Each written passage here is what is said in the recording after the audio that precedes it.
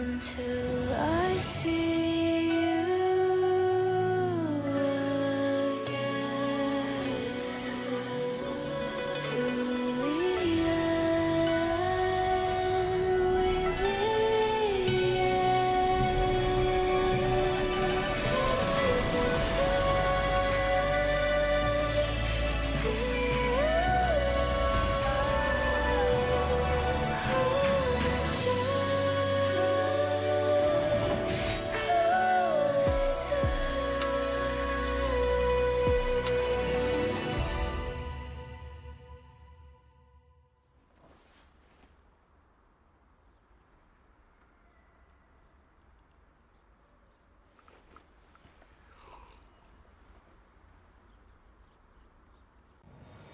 Get ready for the 2026 Battle of S.E.A. Across Southeast Asia, teams fight for their region and the pride of Demacia. They first clash at the Proving Grounds Community Tournament with only the best teams moving on to Rally Day for the ultimate showdown. They join forces with regional creators from Thailand, the Philippines, Indonesia, Malaysia, and Singapore to compete across all game modes. Summoner's Rift, ARAM Mayhem, and Arena. They're just gonna sit by and watch, but perfect executions. Who will rise to glory and become the Battle of S.E.A. champion? Grand finalist! Battle of S.E.A. Welcome, Summoners, to Day 2 of the Battle of S.E.A. Proving Grounds. It's your boy here, Qontra, alongside with Sagi, to bring you all the heat, all the action happening throughout the span of this evening. Thank you, of course, to all of you guys who are joining us, and also shout out to the co-streamers who's having their own watch party going on, as the Battle of S.E.A. is a regional tournament featuring 5 participant countries: Thailand, Indonesia, the Philippines, Malaysia, and Singapore, to battle it out, to prove to themselves and to the rest of the region that they are the very best at sea. Exactly right, Qontra. I think throughout the entire Proving Grounds thus far, we see a trend regarding the teams that we actually have right now.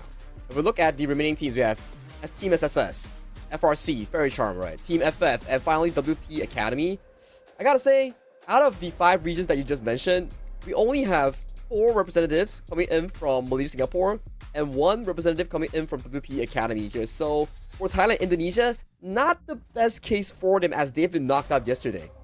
Well, you gotta also see for the fact that, you know, things can happen in the best of one. You can get cheese in some of all these drafts. That's true. So, who knows? Maybe on Rally Day is where they truly get to shine. So, of course, throughout the Proving Ground stage, we have open community tournaments for all of the finalists, from the solo queue ladders to ex-pros, as well as current pros who's been forming up their own teams to prove their worth. And of course, today will be the very final day, and the best representative will be able to join some of your influencers as well as your community leaders to play out on the Rally Day. And we've also got plenty of rewards for all of those who are playing. Yeah, talking about rewards, right? Aside from the prize pool that we're looking at, a 3.5k US dollar prize pool, the first place taking 1,000, second 600, third 500, fourth 400, and fifth 600, 300, seventh, eighth 200 here. That's just not all. Take a look at the top 16 teams. Look at that swag kit. You get a Garen Demacia sword, you get a cape that signifies Demacia, and also like a little like, what do you call that? A keychain that you can pin on towards your wallet or towards like your bag. Showcase that you actually participated in this tournament itself. Sagi, I don't know who do we have to talk to get ourselves a Garen sword and a cape, but that looks real cool. Like, I wouldn't mind just joining in just to get my hands on those. But hey, of course, I don't think I would fare against some of the very best here. But hey, there's also more of these stuff like the Massive Spirit keychain for those who are part of the challenge as well. So everybody's a winner here at the Proving Grounds. But of course, yesterday we've seen some fantastic results from the teams. So here are our remainder of teams who are still going to be playing for the rest of the bracket.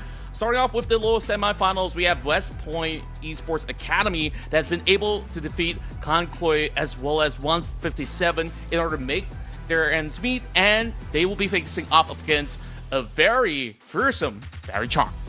I think talking about Faerie Charm, we gotta remind ourselves back to the series that they had with Full Send.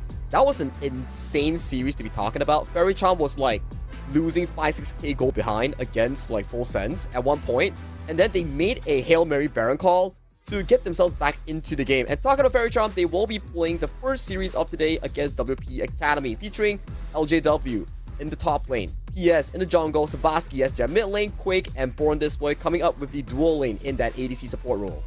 Yeah, and speaking of which, this is not their very first time meeting up against each other. If you guys have been watching some of all these tournaments back in the past, they do have some history up against West Point Esports Academy as well. Devour, the current rank 1 in the solo queue ladder, will be, of course, one of the players to look out for from West Point Esports Academy, as he's going to be leading a fray together with Relia, Outgrown Up, Paulo, as well as Azabeth. So this is bound to be a very exciting matchup that we're getting here to kick things off. I think both teams also played like fantastic League of Legends back yesterday. We saw the fact that FRC, the amazing comeback they talk about, and from WPA, aside from absolutely demolishing 157 in their matchup, they also had a really back and forth game coming in with Thailand's very own Kang Koi. So for these two teams, I think it's definitely not going to be an easy one moving forward that pick and bans and going into Summoner's Rift. Indeed, I mean, overall, there's a lot of pride at stake as well when we take a look at how they've been really putting everything on the line. And we talked about that big Hail Mary play that kept FRC alive. I wonder if there's still going to be another crazy Hail Mary that we're going to be seeing later on, because they definitely have this no-holds-barred kind of playstyle. But you also got to see WPE, they got a very versatile draft as well. They've been playing some kind of carries like Akali at the top lane. We've been seeing Aurora coming out from Relia. So it's a very big pool that they're actually working with. As we kick things off, Faerie Charm starts on the blue side, and the first ban will be a respect towards Devoured on that Viego. It's an interesting one, right?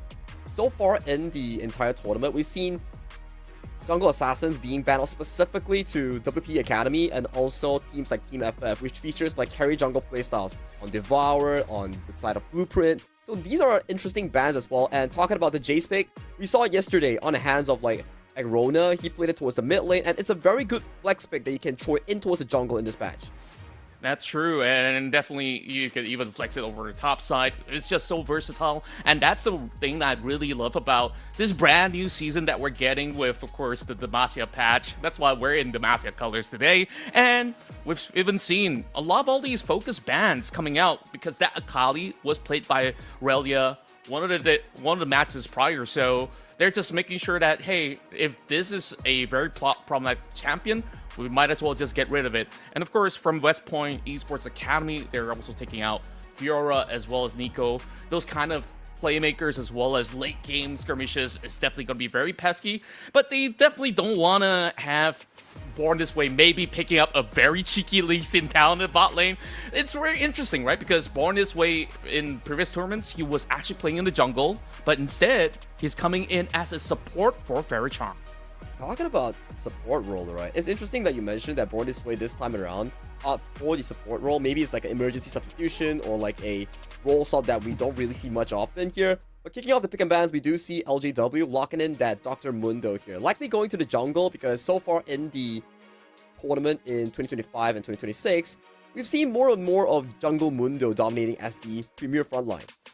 That's true, and overall, like, he's just really pesky to deal with, and the longer it progresses, he just gets beefier and beefier towards the point that you have to build so many of all these anti-strat items up against him. What they did miss out on the ban is that Varus, but the big question right now remains that, is this going to be a typical bot lane Varus or mid lane Varus? It might even be top lane Varus, since he's just so strong with that one item power spike of Dusk at Dawn that was introduced earlier this year, and I do think that wherever he goes, he's definitely going to be giving a lot of impact towards WPE Academy. I mean, it makes sense, right? Like, usually if we just see Varus, like, oh, it can go top, it can go mid, it can go ADC. Because why? I remember that one video that I saw Faker did that 2-minute 30 clear on Ambessa, and you know, some people have tried that, and they're like, okay, maybe Ambessa can be played in the jungle here. So, for WPE Academy on the red side, this too will remain a flex until the very end, considering they have the final pick on the red side. That's true. Meanwhile, Faerie, they don't really mind revealing a couple of their cards on the table right now with both the Nautilus as well as Azrael pickup. And we're definitely seeing a lot of all these focus onto getting engaged supports or even tanks in order to pick up that bundle pipe so that you could just land a couple of CC and just give your entire team a 20% buff of attack speed. So that being said though, West Point Esports Academy, they lock in the Aurora once more. Yeah, this Aurora will be interesting, considering the fact that options are widely available. We can see that Polo might be getting his hands on that Varus to the ADC role. And for this Aurora and Mbessa, we've seen how Relia was able to play that Aurora in towards the top lane, and considering the fact that this patch, you have quests. You can go for potentially something like the Teleport Ignite, you can go for Flash Ignite for more aggression, as long as you can break through that level 20 mark and finish up that quest. That's true, and I really do like the kind of ideas that they do have with their kind of pickup, because you can see already the ideation for West Point Esports Academy is that, hey, if we get a catch, we can just full send it, go for that dive, and they want to ensure that nothing blocks their path, so they will just take out Talia out of pool from the side of Savaski. So what's going to be the answer for Faerie? They will remove another support out of the pool, and that's going to be the rail.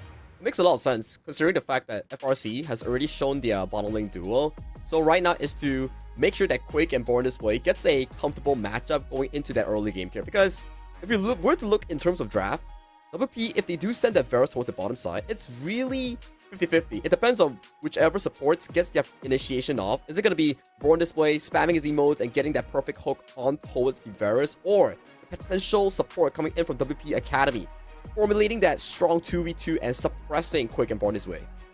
Yeah, and I really do like that you've pointed that out, and we're also seeing a little bit more of that priority ban over mid lane just to deplete the kind of pull that Savaski has. And Orianna was one of the most popular choices out of yesterday's run, with multiple teams actually going for her big capability of landing big shockwaves in those team fights. And of course, similarly on the other end, another support being removed from the pool, and that's going to be Braum. So there's not too many choices left that's going to be giving them all these great engage tools. And maybe you could still figure out something like maybe a Rakan or Alistar that could still be pretty much accessible, but does it actually fit into what WPE wants to achieve? And speaking of which, they will go ahead, lock in that Rakan. It makes a lot of sense, right? You have so much engage tools coming in for WPE Academy. The moment you hit that chain of corruption on towards the enemy, Rakan just follows up with the quickness and get that perfect setup here. The only thing that we need to look at coming in for WPE Academy, where is this Aurora and Mbessa going? Mbessa, you can flex top jungle, Aurora, mid top. It's really down to WPE Academy to see which thing they want to prioritize on these specific counters here. So for FRC, to lock in yet another strong lane bully, which is the Rumble, equalize out some of these strong matchups that has been drafted by WPE Academy. Yeah, I really do like this coming out of Faerie, despite this being pretty much blindly moving into what could potentially be a Varus top lane, which could still poke out that Rumble. But hey, a Zed coming right through. So are we actually getting this huge assassin matchup up in the mid lane? That's what I really want to see, because now it forces that Varus to really consider, okay, I gotta stick to the bot lane, or else if I go mid, I'm gonna be in trouble. I mean, it's down to whichever they want to draft, right? And with that, we do see Rise being hovered and eventually lock-in coming in from WPEA, certifying that Devar will be getting his hands on this Mbessa in towards the jungle. It's also down to Agrona or Relia to see who wants to play the better lane, right? Do you want Rise into the potential Rumble? Do you want the Aurora into potential Rumble here? And if you look at FRC, maybe they play the Zed in the jungle, maybe they put the Rumble in towards the mid lane. It's still really flexible depending on what kind of matchup that they're looking for. That's right. We will only figure it out once we actually move right into the Rift, as they will be having their own fair share of exchanges in that sense. And there we go. We get a little bit of refreshment. Indeed, it will be Mbessa in the jungle and Aurora over on top lane. So, of course, early game, the Rumble just really got to keep himself safe. It's not going to be easy for him to really slowly poke out that Aurora. But who's going to be the key figures in this matchup, Sagi? Because I'm looking at a lot of potential from both sides. I think it's definitely down to FRC in that bottom lane here, because if we look at the matchups entirely in terms of laning phase, I gotta say WP Academy drafted themselves into a very comfortable laning matchups here. Priorities everywhere for LWP Academy in terms of those lane matchups, and the only anomaly in that 3 lanes is FRC's ADC and support. If they can break that 2v2 and control it for PSS Mundo, that could be the breaking point for FRC. On the flip side, LWP Academy, they have very, very strong laners here. Every single lane is able to outpush and set up Devour for a very comfortable jungle pathing. I absolutely do agree. In terms of draft, I really do favor WPE for the sheer amount of crowd control. I mean, you got the Rise, you got the Rakan, and also the chains of corruption that could just be thrown into those fights. And if anyone actually tries to get anywhere out of the corners of the map, then you could still have the Mbessa to permanently chase out that one fellow. But hey, if the Mundo can just scale up and go where he pleases, hey, it might just be a very different story. So it really boils down to who really takes the lead in those first 20 minutes, and then we'll really get to witness the full game plan coming from the side of Faerie Charm, because there definitely is a lot of weight on the shoulders of that Ezreal. So I'm really hoping to see a really good round in this best of 1. I think to your point as well, right? We talk about the first 20 minutes. If we break down on how both teams want to play, for the side of Faerie Charm is to survive the laning phase, right? You have essentially maybe 3 losing lanes if you don't play it to your own cards. And for the side of the Academy, ride on the side of Devour's jungle pacing and make sure that these 3 winning lanes convert it to more jungle pressure, more early game dragons. Make sure that you can ride the Varus momentum in the early game to close out the game as soon as possible. Force that dragon soul, right? And you look over to the side of FRC, it's really down to their comfort draft. And if we go to the mid game, the Zed is going to be a very strong side lane pressure. So for them, survive the laning phase and pace themselves towards that mid game. That's true. Overall, we also want to see whether if FRC wants to consider prioritizing objectives over on the top quadrant of the map, because if you're going to go into the late game and you haven't really get too much of all these structures out of it, then it is going to be rather difficult for them to really go on the push as well, considering the fact that, you know, that's the problem about the Ezreal, where you just can actually focus down, you know, one after another in comparison to all the other kind of high DPS ADCs that's available in the pool. So really a lot of factors come into play. So West Point Esports Academy, if they can actually snowball that lead from the early game, then they could actually make a quick hurdle and just absolutely take whatever they would and just keep on forcing those team fights. So that definitely would be super exciting to watch. And of course, once again, for all of you guys who are tuning into the Proving Grounds, get your snacks ready, is the Battle of S.E.A is just getting started. So Sagi, I'm not going to be the guy to put you on the spot and say, oh, let's make a prediction on which team. We're here for the vibes, man. I'm pretty sure that the co-streamers are too, because overall, we are having some of the best out of the Philippines and MYSG to really kickstart the day. I think if we really want to put predictions, right, if we were just to look at pure raw numbers, I gotta say, in terms of drafting phase, you gotta give it over to the West Point Esports Academy. They did a really good job in terms of like getting those winning lanes, utilizing that Mbessa and Aura flex to the very end. And if you look over to the side of Faerie Charm, yes, you have very good players coming from MYSG, but if both teams have like a 50-50 in terms of player strength, it comes down to whichever team gets that, how would I coin it? Whichever team gets that draft priority, right? And so far, in terms of draft priority, it seems to be slightly favored into the hands of WP Academy. I definitely do agree, and that also boils down to how hard does these two supports have to roam around the map to really create scenarios that can actually give them all these small little build-up of a lead in that sense. So born this way on the support role, I'm definitely sure that he's definitely played plenty of all these matches in his solo queue climbs and stuff in order to really shine. But overall, this is something that's new to us because we know him very well to be a prominent jungler in the scene, whether it's in pro play or even in the queue ladders. And on the other side, I mean, West Point Esports Academy, they've definitely shined from the matches from yesterday, that they really do have a support that really is willing to give it all in order to get those leads for the team. So I'm just really hoping to see something really special coming out of the bot lane, starting from these two supports, and then of course later on in the late game, the both ADCs are gonna prove their worth on who really gets the better lead. I think if we were to pan over to the bottom lane later, something that Born This Way has been known for in the solo queue ladder is his ability to mind control his opponents with the mastery spams and emote spams. We've known this guy for like so long. We've seen him play in tournaments. His specialty, you gotta say, is in the jungle, is in the form of those heroes like the Lee Sin, but when it comes down to his personality, it's gotta be those emotes.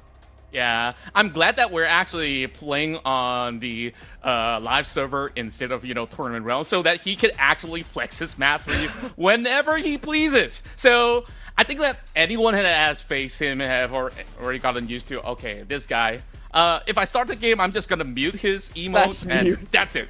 Just slash mute emotes. That's all you need. You don't have to worry about the chat, because most often than not, they keep their hands busy with whatever's happening in the game anyways. But I mean, this is just great vibes overall, because we've talked to some of these guys before. They're all super friendly, super fun to play with as well. So I'm just wondering, we haven't really talked too much about the top lane matchup. Let's talk about this Rumble versus Aurora for a little bit, because of course Aurora tends to be that kind of range lane bully in the top lane, but up against a Rumble, you also do have to be slightly mindful to try not to miss position, because Rumble have always got that kind of constant pressure with the flamethrowers and stuff like that. But once they do have the equalizer, I think that Rumble is gonna be having some really big impact from level 6 onwards. Yeah, and it comes down to whether or not LJW can actually control that level 1 wave. Like, level 1 is Rumble's weakest phase in the game, so if potentially LJW can survive that early game, pop that level 3 in, then the shield starts kicking in, the flamethrower starts kicking in, and he can start actually being able to mitigate that lane pressure coming in from Relia's potential Aurora top lane, right? So it's really down to those wave management talk about, how you trade well, how you cast those spells to get yourself into those certain advantages. That's true, and of course, I'm pretty sure that Devour could try to clear as fast as Faker in that sense, so he's going to have a lot of impact in that early game. So to also match up to that speed, I really do wonder on the side of FRC, will they be able to really upkeep that kind of tempo in order to either maybe form a counter gank or even maybe prioritize objectives instead. So FRC, they gotta ensure that their game plan is gonna be very clean, because looking at the late game, Zed, sure, you do have maybe a little bit more of that split push pressure on the side lanes, but overall, you gotta also find avenues on that mid lane to get this engine rolling for the Zed. Yeah, that's the problem, right? So we need to see how Savasky plays out that Zed in the laning phase, and if you can get a sufficient lead to outpace Agrona on that rise, then maybe we see a side lane domination coming from FRC, because their side lane in terms of 1v1 is pretty strong until Agrona on their rise hits that level 16 breakpoint on the hero champion like the Rise, right? So it's really down to this laning phase that we talk about, right? Because WP Academy, if we look towards the early game, they are so strong in laning phase here. So setup as well is really sufficient. We could look at a fresh Prison Realm coming in for the side of Rise in the mid lane to catch Savasky off guard. So it's really down to how they play that early game later on. Laning phase is too important for both of these teams. That's true, and overall, if you give enough time for the Rise to actually get all of his full build, then it is definitely going to be very scary towards the late game, because once he has the Actualizer, 8 seconds window of spamming those spells, he could just absolutely melt anyone like butter. Maybe not the Dr. Mundo that quickly, but it's still going to be very significant. So overall, I think like West Point Esports Academy, I think that this is almost like a foolproof kind of draft, whereas there's definitely a lot of conditions to be met for the side of FRC. As much as, I love these boys to bits, but they really got to show us that to work out this draft, you just really got to be absolutely monsters in each respective lanes. You gotta just lock in. You gotta just make sure that every lane equalizes out according to your expectations, survive the early game onslaught coming in from WPE's aggression, and maybe when going into the mid game, we will see more of the fights happening around players like Savasky, players like LJW, setting up those team fights in terms of like the 4-on split push or potentially the dragon here. So for the bottom side is what we need to be focusing on. If Quick and Born This Way can equalize that lane and even win against Poland Revelate, that's going to be such a good news coming in from FRC. That's their anchor right there in the bottom side. That's true. And I think that definitely is one focal point that they could actually look at, especially if you could start roaming from mid lane down to its bottom to really amplify the kind of pressure that can be built up. Then who knows, that might actually crack the rest of WPE. But of course, under Devoured's watch, you'll be pretty certain that he will always respond to some of all these kind of movements across the map. So we're just waiting for all the teams to really get their gears pretty much running, as we do have a little bit of pause coming from their end to ensure that everything runs smooth before we actually hop on board. So if you guys are wondering, okay, what are we waiting for? We've already got the drafts, we already got all of these stuff running. Well, if you guys are, of course, hoping to catch a lot of all these amazing events as well as tournaments to come, make sure you follow us, as well as hit that subscribe button wherever you guys are watching from, as this Battle of S.E.A is just the starting point out of our 2026 year of events that will be happening later on. So of course, Sagi, I think like we've had an absolute blast coming from the past year as well, watching some of these amazing players that's been able to really shine on all these regional stages. Like we've seen players from Inferno Esports really taking it all the way, almost even getting their promotions in the LCP promos. And of course, there's just so much that they are hoping to prove in 2026. I think that's the initiative coming in as well, right? We're trying to resurrect the scene coming in from the Southeast Asia region here. That's why we saw Titans Cup, the LCP qualifiers here, the last chance, right, coming in from last year. So slowly but surely, maybe we see more of these Southeast Asia teams coming in from YSG, Philippines, Thailand, start to come together and make a super team going into the potential LCP qualifiers later on towards this year. But right now, for the Battle of S.E.A Proving Grounds, it's our community tournament to showcase that, hey, our solo queue players has what it takes to compete against the best of the best. And for them, if they win, they can potentially qualify for the second round, which is happening next week, if I'm not mistaken, with the KOLs. That's right, and we're going to be having that rally day, so the best regional representatives will be locked in to play together with some of your community leaders as well as influencers. So on that rally day, we're going to have a whole lot of fun because we have ARAM Mayhem and so many different kind of game modes that they'll be playing all together. So the Proving Grounds is just the starting point, because ultimately we want to see if they can still dominate, even being matched with some of all these other amazing talents that we'll be bringing in on next week. So you guys definitely want to keep yourself subscribed, because that is going to be happening on the next Sunday. So make sure you keep your eyes peeled and your calendars pretty much free from all too many events that you guys are busy with. So that being said though, Sagi, you know, this update, let's talk about it for a little bit, because it's a big patch when we started off the year with big updates to the role quests and of course the turret platings. I think like this is definitely a lot more refreshing for those playing at high elo as well as professional, because overall we've seen too many lane swaps last year and this absolutely prevents it.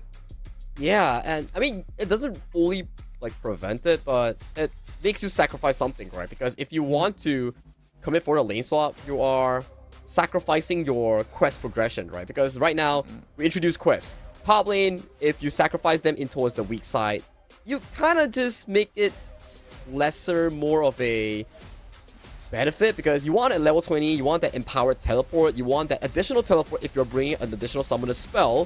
For ADCs, is a huge gold income if you miss out that quest completion, and let alone get that 7 item slot, boost directly go into 7 slots, so you got more aggressive item builds with like GA, especially like the Zonya if you're like a hybrid ADC like Kaisa, or even the likes of Corki, right? That's true. Like we've seen a lot of all these professional games, whether it's the LEC or LCK, even ADCs like Jinx is getting a little bit more viable in pro play as well, because once you do get your hands on the 6 and 7 item, that's where you could absolutely see them absolutely tear through team fights like it's hot knife through a butter in that sense. And we also see a lot of all these amazing variety of summoner spell pickups that can actually lead to more aggressive plays on that 1v1 top lane, right? Overall, this is the reason why, you know, Aurora becomes viable. She gets that free TP past 12, 14-minute mark, and you can still impact into some of all these fights around Dragon. So this is just the beauty of it. And if you were to go on tanks, you could still take those kind of teleports. And I just think that the options are absolutely plenty. Meanwhile, of course, that added slot for supports to finally get a space to park your control wards, I think that really comes in handy as well, as much as essentially the role remains pretty much the same, but the power of battle pipes is absolutely strong throughout the past couple of patches. But if there's going to be enchanters coming out, I do think that, you know, there's a bunch of all these enchanters that's still really powerful with all these newly introduced healing items like Dynamo Songs to pair with Echoes of Helia. So options are absolutely plenty. I'm absolutely enjoying all the new patches coming through. And talking about items, right, Qontra?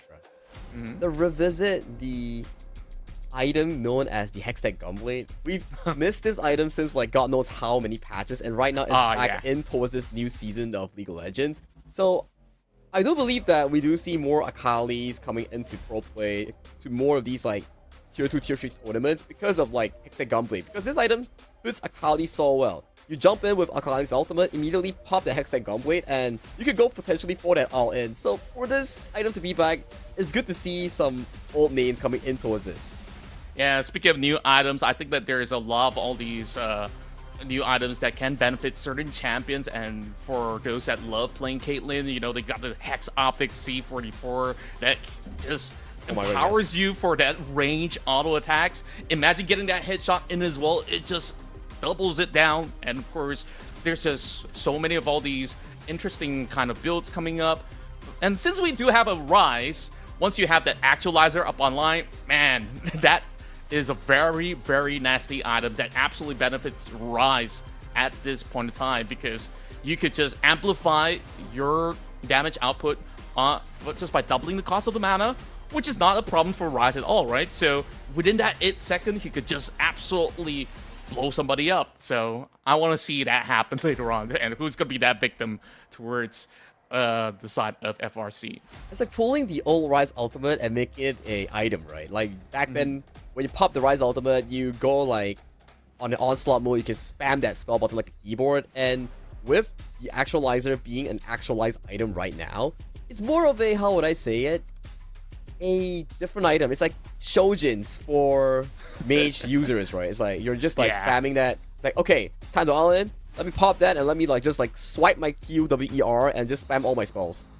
It'll be a shame where once you pop that and then like you have something that can absolutely silence Rise, and then like, oh, I've wasted like maybe 2 seconds out of the 8. But hey, it doesn't really matter too much. At least it's 8 seconds, so they could still at least pop a couple of spells right through.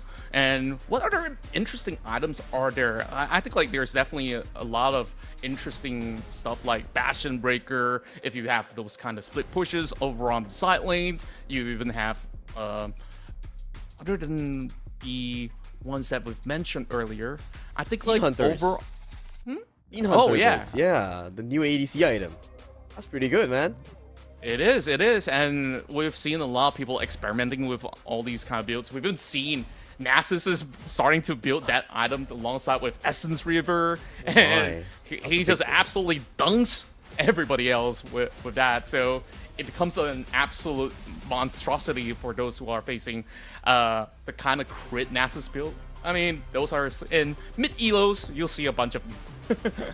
I mean, it's for the funs and lols, right? When you look at a Nasus that's like stacking, you can sort of wonder like, after the Essence Reaver, I kind of need some true damage coming in for my crit items. So for them to build Bean Hunters on Nasus, maybe it's like for the funs, you know, for the funs. You get that ultimate haste, you get that additional attack speed. You just sacrifice like what? A lot of HP, a lot of tankiness for being able to bonk the enemy, right? Yeah, just get more crits, get more lifesteal, and you're sorted. Well, I do believe that the technical pause is going to be taking some time. Just want to get some confirmation from our dear producers if we're going to be going for a little bit of a quick break, or are we going to be moving in for our matchup. Of course, we'll keep you guys updated towards that. But of course, at the meantime, Sagi, I think it's a little bit of a long podcast between you and I. So, have you experimented with any of all these, new stuff that was being brought to the table? I gotta tell you, the moment I click League of Legends from Riot Client, the only thing I click is Era Mayhem. So for Summoner's Rift, I haven't been in Summoner's Rift for God knows how long, but I've been watching some pro games, so I may be a bit rusty when it comes to Summoner's Rift here, but judging from yesterday's game that we saw, I think if you want to have the best game coming in from yesterday's elimination matches, I think FRC, the current team that's playing against WP Academy, definitely takes it when it comes to FRC going up against Full Send from Thailand. That series was just insane. Like, insane. 5 to 6k gold swings, 4 to 5 minute games, 2 to 3 Barons, and FRC still managed to find a comeback despite losing so many gold here. So, maybe, just maybe, coming in towards today's series, especially in the BO1, maybe they can bring that magic just like their name, Faerie Charm. Yeah, I mean, these charming bunch of lads, they've definitely shown us a great dueling spirit as well as tenacity throughout that epic matchup that they did have. And, sometimes going through matches like that, it either gives maybe a lot of information towards those who are watching. I mean, the teams that are reviewing the watts is like, hey, maybe we could punish some of all these movements. Maybe we could actually go up against this guys from a certain angle. But look at Faerie Charm, it really feels like this is a team that is ready for whatever is being thrown at them. So, of course, with the amount of experience that they do have as a whole, be it individually or even as a team, of course, on paper, if you take a look at preparation, WPE Academy, they've been stuck together for quite some time now, I do believe, and they had plenty of practices. As for Faerie Charm, maybe not as much as a team, but overall, they've always been active in, their climbs and stuff like that. It's more like that natural dynamics from the side of FRC that is really intriguing, because with Born This Way from Inferno joining them, and there's a bunch of transfer windows where you have Neko going over onto Team Triple S, if I'm not mistaken. Yeah. And now they still have Savasky, who used to be like a major AD carry role over on bot lane, and he's absolutely comfortable in the mid lane. I think, this comes from like their experience coming in from God knows how many years they've been playing in League of Legends, right? So for them to be able to swap roles between each other, for them to be able to take on the heavy duty, so it's definitely very amazing for them to be able to do these sort of lane swaps, because for me, it's super difficult to actually move from one lane to another, because I know for a fact that if I do it in such a high competition level, I will get absolutely demolished by my lane opponent. It could happen to anyone out there, and that's the beauty of this brand new patch, because sometimes if you get a field roll and then out of a sudden, hey, some notification pops up and it says now you get either double LP to win or you have no LP losses if you lose the match. That does not mean that you get to throw the game for free, because you still have to earn at least B in your performance. So that being said, I believe that we will be taking a very short break once we have been able to sort out the technical issue, and then we'll be jumping right back in for more here at Battle of S.E.A Day 2 of the Proving Grounds. We still have to give it a bit moment here, and in just a short moment, we will be tossing it over here. Production just gave over us a short minute 5 break, so we will see you after this 5 minutes.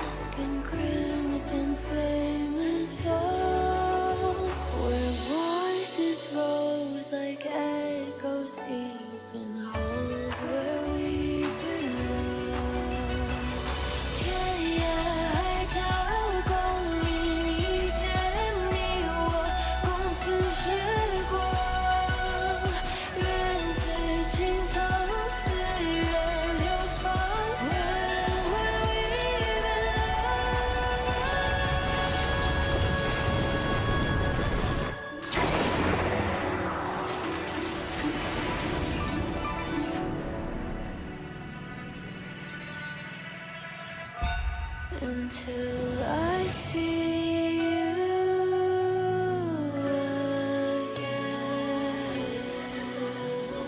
To the end we begin.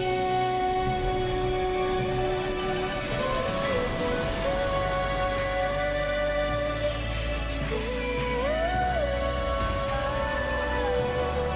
Hold me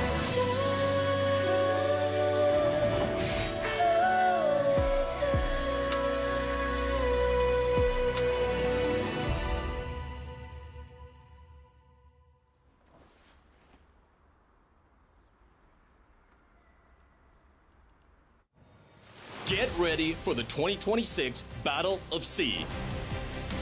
Across Southeast Asia, teams fight for their region and the pride of Demacia. They first clash at the Proving Grounds Community Tournament with only the best teams moving on to Rally Day for the ultimate showdown. They join forces with regional creators from Thailand, the Philippines, Indonesia, Malaysia, and Singapore to compete across all game modes. Summer's Rift, ARAM Mayhem, and Arena. They're just gonna sit by and watch, but perfect executions. Who will rise to glory and become the Battle of S.E.A. champion? Grand finalist!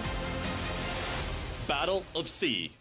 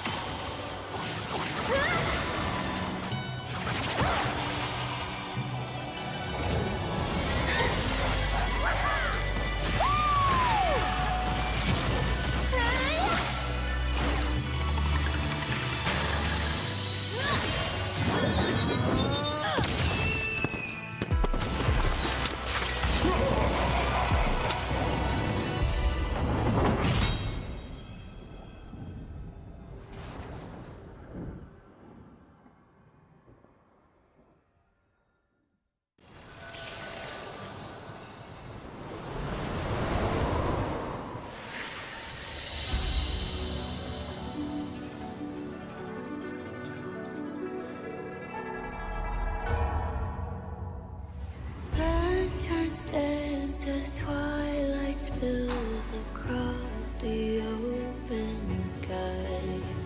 A spark of joy once lit the dusk and crimson flame is all.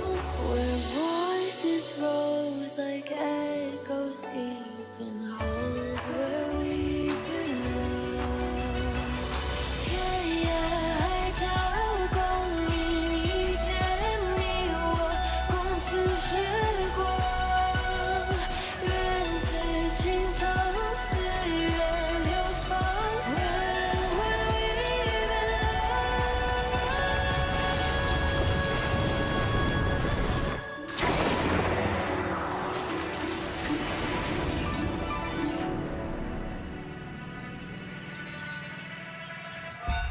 Until I see you again. To the end we begin. Taste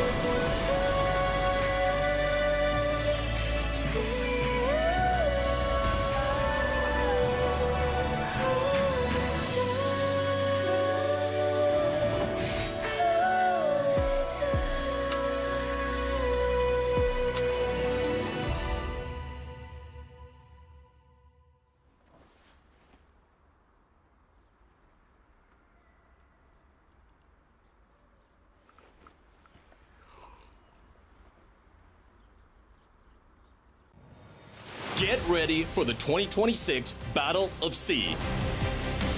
Across Southeast Asia, teams fight for their region and the pride of Demacia. They first clash at the Proving Grounds Community Tournament with only the best teams moving on to Rally Day for the ultimate showdown. They join forces with regional creators from Thailand, the Philippines, Indonesia, Malaysia, and Singapore to compete across all game modes. Summer's Rift, ARAM Mayhem, and Arena. They're just gonna sit by and watch, but perfect executions. Who will rise to glory and become the Battle of S.E.A. champion? Grand finalist! Battle of S.E.A.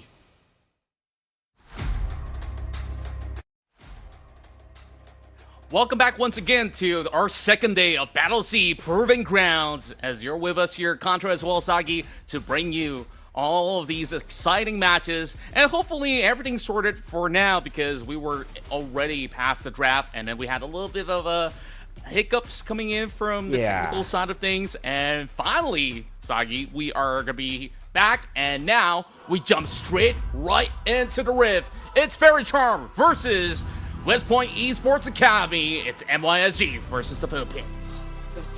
One of the three MYSG teams remaining in this tournament versus the sole hope coming in from the LLPH community sides here. So a lot of stakes are at hand here as we jump straight right into the first BO1 in this lower semi-finals. It's been quite the journey for both of these teams as they've been able to survive the gauntlet, and still this match is going to be a very crucial one for Faerie Charm to still keep their hopes and dreams alive to play on the Rally Day. Meanwhile, West Point Esports Academy being the sole PH representative to have moved this far in the brackets in the top 4, they should be set for the Rally Day, but they absolutely do want more out of the prizes. And of course, as we kick things off, it seems like it's going to be some standard start, but we do have some deep words planted over onto the Raptors already. So West Point Esports, they do know for a fact that that is going to be a little bit of vision set up, so they will instead have to invest a star on blue.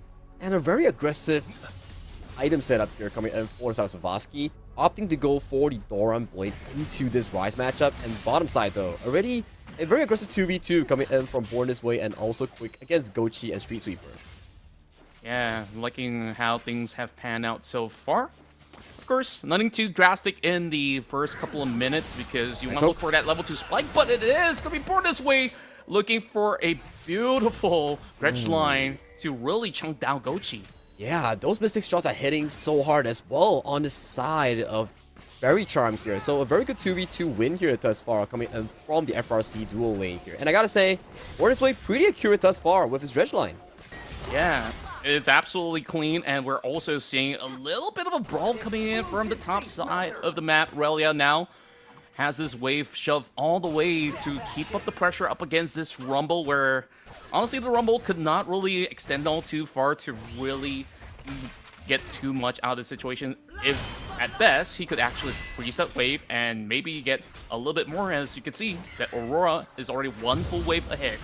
Yeah, and you can see towards the map itself, both junglers has been spotted out by the Vision Ward. So the first rotation going into the gank wouldn't be as easy coming in for both Devour and also PS. So we gotta see how it actually pans out later on the first Scuttlecraft, because the mid-top side looks super duper strong coming in from the side of WP Academy, and for mid lane especially. Sabowski's not having a good time. He's almost 2 waves down in terms of CS. Yeah, now that you also brought up the point that he actually started off with the Doran's Blade, like typically if that matchup does not really fully favor you, you're gonna be getting chunked down. Maybe a Doran's Shield will be a little bit more optimal, but hey, he kind of signed up for it. But what really impressed me is that Born This Way, you know, he kicked things off and say, you know, I'm pretty confident with my bot lane, and we're gonna go for another hook, and it's straight towards Street Sweeper, and it's first blood already for Born This Way. Everything landed on towards the Rakan, the dredge line, the AA into the lockdown, and from Quake, he landed every single spell on towards the side of the Rakan coming from WP Academy here. The anchor that we talk about back in Pick and Bans here, this 2v2 going super well for us at FRC. Yeah, it's pretty beautiful of what we've just got to witness out of Fairy Charm. And, you know, that's one condition being met. Now, could you actually get more done on the rest of the lanes as well? So, born this way, I think starting off with the Oracle Lens in order to clear those wards also come in pretty handy overall. Street Sweeper now has got to be maybe a little bit more mindful of his position when he goes back to lane. Yeah, top side as well, a bit of a poke and prod here coming in from both of these two laners here. But as of now, both junglers are pathing away from them. For Devour, it will be about like the next 1.5 minutes before he actually is able to cause any sort of commotion in towards the top side against LGW. That's right, Sherby Ow. just tries to chunk out Sebaski. He's already down to 1/4 of health already, forced to actually pop a couple of potions. He does have the flask though, so he can actually have another charge in order to try to sustain, but oh boy, this does not look all too good. Yeah, one more overload could potentially send Sebaski straight towards that base here, but a very good wave clear here so far coming in from Sebaski, trying to minimize that early game deficit as much as possible in this matchup. Yeah, he's going to be losing a little bit of that prio in this maneuver. And now they're already looking for a very deep dive angle over the bot lane. But the thing is that Gochi's got both sums available, but are they really going to commit? Oh, nice dredge line though. He does actually hit over onto Sweet Super, and he will have to burn that flash. Both sides dropping really low, but Gochi still gets it though!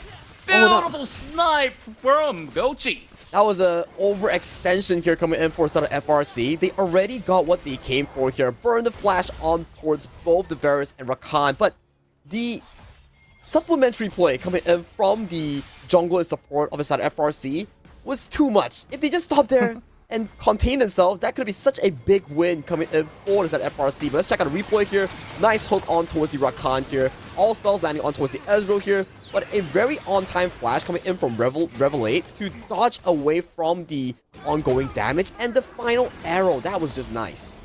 Yeah, so far, Quick has been absolutely precise on all these Mystic shots as well to really amplify that kind of gank setup towards the bottom end.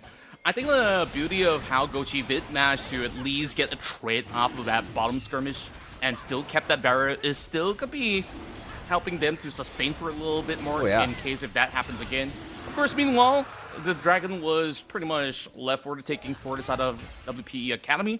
They will easily secure it without any form of retaliation from FRC.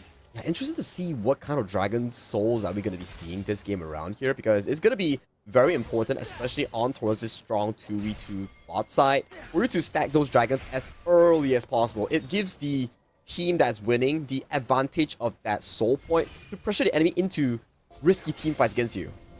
That's true, and overall, it definitely does get a little bit more interesting if we get something like a Hextech Drake or so as a soul point. And that will absolutely amplify what this Ezreal can do in the mid and late game in that sense. And of course, everything else, it still benefits other members of the side of FRC. But for now, it's pretty much a stalemate of 1-1 ever since we got a little bit more of that exchange over the bot lane. Yeah, bot thus far. Yeah, bot lane's looking really good coming in for the side of FRC. It's going back to our pick and bans, right? We say that, okay, FRC must, at the very least, 50-50 that bot lane, but this is not 50-50. We do see Quake and Born This Way 7 right on that 16 CS gold lead in towards that bottom side, equalizing the gold so far in this game one. You can see towards the mid side, I would say Sebastian's not doing the best of the best here, but he did chunk out insanely hard on towards Sherby, which forced Sherby to actually back off towards safety. Oh, and that is a very proactive play coming in from the side of Sebaski to also maybe force this Rise to be losing a little bit of that tempo, but I don't think it's all too damaging so far because the objectives are not up just yet. But up next is going to be the Grubs that have just spawned. And both junglers tries to get a little bit more of that priority. A couple of pings already coming from the side of FRC as Devoured spots out Sebaski. Yeah, and we already see the fast rotation here coming in from Born This Way 7. Already positioning himself in a advantageous bush, nearing to get a hook on towards Devour, but doesn't get it here. Well, yeah, might have to force the flash here.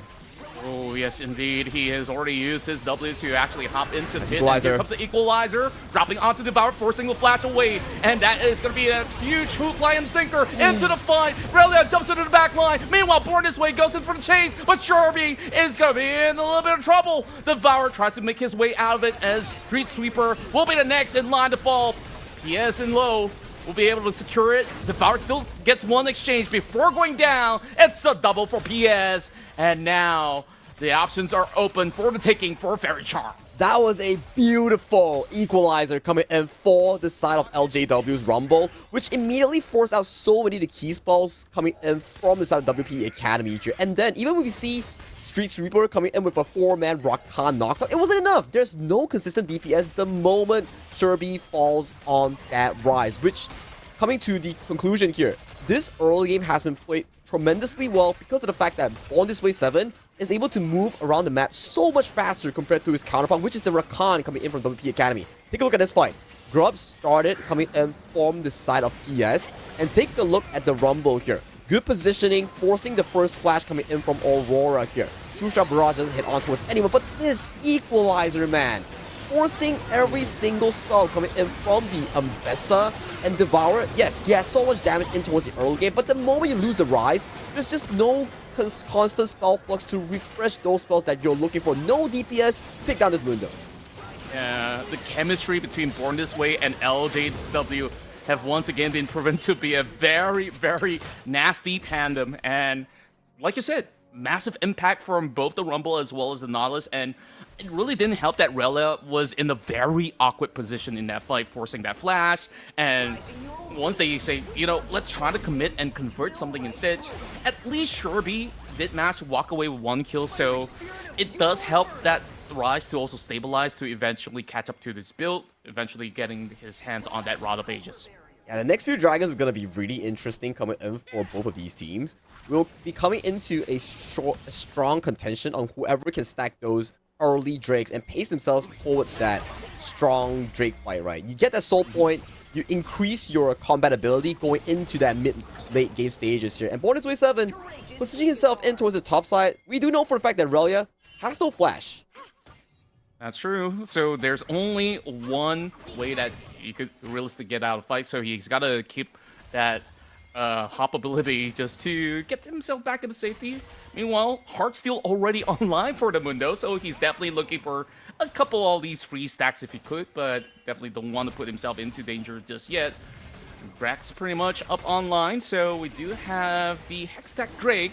That is going to be our second Drake for the taking. Born This Way, already lining up with the pressure, or dealing a chunk up for Street Sweeper, and now he is in the thick of it, will be blown up by Gochi, and this is a full commitment up against PS Low, and just like that, the Mundo will be melted down. A late TP comes through from LJW, but it is not gonna matter all too much. And once again, West Point Esports Academy, they do have an open Drake for the taking, but it's still warded though. They don't want to fully commit just yet. Oh, what is going on here? FRC overcommitting themselves in towards that play. Born This Way 7, although he got a hook on towards Sweet Sweeper's Rakan, but the members coming in from FRC just wasn't ready here. We saw how late the teleport was coming in from the Rumble of the side of FRC, and the moment he landed, all three members, Born This Way, Savasky, and PS, has already been taken down coming in from the beautiful CC chain coming in from the Rakan. Gochi's Varus. Take a look at this play. Dredgeline lands on towards the Rakan, and immediately, quickness into the knockup, chained by the Chains of Corruption here. The Nautilus couldn't even land anything in that play because he was CC chained to death. And as of this point, Teleport was just too darn slow coming in from the Rumble here because the Aurora on the hands of Relia had the push priority in that 1v1. True enough, and there wasn't that Unleashed teleport activated just yet, and Sherby came in just in the nick of time with his Realm Warp in order to really make a very impactful team fight. And who benefits the most out of that skirmish? I gotta say, it's gotta be Gochi. Look at him. Man. He's already 3-0, and he's got a 300 bounty on his head. Yeah, and with the control being relinquished over to the side of WP Academy on this Dragon, you gotta be wondering, if they get themselves on the hands of this Dragon, the Dragon's stacking pressure will be in the hands of FRC. But take a look at PS in low buff. He's trying, he's going for it, he doesn't land a smite. Yeah, they don't want to fully commit though. Street Sweeper looking for a little something, but Amundo is not who you really want to jump on. since he could just block one of this crowd control spell anyway. So they will have to give it over to West Point Esports Academy. So it's good going for WPE because you give them more time, you can let them skill. It is still going to be the ball on their court if it's going to hit that 35-minute mark. Yeah, and the 35-minute mark is actually really, really far away. And if you take a look at the scalability coming in for both of these teams, I would have to give it over to the side of West Point Academy here because take a look at the rise and aura that's in effect here. They are looking super duper well farmed up in both of their respective lanes. Absolutely agree with that. And on top of that, when we take a look at the potential of trying to even snatch Gochi in some of these team fights, his position was absolutely immaculate that it makes it even harder for Sabaski to even find maybe a flank angle to try to land a death mark. So far we have not seen much of that other than that early dive from the bottom lane. So I wonder if there's going to be any of these avenues because you don't want to be that kind of Zed that's just aiming down on that rise where he's just going to get some of all these items up, and once he does have the Seraph of Embrace, he's still going to be able to really soak in all that damage, so it wouldn't matter all too much. Yeah, you make a very good point. So for side of FRC, the potential 20-minute timer when Quake gets his Manamune into that Muramana exchange, that's going to be really important here as we do see both teams trying to battle out for that vision control here, but it has been won over to the side of FRC, so they do get first priority on towards this Rift Herald. Yeah, but there is still a ward that is uncleared inside the pit, though. They do have pretty much a control ward to be dropped over, but of course, there's just more coming out of Street Sweeper, literally sweeping the streets right now. So it is not going to be a full commitment until they could actually get a little bit more of that priority, but with the exchange of lanes, Quake could slowly wither them down with a couple of all these shots. So perhaps they might be thinking, should they actually give this one up? Gochi's in an angle where he could be spot out by Sabaski to just get that jump on. Yeah, Sabaski having a pretty good flank angle here. We do see Nova up there walking in before the potential spike. They do steal it. And there we go, Death Mark all around the Gochi. Not enough burst to actually take him down. Devoured is the first to fall, being in the front line of defense. And there we have it. A flank comes true, but really a dangerous position. He has to flash away. Street Sweeper, first one to sacrifice his life. But PS, he's going for the kill. And that's triple. Is this going to be a Qontra? He's going to be giving it over to LJW. Sabaski actually provided so much room for the members of FRC to play in that fight, being the sacrificial lamb to bait out so many key spells coming in from Street Sweeper, coming in from Sure B. And you start to see the entire team fight starts being super difficult for the WPE Academy to actually play it out throughout the entire fight. The Ambessa couldn't get that public execution on towards any single member here. And with that fight alone, we do see the late coming rumble, but with a beautiful equalizer to land on so many key targets here. I gotta say, well played in that team fight coming in from the side of FRC. Yeah, that was absolutely immaculate. And on top of that, with that triple kill that snowballs this Mundo, it might not seem like it's much, but he's just going to be an absolute nuisance from now once he does actually get those items up. And perhaps we're looking at a Warmock setup later on, and Devoured is going to have such a hard time to even chunk out some of all these frontline. And I don't know if that's going to be the kind of ideal situation if they really want to go into the fight up against Mundo later on. And you gotta be wondering here, judging from the items that we do have on the side of FRC, who's gonna be realistically killing this Mundo? Because WP Academy, yes, you have a pretty fed Varus, but Varus, we know for a fact that if it's not an AP Varus or on hit Varus, he doesn't really do too well into big tanks like the Mundo here. So this poor Varus will be a prime victim coming in for the side of that Mundo. But take a look at the fight just now. Sabaski coming in with the flank on towards the Zed here. Quickness and knockup coming in for the Rakan, forced to be used against the member, which is the Zed here. Aurora comes in. Let's pick up the kill on towards the Zed, but take a look at LJW's equalizer here, burning through all the members coming in from the side of WP Academy here, making it such a difficult task for Gochi without Flash to even play those team fights. Yeah, I just love the fact that Sabaski forced the kind of response in order for the rest of WPE to try to focus down the Zed, and by doing so, it kind of left Devoured all by himself inside that pit, which is why PS gets to actually steal it pretty much for free, and now they get their hands on the first stack of the upcoming Cloud Soul. But of course, this is far from soul point for the side of Fairy Charm. So at least they get a little bit of movement speed that could absolutely help for them to try to set something nice in these upcoming fights. But this is good. You deny the potential soul point coming in for the WP Academy, and you stall this game into potentially Baron game, Baron flip later on. So you do have to wonder, like, hey, without the potential of this potential soul point coming from WP Academy, it greatly reduces the Varus strength later on, going into for those like small clutch moments here. We do see WPE though, put their sights on towards this Azure, the blue buff, they do steal it away with the help of the smite coming in from Devour.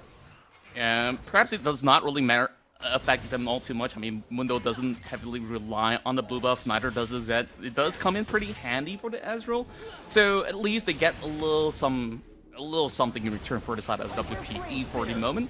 So with that being said, back towards your point on who's able to realistically chunk out this Mundo, right? Because when we look at this Varus build coming from Gochi, he's going to that traditional lethality build, so it isn't ideal because it does not really give him all too much of those tools in order to really have that full shred, unless if you want to add in a very late I don't know if you're going to go for a Blade of Ruin King or so, but meanwhile, a camp over the bomb site is seemingly likely with the presence of Devour.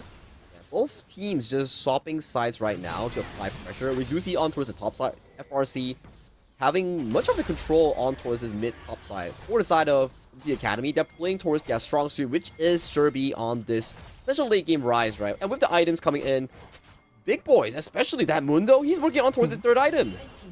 That's right, and once you got that Torn Mill up, you could already answer to so many of all these problems, and of course, he definitely prioritized that Spirit Visage first and foremost to, of course, amplify the healing he gets out of his ultimate on top of the potential threat of Rise melting him down, but the Rise has not gotten the actualizer just yet.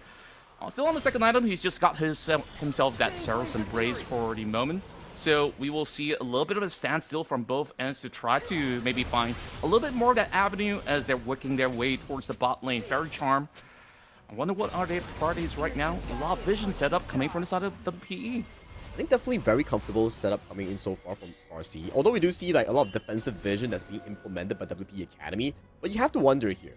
They're not in a rush because this Mundo, once he finishes up his third item, and you take a look over to the WP Academy, no form of any healing reduction, there's no ignite as well to cut down those healings here, so realistically, who's taking down this Mundo?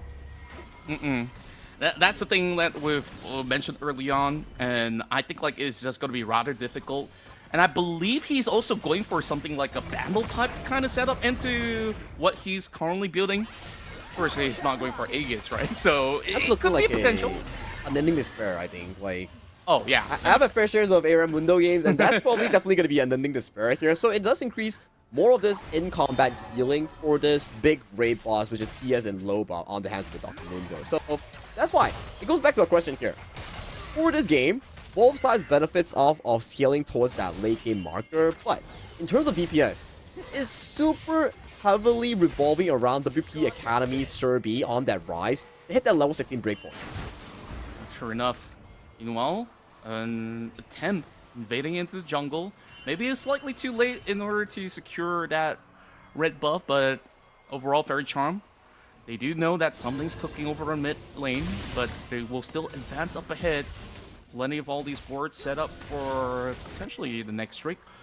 Whereas, LJW, if he does get into a very nice position, he could drop in a nasty equalizer, and they do spot it out. The good jet flying over onto the Aurora. Meanwhile, Sherby on the flank with the Realm Wall, quickly taken down quick in that skirmish, and there goes the flash. LJW tries to run away, but there's just no safety net left for the side of Fairy Charm, as the rest of WPE has gotten more than what they bargained for. That was such an on-point engage coming in from the side of Sherby and also Devour it here.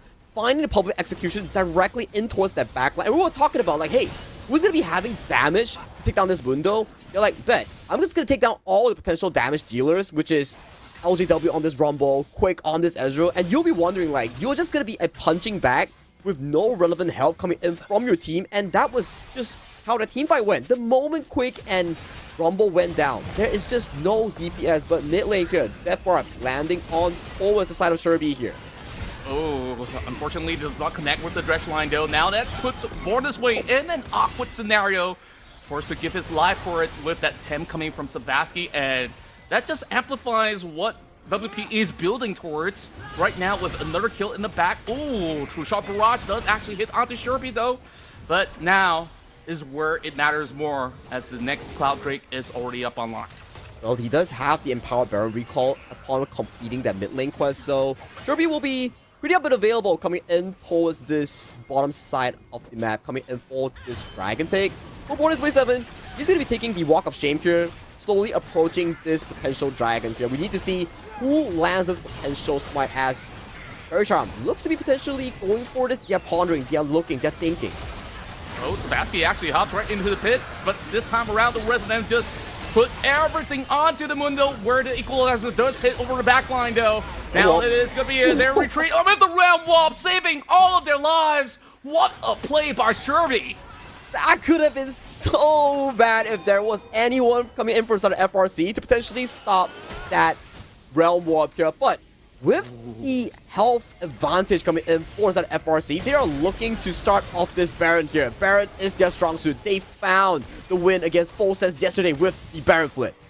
Savasky has to hop right back in the pit, and now they're looking for a 50-50 flip with a little bit of direct line hit over onto the side of Sherby as he does open the portals to go in between worlds. Meanwhile, a beautiful public execution over on the backline once again coming in from Devourer will find the rest of Faerie Charm as they try to pull all the way back. There's still plenty of damage offered for the side of Quick, and they will now be shredded down as Relo is the last one surviving for WPE. Still finds his way to take one more down.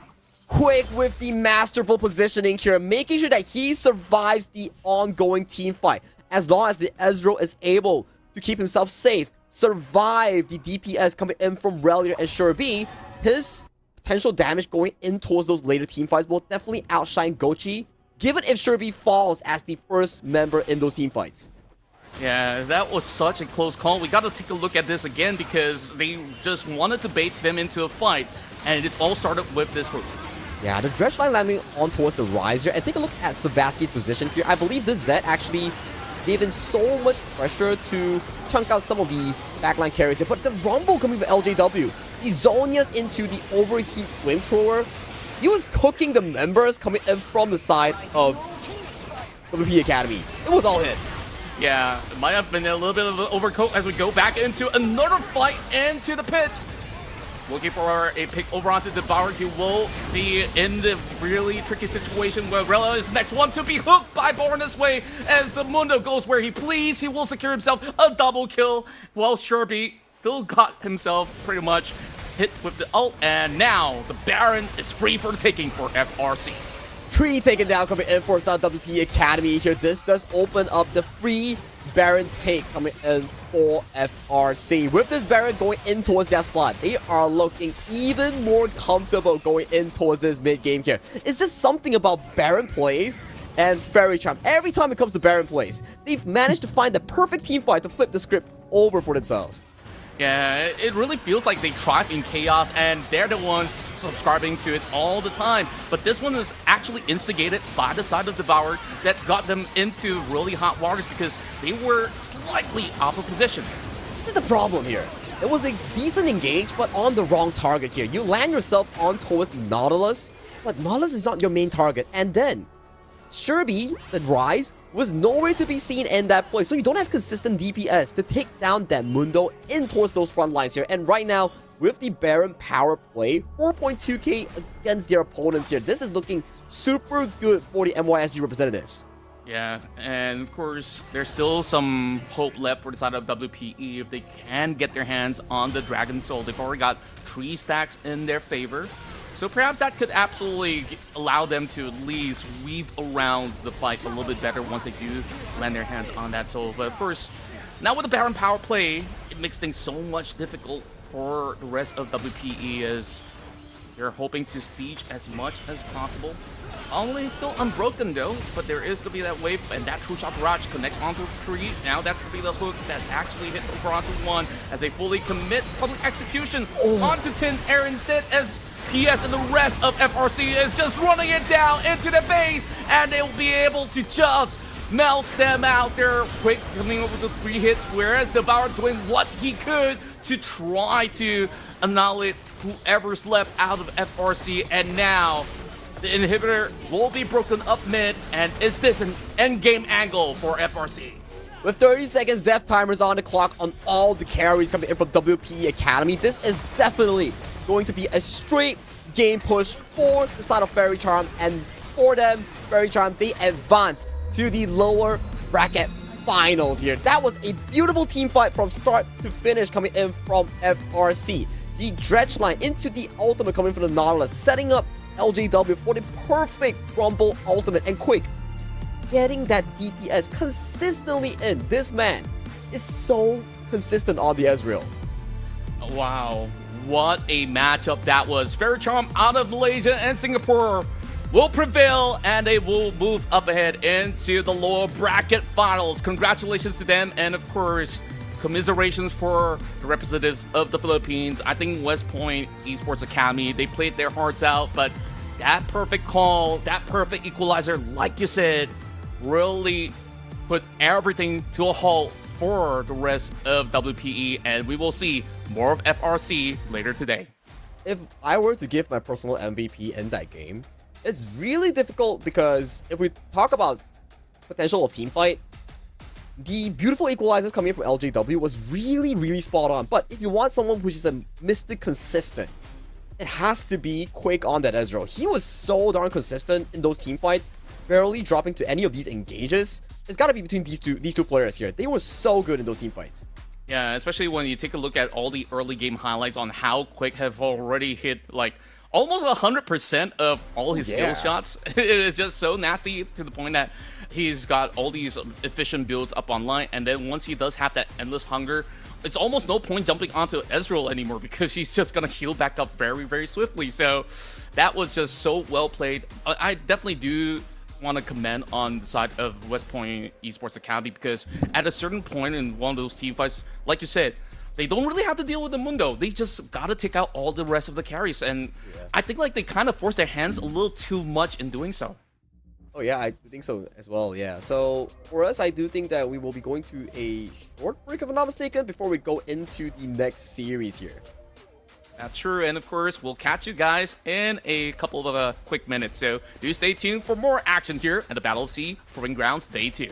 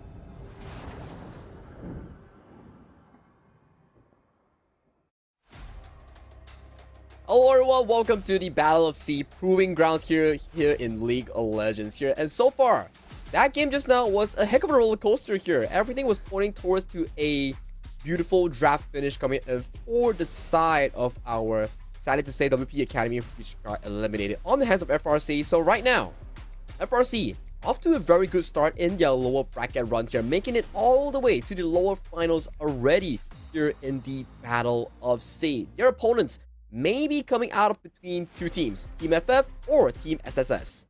That's right, and of course, we will take a look at Team Triple S. SSS consists of Dust, Arashi, Nekodesu, Blaze, as well as Felia. Now, this is a very established roster with some of the players who have seen professional circuits such as names like Arashi, as well as Felia, who have played in the PCS days under the banner of Sem9, and I do believe of Impunity as well. Nekodesu have been the star for the past year, being the player that's been consistently ranked 1.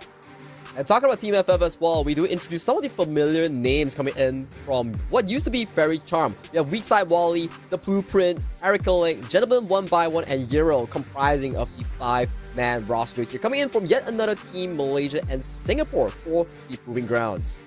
Yeah, and I really do love this matchup in particular because we will have a very exciting mid lane matchup. Eric Kylek, he has been a very long time player that has played in the pro circuit, and also back in the old days, he was also consistently ranked 1 being a mid laner. So the new kings versus the old of the mid lane, I wonder who's gonna take it in that sense. So Nekodes, as well as him, he's gonna have to duke it all out. So Sagi, I think like we definitely do have a very interesting narrative right now, because right at this very moment we have 3 teams from the side of MYSG. So of course we'll still get to see the representatives in the rally day for PH, TH, as well as the rest of the regions as well. So I'm thinking that, hey, it's safe to say right now, MYSG is so far some of the best in the Proving Ground stage, but who is the very best out of MYSG is the question here.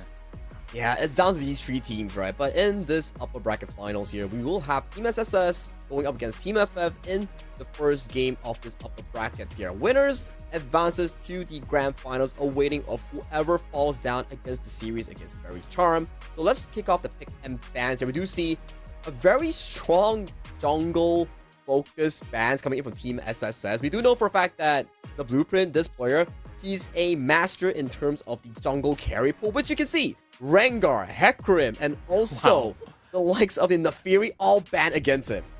Okay, now I definitely do think that he definitely has something interesting to actually bring to the table. You still have, you know, if you talk about carry jungle, maybe a Kane, maybe a Viego could also be in the picture as well. But to also kick things off, Triple S, they start things off with the Vi pickup for Arashi, presumably, whereas a lot of all the bans coming out of Team FF is pretty much staple picks that we've seen a lot, not only in pro play, but also in, you know, high elo in general.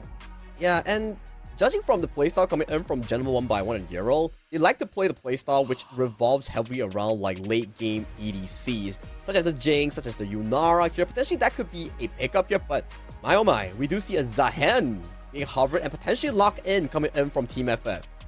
Now, the big question is this Zahen going into the jungle or the top lane? Because overall, of course, there's some kind of adjustments to, you know, the couple of patches that kind of weaken his introduction. But back then, it was an absolute monstrosity up in the top lane. And like you mentioned as well, Aphelios now being brought in the pool. This is something that was not shown back in day 1. Team FF, they're not holding any punches back in this match. Yeah, they are not. They show you a very interesting playstyle where potentially we might see a Lulu, a Trash that could play up really well with Gentleman 1x1 for that late game carry potential. I can see Team SSS, they like the tempo style. They like to force fights early with their aggression here. Hence, you can see Nekodes and Arashi hurrying up for that Vi RV combo to further control that early to mid game pacing, right? Just make sure that you land your ultimate on towards the Vi, I'll land that subsequent charm coming in from the Ahri. And also, they're having a very decent pacing all throughout the game phases as well. I mean, of course, Ari can absolutely have those early game impact to move around the map, but so can Arikalik right now. Bringing in the Silas, and you got really good elements to steal, whether it's going to be the Cease and Desist or maybe even the Spirit Rushes. It is definitely going to be pretty much putting a double down onto Triple S. Like, you can take all these big team fight kind of skirmishing camps into the pool, and he's just going to absolutely benefit with his ultimate to steal those ults away. And you can see we did talk about the potential supports that could be in the use of both of these ADC players here. Champions like the Thresh, the Lulu, and potentially things like the Tahm Kench might be the considerable bans coming in for this second phase. True enough, and overall, there is definitely a wide variety of enchanters left on the table if they want to go for those kind of pickups. Whereas Triple S, they also do need a very beefy frontline, which is what's lacking right now. So does it actually force one of them to actually play the weak side over onto the top lane to go up against potentially a Zahen? So that's going to be the quick answer with Triple S locking out that Leona. So what else do we have in the pool other than the Tahm Kench that you've mentioned? Tahm Kench is a potential, and if I'm Team FF, maybe I will put the priority on towards winning lane. For example, the Karma seems to be a pretty good pickup here. It's like daring SSS to say, hey, I know for a fact that you want to go with the Tahm Kench because it's a very good pick to allow Blaze and Philia to protect the president, right? Which is the Jinx. So if you lock it in, I'm going to make sure it's a hell of a laning phase for you here. Hence, Team is like, bet, let's match the laning phase. I can land the dredge line, you can land the mantra, see whoever gets that solid 2v2 in towards the bottom side. Wow. This is going to be an explosive match. Once again, we are seeing another Lotus being introduced into the Rift. Last game, it was born this way, and Philia has been pretty nasty on any champions that has a hook mechanic, so he's definitely going to prove himself again. Whereas, it is the final pick of the Ambessa that might actually be break wall by this K'Sante that's being picked up, so it further confirms it that the Zahen is going to be played by the Blueprint instead. Yeah, the Blueprint, his playstyle is really revolving around these carry junglers here. That's why when I was talking to him pre-game draft, he was saying that Philia did tell him that we will be target banning you because of the fact that you have a very distinct hero champion pool here, which introduces a lot of these jungle assassin playstyles here. He's not the guy who will go for the Mundo, will go for the likes of the Xin Zhao. You know for a fact that his playstyle is one of those jungle strong carry roles. Yeah, and I think like this is definitely very fitting for his personality because Zahen, you want to be in the fight for as long as possible in order to proc the passive for him to get that second life on the Cultivation of War. And of course, if you guys have been ARAM retirees or have not played League for too long, this is like the old Aatrox passive where you get the second lifeline, right? So that being said, it could be very pesky to deal with for the side of Team Triple S because you gotta ensure that you can sustain long enough in the fight. So it is absolutely crucial for Blaze to keep himself alive at all times. I think Blaze and also Gentleman 1x1, their advantage comes from the strong laning phase later on into that 2v2 in towards the bottom lane to get that priority that we saw that Quick provided to the side of Faerie Charm, right? So that's that 2v2. But the focus that I want to be putting at is definitely the mid-jungle skirmish coming in from Arashi Nekodes, the Blueprint Eric Helic. I think this is definitely going to be a hot place for 4 of these players to duke it out. Whoever wins that mid-jungle priority will affect the side lanes heavily going into these early game objectives. True enough, and of course, going back into, you know, both sides of the mid laners' impact into what they could potentially bring to the table. On Triple S, you could already smell the kind of dive setups that they could actually go with, whether it is going to be Arashi that is going to be going diving into the back line. And with Eric Kellick, he's got so many options. He could steal the Nala's ult, he could actually steal the Vice ult, or even Ambessa, which essentially all do the same thing. You could also look for an alternative to try to absolutely delete the AD carries. So this is absolutely scary for either Blaze or General 1x1, so they have to be absolutely on their toes every single moment. But weak side Wally, I want to keep my eyes on him as well because, of course, he's going to build a lot of all these resistances, and I want to see his impact when it comes down to the team fights.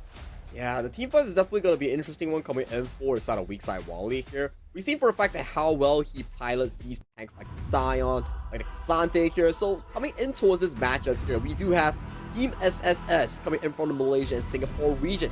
We're against Team FF, a very festive, I would say, team logo as well, considering we are at the Lunar Year Force calendar here. So this two matchup is going to be spicy to decide who goes on towards that grand finals and who drops to that lower finals to meet Faerie Charm, their fellow brethren coming in from the Malaysia and Singapore region.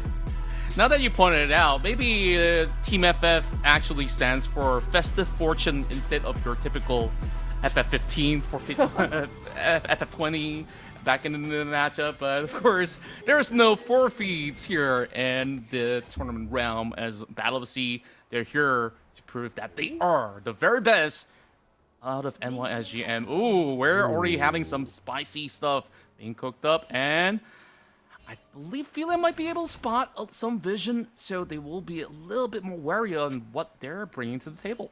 Yeah, Fidel does put himself into a very advantageous spot, spotting out Gentleman 1 by 1 and Yeril coming in for the potential 4v2 of a gank here. And top side here, we do see a bit of a pick and prod coming in from both Wally and Ice Lemon Tea on towards that 1v1. But nice dodge though coming in from the side of Dust. Ooh. First double Q already landing onto weak side Wally, and he's happy enough to take those kind of exchanges and then of course focus onto hitting level 2. So Ice Lemon Tea, he's just going to be having maybe slightly more of a priority in these early exchanges. But how much damage can be done to weak side Wally realistically?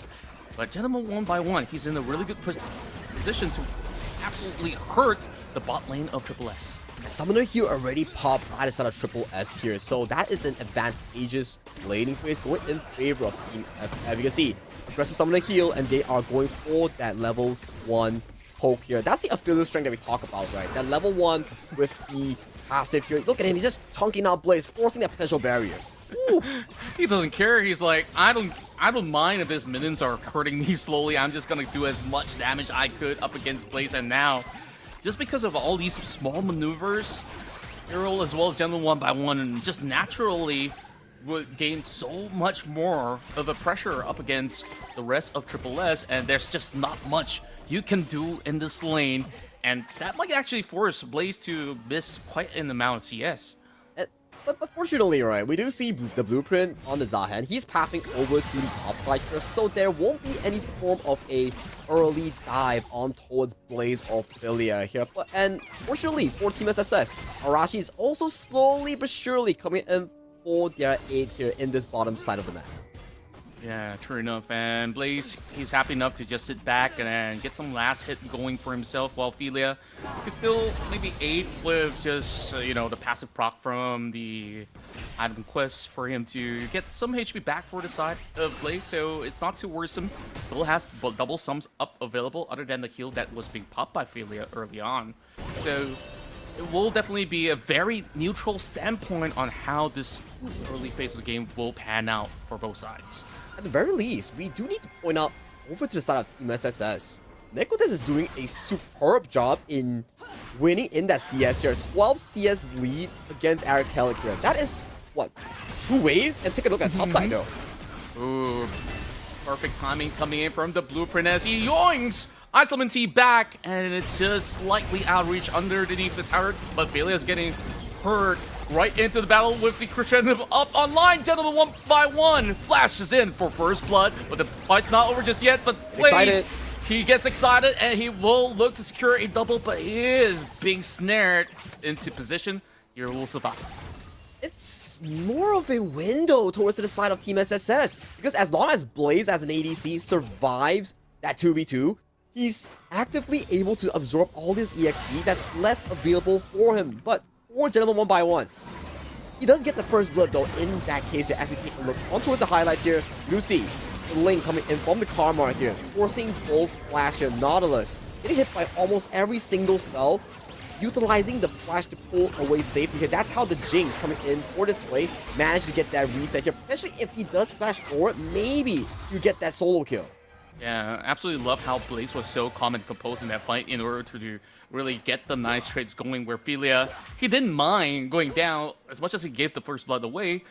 Like you talked about, that wave priority is now in the favor, getting a little bit more EXP, and Gentleman 1 by 1, maybe have a little bit of extra gold, comes back to the lane with a gigantic BF sword. And overall, Jinx is just going to be able to just absolutely benefit by having a Cull back in the lane. I think he has yet to go for a recall here, though. So they definitely are pulling some of the players coming from Triple S to try their very best to go for the clear hemophilia, landing a beautiful on the Gentleman. Oh, that red line is just absolutely lethal.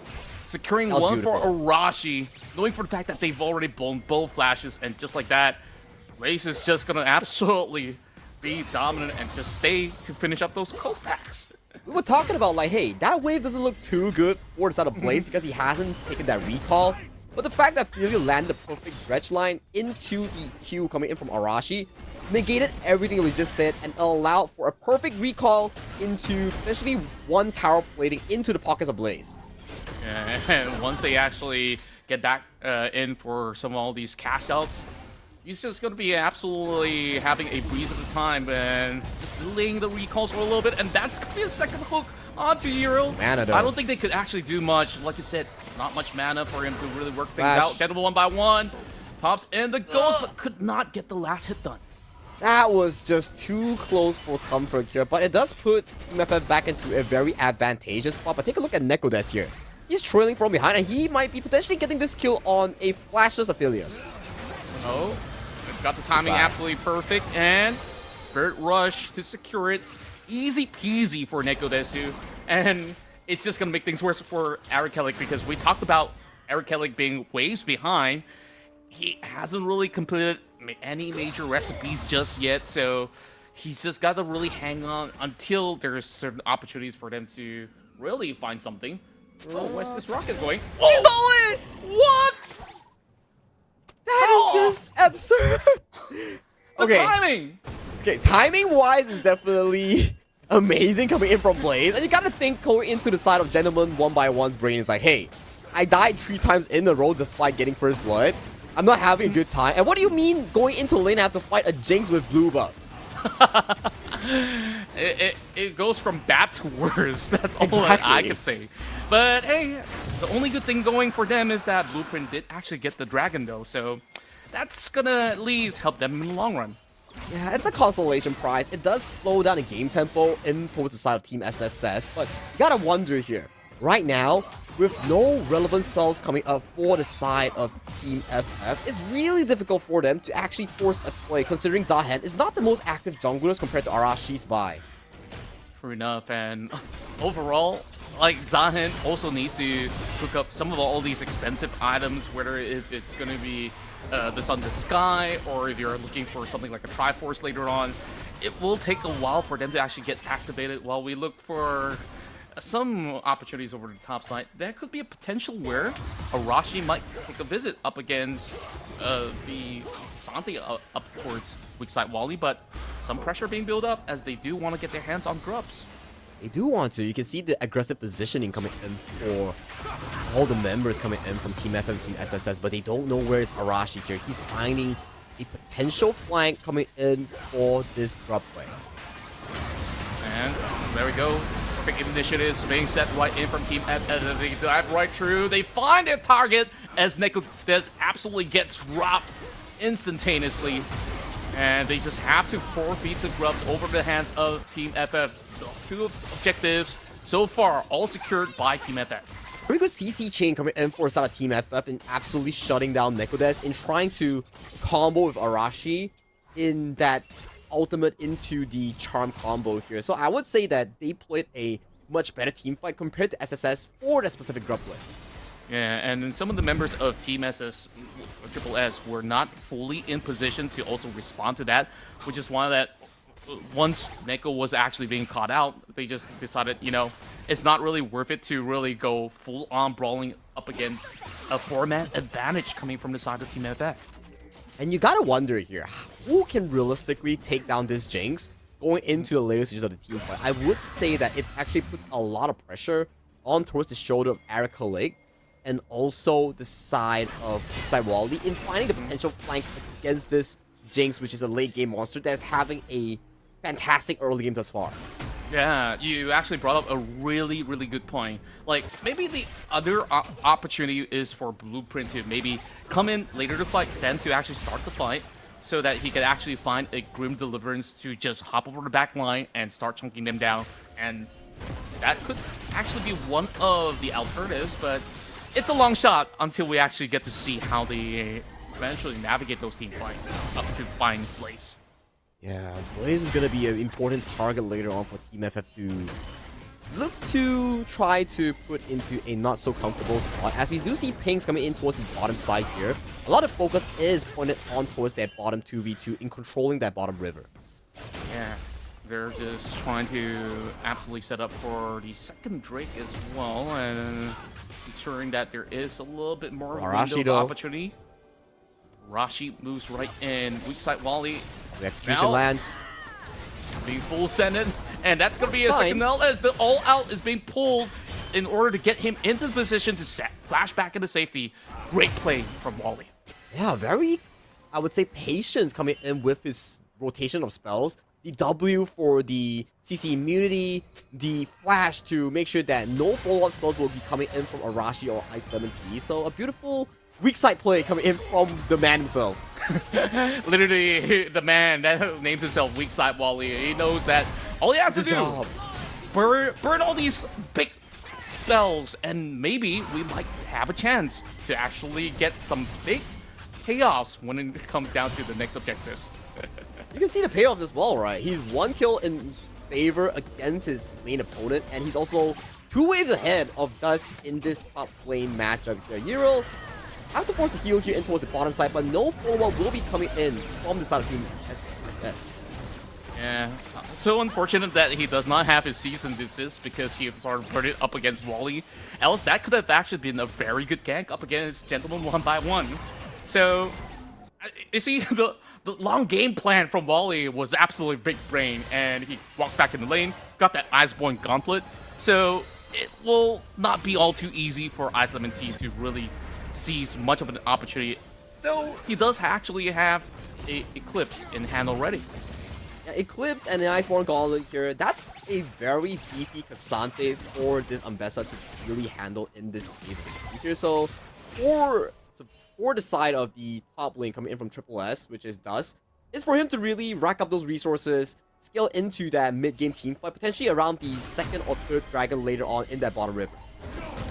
That's right, and I'm looking at the long-term game plan right now. Weak side Wally, he's stacking all these armor, of course, just like how every Cassante does. And then you look at Team Triple S, the only AP output is going to be Nekodesu. That actually puts it a little bit more weight on his shoulders on how he should navigate some of these team fights. And realistically, the only one that can quickly maybe melt a couple of all these bars of HP coming from Wally. But overall, there's bigger targets on the block, so Triple S.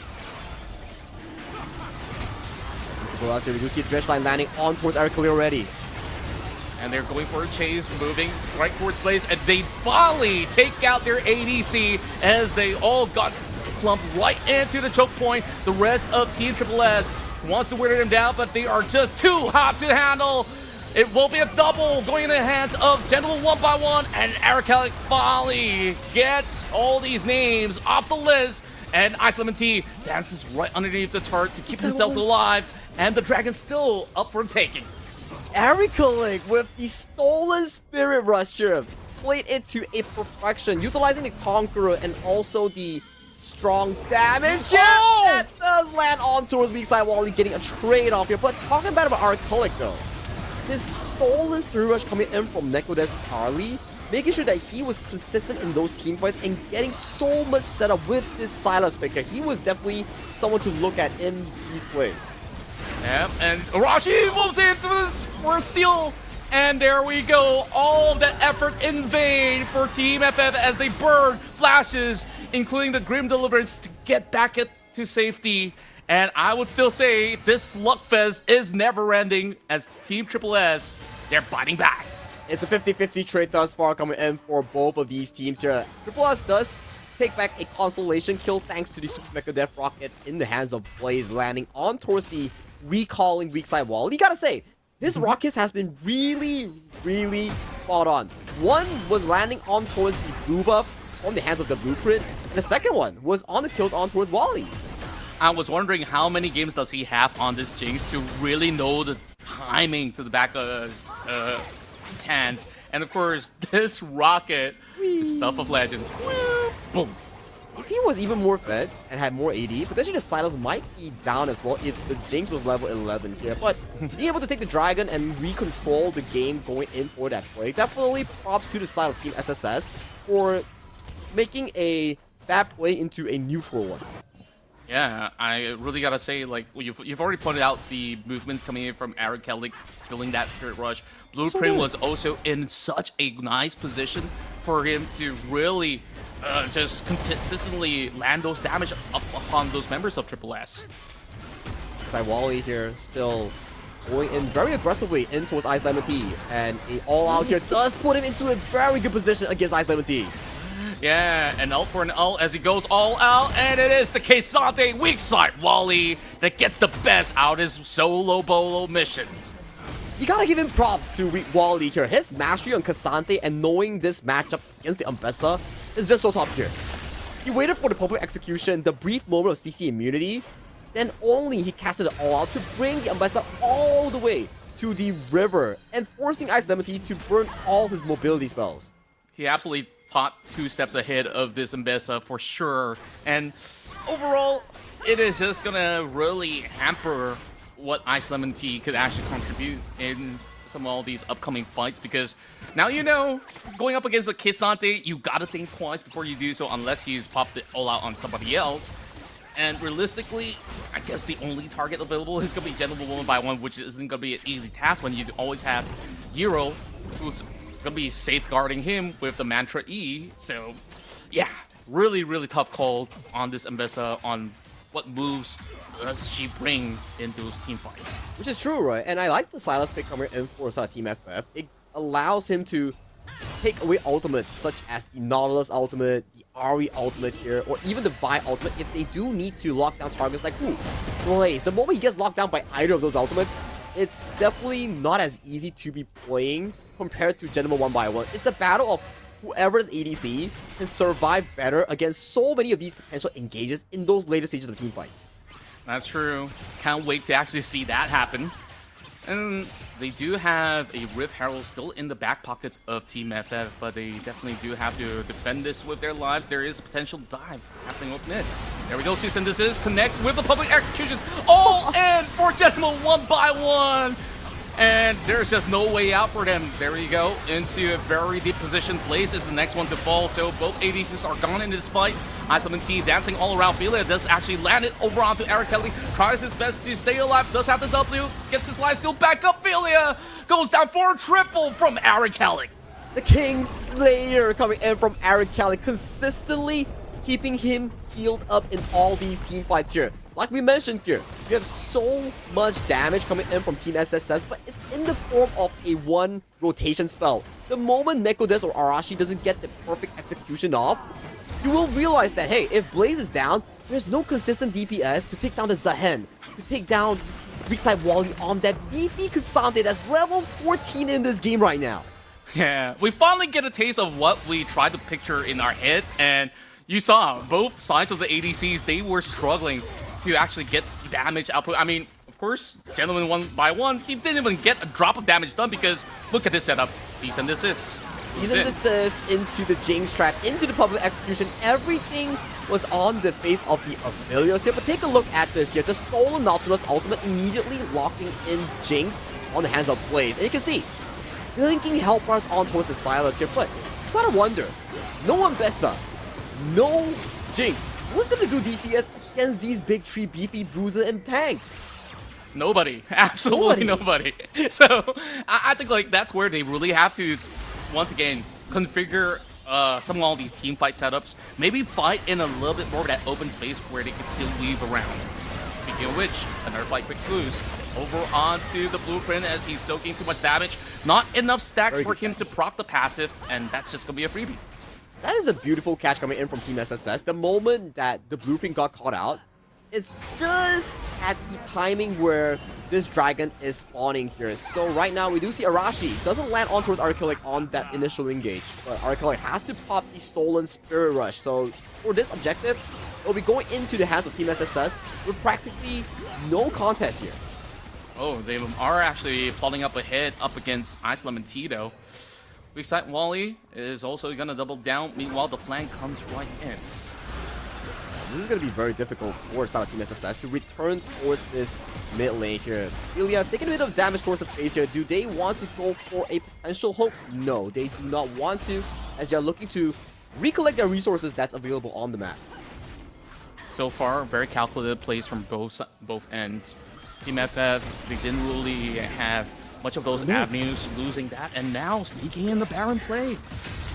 Now, is there going to be any member of Triple S that goes in for a check? They do have that ward drop right in, but the question is, will they bail out or commit? Ice Lemon Tea now just looking for a little bit of that nose dive, but it's Archelic now jumping right through, does not really want to commit.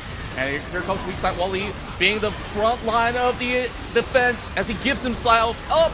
And now the rest of Triple S, they will take over with the Spirit Rush, absolutely connecting from Nekodesu, securing a double, 4 plays, and they're back in the game with a Baron power play. They're not just back into the game, they absolutely demolished that team fight coming in for the side Team SSS. Not only they got a clean ace and multiple kills in towards the pockets of the late game Jinx on the hands of Blaze, they also got the Baron from the hands of Team FF. Take a look at this replay here. Thus spots out the potential play coming in from the side of Team FF. And the moment that they spotted it out, the call is so split coming in from Team FF. Half of the members wanted to finish the Baron. Half of the members wanted to go for the team fight here. And that split second of confusion and delay allowed for Team SSS to immediately get this objective in towards their hands. Oh, we go back into the action this time around. Blaze gets jumped on, but it is him who will secure a rampage up against Jadwal 1 by 1. Oh, it's been some rough times for this Aphelios, I gotta say. It's not easy. He burned the flash wanting to go for Blaze, and that put him into such a difficult spot later on because you're playing against so much engaged tools for the side of Philia's ultimate, Nekodesu's ultimate, Arashi's lockdown on the season this year. This Aphelios is not going to be having the best of the time later on going into these game-winning team fights. That's true. It's like, should I consider early Guardian Angels or maybe Edge of Night, which does not really complement the build? He's just got to really soak in all these engage pressure for the most part, and just know for that this will happen in every other brawl that they sign up for. So yeah, burning that flash absolutely wasn't worth it. It wasn't worth it. And take a look at the item discrepancy coming in from both of the ADCs here. Thank you, observers, for pointing it out. That's a 5,000 goal lead. Going into the hands of the Jinx was an Aphelios matchup here. This Aphelios is not having the greatest of the times here. This is a monstrous lead on the hands of Blaze. But when we talk about scaling, right, like there's definitely a certain picture that we can draw for our audience out there that if you give enough time for the Zahen or even the Aphelios, then perhaps then they will have a major impact. But now with the Baron power play in effect, is not gonna allow the rest of Team FF to even get there in, what, another 15-20 minutes? Which, by then, the game might have even ended already. Which is true, right? Initially, we thought that Archelic and Blueprint and Wally was doing an exceptional job in making sure that the game was in their own tempo here. But with this 8,000 goalie, it's not looking too good for the side of Team FF and actually being the hold down for that late game environment here. Who's going to be realistically jumping on towards Blaze? You have so much control, so much CC to cover up for this ADC. Ooh, something's exciting happening over the top side though. Weak side Wally now goes all in, and probably execution does actually connect, and he does get the better trait this time around. An eye for an eye. Meanwhile, the team fight breaks loose as the Grim Deliverance is being forced to pull all of them back into safety. Triple ults already being collected, and now they're looking for Ari Kelly. Does not have enough resources or tools to catch him off guard. Silas so far unkillable throughout the rest of the matchup, where earlier I've seen Mega Death Rockets as well as some charms being connected, and Euro did manage to at least burn some of these ults away. And Team FF, they're holding firm, but they did lose that inhibitor. Yeah, losing an inhibitor and right now potentially losing the soul point in towards the hands of Team SSS. So every single move coming in from SSS, they've been profiting on a larger scale. We talk about the 50-50 in terms of those team fights. If Eric Killick could get that stolen Nautilus ultimate land on towards Blaze, but that was like, what, 10 minutes ago when the game was dead even. But ever since that Baron ace and that Baron stolen away from the side of Team FF, things like this tend to happen when you have no realistic face check. Sure enough, and the Karma did actually pop the flash earlier, and there we go, Nekodesu with another perfect charm, this time catching over onto the blueprint. He does actually whip back into the jungle to safety, but it is Gentle one by one getting clipped, and it doesn't even matter because Blaze still gets him in return with the double, looking for a triple as well, and Rashi does not care. He just wants blood. He could smell it, but Arcalic as well as weak side Wally should be able to hold firm. They just have to let them have the inhibitor, while Triple S might be looking to end the game. Super minions are marching through the bottom side here. If this minions actually fall, this could be the game-winning push coming in from Triple S. Death timers are starting to come back online for the side of Team FF. Can they do the defense? A very desperate attempt coming in, and Arcalic gets blown up.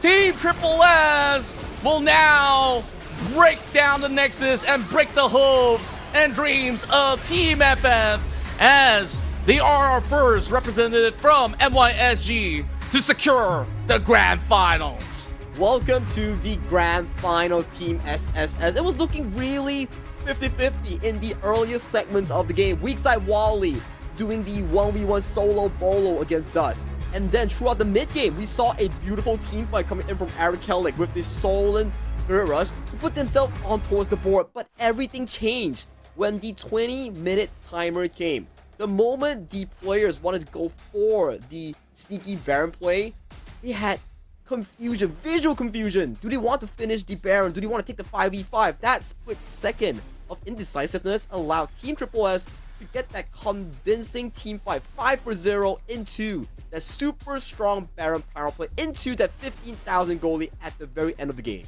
I could have said it much better. Like, Sagi, that coin flip onto the Baron, they try to rush it, and by the time with the arrival of Triple S, that really split that decision and forced this kind of miscommunication to happen. So it's kind of like a series of unfortunate events where they were forced to make certain plays to happen, but couldn't really get that to really pull through. So Triple S, they really found their way back into the game, and they were absolutely dominating those team fights. They were, but let's do check out the replays on what exactly went down and throw to the short break before we jump in for the lower bracket finals.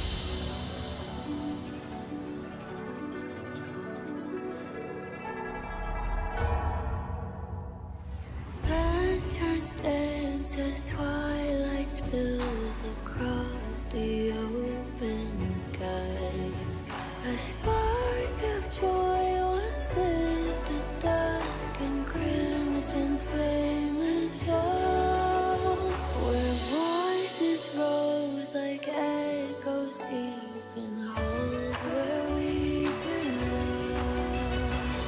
天涯海角共你遇见你我，共此时光。愿此情长，四月流芳。When we belong.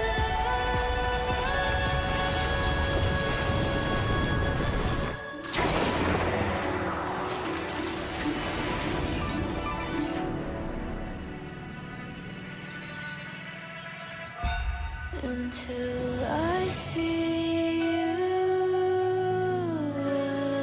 again, to the end we begin. Taste the sun,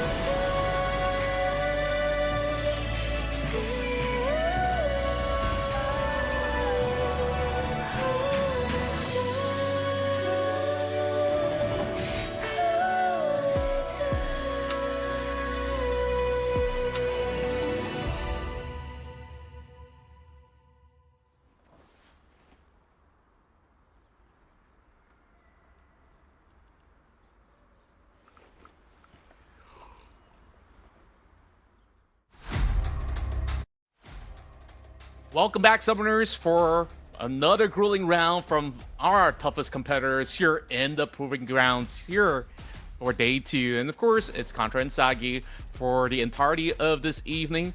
And now down to the final potential hopefuls to move into the grand finals. One team will be eliminated and one will try to challenge up against Team Triple S, who's already secured their spot. So now, of course, all of the stakes will be put on the table. It's all in or nothing for either Team FF or Team Faerie Charm. And this is the updated tournament bracket thus far in the entire Proving Grounds of our Battle of S.E.A. So for both of these teams, they had a very different storyline coming in for this lower final. For the side of Faerie Charm, they had to go through a very gruesome lower bracket run after being defeated by Team SSS in the upper brackets here. For Team FF, they only suffered one loss against Team SSS yesterday, and they are now in the lower finals facing off Faerie Charm. And both of these teams, we did talk about it back in the break, they have very similar playstyles in terms of their overall picks, but I think what the first Faerie Charm and Team FF is definitely in the jungle department here. Talk about the Team FF, we have Weakside Wally, The Blueprint, Ericalic, Gentleman 1x1, and Euro comprising of this NYSG roster. And we've already got to see a glimpse of what they have to offer in the past matchup up against Team Triple S. But the question remains is that, are they going to shake up what they bring to the table in the form of the champions that they will field? Because you mentioned about the Blueprint, who plays a lot of carry jungle options out there. So we'll see whether if Faerie Charm will pay no mind to that, because PS, we've seen this Mundo before. And can he actually pull true with another tank jungle to match up to the pace of what Team FF offers? Yeah, very good point, right? He just likes to go on the heroes, the champions like the Mundo. And for the Blueprint, he likes to play the assassin, bruiser, carry styles that we've seen so far. So it's a clash of philosophies between the two junglers, and it goes back to the laning stage as well. Can the laners provide a comfortable room for the junglers to farm safely into that first or second clear? Once that first or second clear is over, there's lesser invade threats unless you lose a full-on team fight. So that's what I want to see going in towards the draft later. Strong jungle matchups for both teams, and then decent matchups for the laners to supplement that jungle 1v1. Yeah, and on top of all these kind of theories that we could potentially craft, both these teams have not only played together as a team, but also against each other, whether it's going to be the solo queues or even rank flags and even competitive scene, because some of them have been under the same banner before. Ericalic, who used to play together with Quick, and then you also do have Savasky, who did play with Weakside Wally back in the Titans Cup. So it really takes one to know one, and these are basically all the usual respect bans. It's like, I know you want to play your main champ. We're not going to allow it. Yeah, that Rengar is never gonna see the daylight in this entire tournament for the blueprint here. The whole server knows he's a pretty good and one of the best Rengar players thus far. So in this tournament, it's practically gone. And Faerie was like, okay, yeah, that's what they banned. Yeah, take the notes down. We're doing the exact same thing against Team FF later on. We're banning Rengar, we're banning the Faerie, especially banning the Hecarim as well, coming into the third ban, coming in for Faerie. But that actually opens a lot of all these juicy picks on the table for the rest of the lanes as well, right? So they even go to the point, it's like, okay, what else is under the Assassin banner? Zed, so far in the recent patches, have been one of the quickest in clearing camps, and they say, you know what? Let's take out the Zed as well. Might as well. So is Faerie going to commit all 5 bans on the jungle? Is going to be the question. Maybe Team FF locks in the Hecarim right now, because this is one of those rare moments that the Hecarim is open to Team FF. It depends what kind of priority they want to be putting over to their first pick here. Is it going to be the ADC? Is it going to be the jungle here? But the answer is over to the ADC with the Yunara locked in for Gen 1 by 1.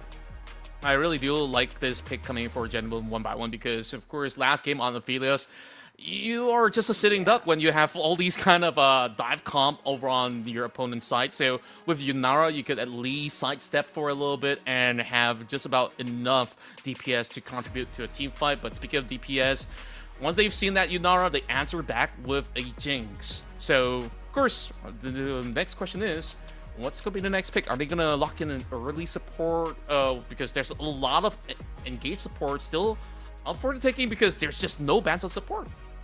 We do have the Jinx Lulu, the Jinx Trash, things that are really good when paired up with the Jinx in towards the bottom lane here. It's really down to your point, right? What do they want to prioritize here? Is it for the team composition? Is it for the comfortability of the 2v2 here? But we do get ourselves a Jinx and Nautilus here. It's also a very good combination, right? When you hit the hook with the dredge line coming in from Born This Way, and then you land the traps on towards the enemy's feet, it allows for a very smooth CC chain against the first opponent that you land the hook on.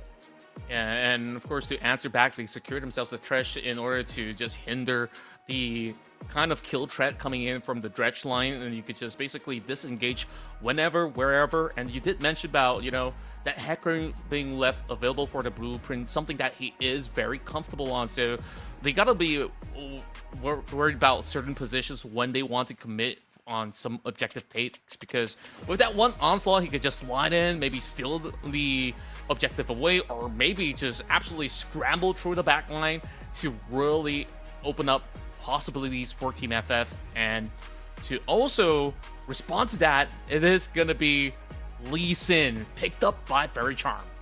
Very aggressive drafting here coming in for both teams. It's essentially very similar as well. We have Team FF having the Yunara Trash bottom lane versus Faerie bottom lane, going for the Jinx and also Nautilus here. So that 2v2 in the bottom lane, once again, decides heavily going in for that early game here. Can the Lee Sin go for that early aggression into those dives, into those invades? It depends on whether or not they get that early game push, that 2v2 win. Can we protect the Hecarim from the early game invades? Because Hecarim early game, not the strongest compared to Lee Sin. Yeah, I certainly do agree, and of course it really boils down to the proactivity as well, because you need pretty much that level 6 for that activation for Hecarim to be in full effect. I mean, you could definitely drive by to maybe burn some summoning spells in the early game, but that's pretty much to it, as we do see a little bit more sure focus on both sides of the teams to wither down the kind of champion pool on the top lane. Sion taken out, Fiora as well. I think that there is a potential that they might also consider taking out other big heavy tanks so that it will be easier for Team Faerie to also navigate. And Team FF is just worried about, you know, side lane pressure, because Fiora, Gwen, they excel at just absolutely shoving the waves and just outdueling you in those solo bolos or even team fights. Yeah, and it goes back to our conversation as well. Yeah, the jungle, they have their own playstyle, but top laners as well, they have their distinct playstyles here. Weakside Wally, like the name suggests, he likes to play more on the tanks, the Sion, the Ornn, the likes of the Cassandra that he has success with just now. So this leaves very little counters that are still up and available. for that top lane here. Hence, we might be seeing the Malphite being locked in for weak side Wally. If you can find the perfect ultimate going in against Quake later on in the team fights, that could be pretty huge with this pick that's going to be locked in by weak side Wally. Yeah, you did mention that there's not too many of these options, and then Malphite is just the be-all and all solution because one, you get to counter the Jax, so whenever he tries to counter strike with this E, you can just basically walk away by just throwing that Q with the Seismic Shark and just walk out back into safety. So ideally, you still wanted to go semi-tank on this Malphite, but what if, Sagi, what if he just went all in, just built a bunch of AP, assassinate that backline, because it's a Jinx after all. So if she does not have Flash, she's a goner. I'm just saying. I mean, it could be the potential case here, right? But the Silas is hovered and locked in by Sebastian. You know what's gonna happen? Both ADCs, they don't really have traditional mobility aside from Yunara after popping the ultimate here, so reaction time coming in from both Quick and Gentleman one by one will be something crucial. You have two Malphite ultimates, two Galio ultimates that's consistently looking at you from afar. This is not going to be a fun game for the ADCs in any way. Just imagine this, right? Because on this Silas pick, you could just basically take that unstoppable force and just go bowling. Like, you could just knock a bunch of champions in those team fights. But at least there's a couple of failsafe measure because you got the Thresh as well as the Galio to kind of have a counter strat maneuver up against Fairy Charm in essence. So it really boils down to the execution on some of all these team fights, because if you look at that late game potential, Fairy Charm just screams at, hey, we got the Jax, we got the Jinx, we got ultra push potential. So Team FF, all they really have to focus on is that they have to win as many team fights as possible. Which is true, right? If you were to observe the composition coming in from inside Team FF, in terms of 5v5 straight out, they look amazing. But if you look at Fairy Charm, their side lane, their 4-1, their 1-3-1 is way better compared to Team FF. If they get themselves individually fed, that side lane is going to be such a big issue for Team FF to actually figure out, because Team FF, they don't really have a side lane player per se aside from the Hecarim, so it's not going to be easy for Team FF if they lose out on the early skirmishes like you mentioned. That's true, and I also want to keep my eyes on Eric Kellick on the kind of build that he's going to go for. Of course, naturally in this matchup, Galio versus Silas, you do have maybe some early game advantages in the form of naturally having those magic resistance up against the Silas, but when you actually stack more resistance into mid-game, that's going to be a very big question when whether or not does Team FF actually have enough damage to finish those fights, because the rest of Fairy Charm, everything screams damage. Overall, of course, Lee Sin late game, he will path towards a little bit more defensive heavy kind of build in order to have relevancy other than just be a kick machine. But I'm just really pondering, does any of these semi-tanks or tanks in general want to switch up to maybe a little bit more of a carry behavior by just maybe investing a little bit more on that AP? I don't know. I won't put that Malphite AP off the books just yet, because that could still be a thing. It could be, right? It could very much be something that could be potential coming in for some of these players here. But Weakside Wally, like the name suggests here, I do think that he might be going for a full-on tank build to be that front line that Team FF needs in this lower finals here. Even if you're on the lower finals, it's still a BO1. Winner advances to the grand finals to face off the last MYSG team in the grand finals, which is Team Triple S. This is Fairy Charm going up against Team FF in our final lower bracket series. Of course, for fans from all over Southeast Asia, right now you're tuning into the lower brackets that feels some of the finals out of MYSG. If you guys are wondering, where's my Filipino representatives? Where's my Thai representatives? So don't worry. Make sure you guys tune in next week, because on Rally Day, they will be back once more. But now it's all about MYSG side to secure that top spot. Of course, they either walk away with $1,000 for cheer, or maybe settle for any other of all these amazing prizes. Everybody's a winner, after all. Now, of course, enough of that waffling for me. Is there going to be any cheeky stuff happening? We do see the bottom side actually very well prepared. waiting for Jax on the hands of LWJ to fish up that golden fish in the river to get that 10 gold here. But I don't think he actually got it here, so already a deficit for this Jax matchup. Aw, man, do we surrender now? Nah. Just Of course we don't. So LJW versus Weakside Wally. This is a scene that was familiar because I believe the last meeting they had was like Diamond's Cup or something like that. I definitely have to fact check, but I think that they're definitely no strangers. LJW, who has definitely got some great experiences going all the way to the LCP promos, have definitely shown himself to be very versatile, whether if he plays a very tanky champion or even something that can absolutely carry games like the Jax that's being displayed. I think this is one of the rare few moments to see him on a Jax. Meanwhile, Zero's up to something. Level 2 forcing out the flash away from Born Display 7 here, not respecting the wave management coming in for the side of Gentleman 1x1 and Zero. So that's going to be a big spell, and that's not going to be available the next time he gets hooked. A little scary. No Hex Flash for Born this way, but he's just going to be acting as a mid shield for Quick. And if anything worse happens, there's at least a cleanse that's being held by Quick, but I wonder how efficient could that be.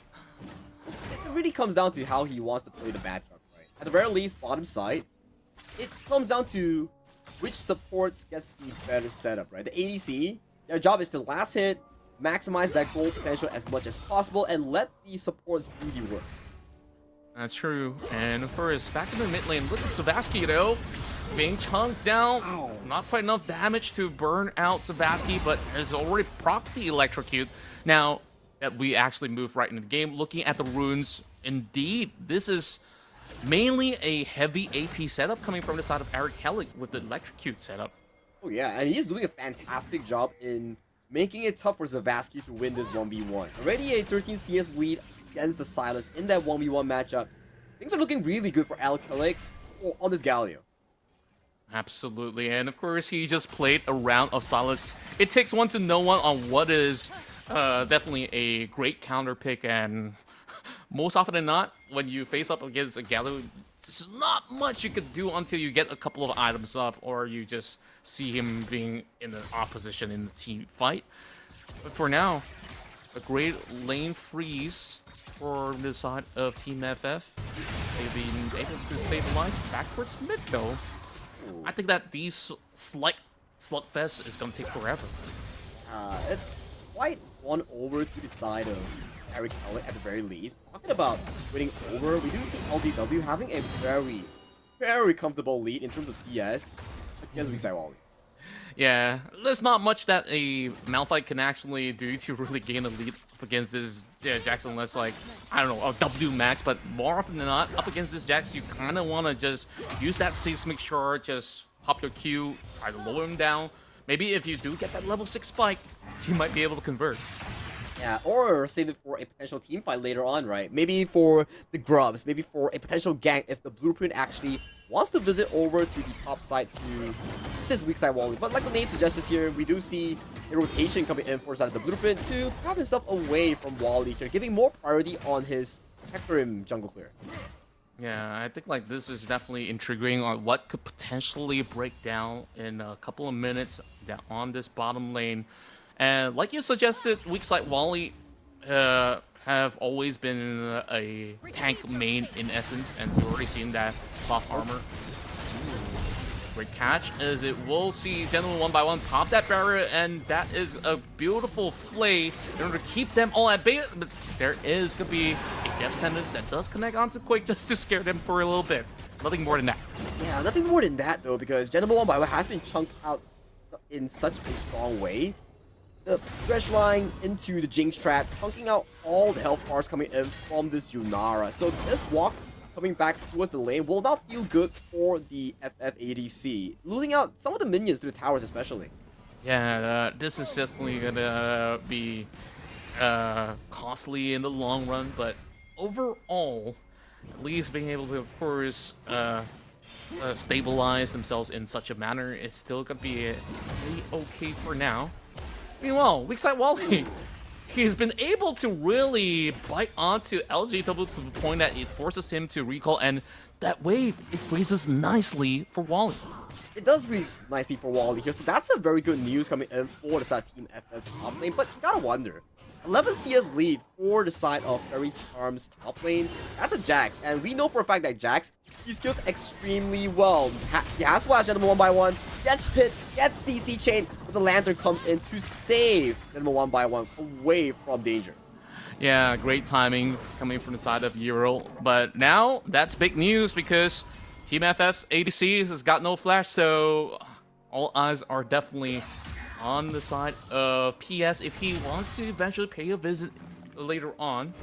And that could also be a little bit of deficit when they go for that dragon takedown. Yeah, like not having flash for the next 5 minutes here. 11 minute will be the flash reset coming in from Gentleman 1x1. So if anyone goes in for a bottom game, for example, an insect coming in from PS's Lee Sin, that could be very detrimental for a late game ADC like the Yunara. It could happen right here, right now, though, but spotted out by a ward, so I guess he's gonna wait for the right moment then. Running his hands on the dragon already here. He's capitalizing the fact that Quake and Born is way 7. They're winning out this bot lane 2v2. And for mid lane as well, capitalizing the fact that Arcalic has to take the recall here. So this is gonna be a easy dragon pickup coming in for the side of Faerie Charm, starting off the game. Yeah, Team FF, they automatically know that there's just absolutely no priority and are unwilling to take that kind of risk to suddenly give that snowball factor towards FRC. So instead, the blueprint says, you know what, get that dragon, because I'm just yoinking some of all these camps away, and oh, okay. Let's see this rocket. Not this time, not the same guy. Fool me once, shame on me. Fool me twice, you don't get me. I just love how they've already got the ward plays right there because they expected, okay, this guy's gonna play and invade. But, yep, not fooling anyone out there. Sebastian being caught out as he flashes over the wall. The onslaught comes true. Blueprint, he will be able to save his red buff, forcing PS to be in a dangerous position.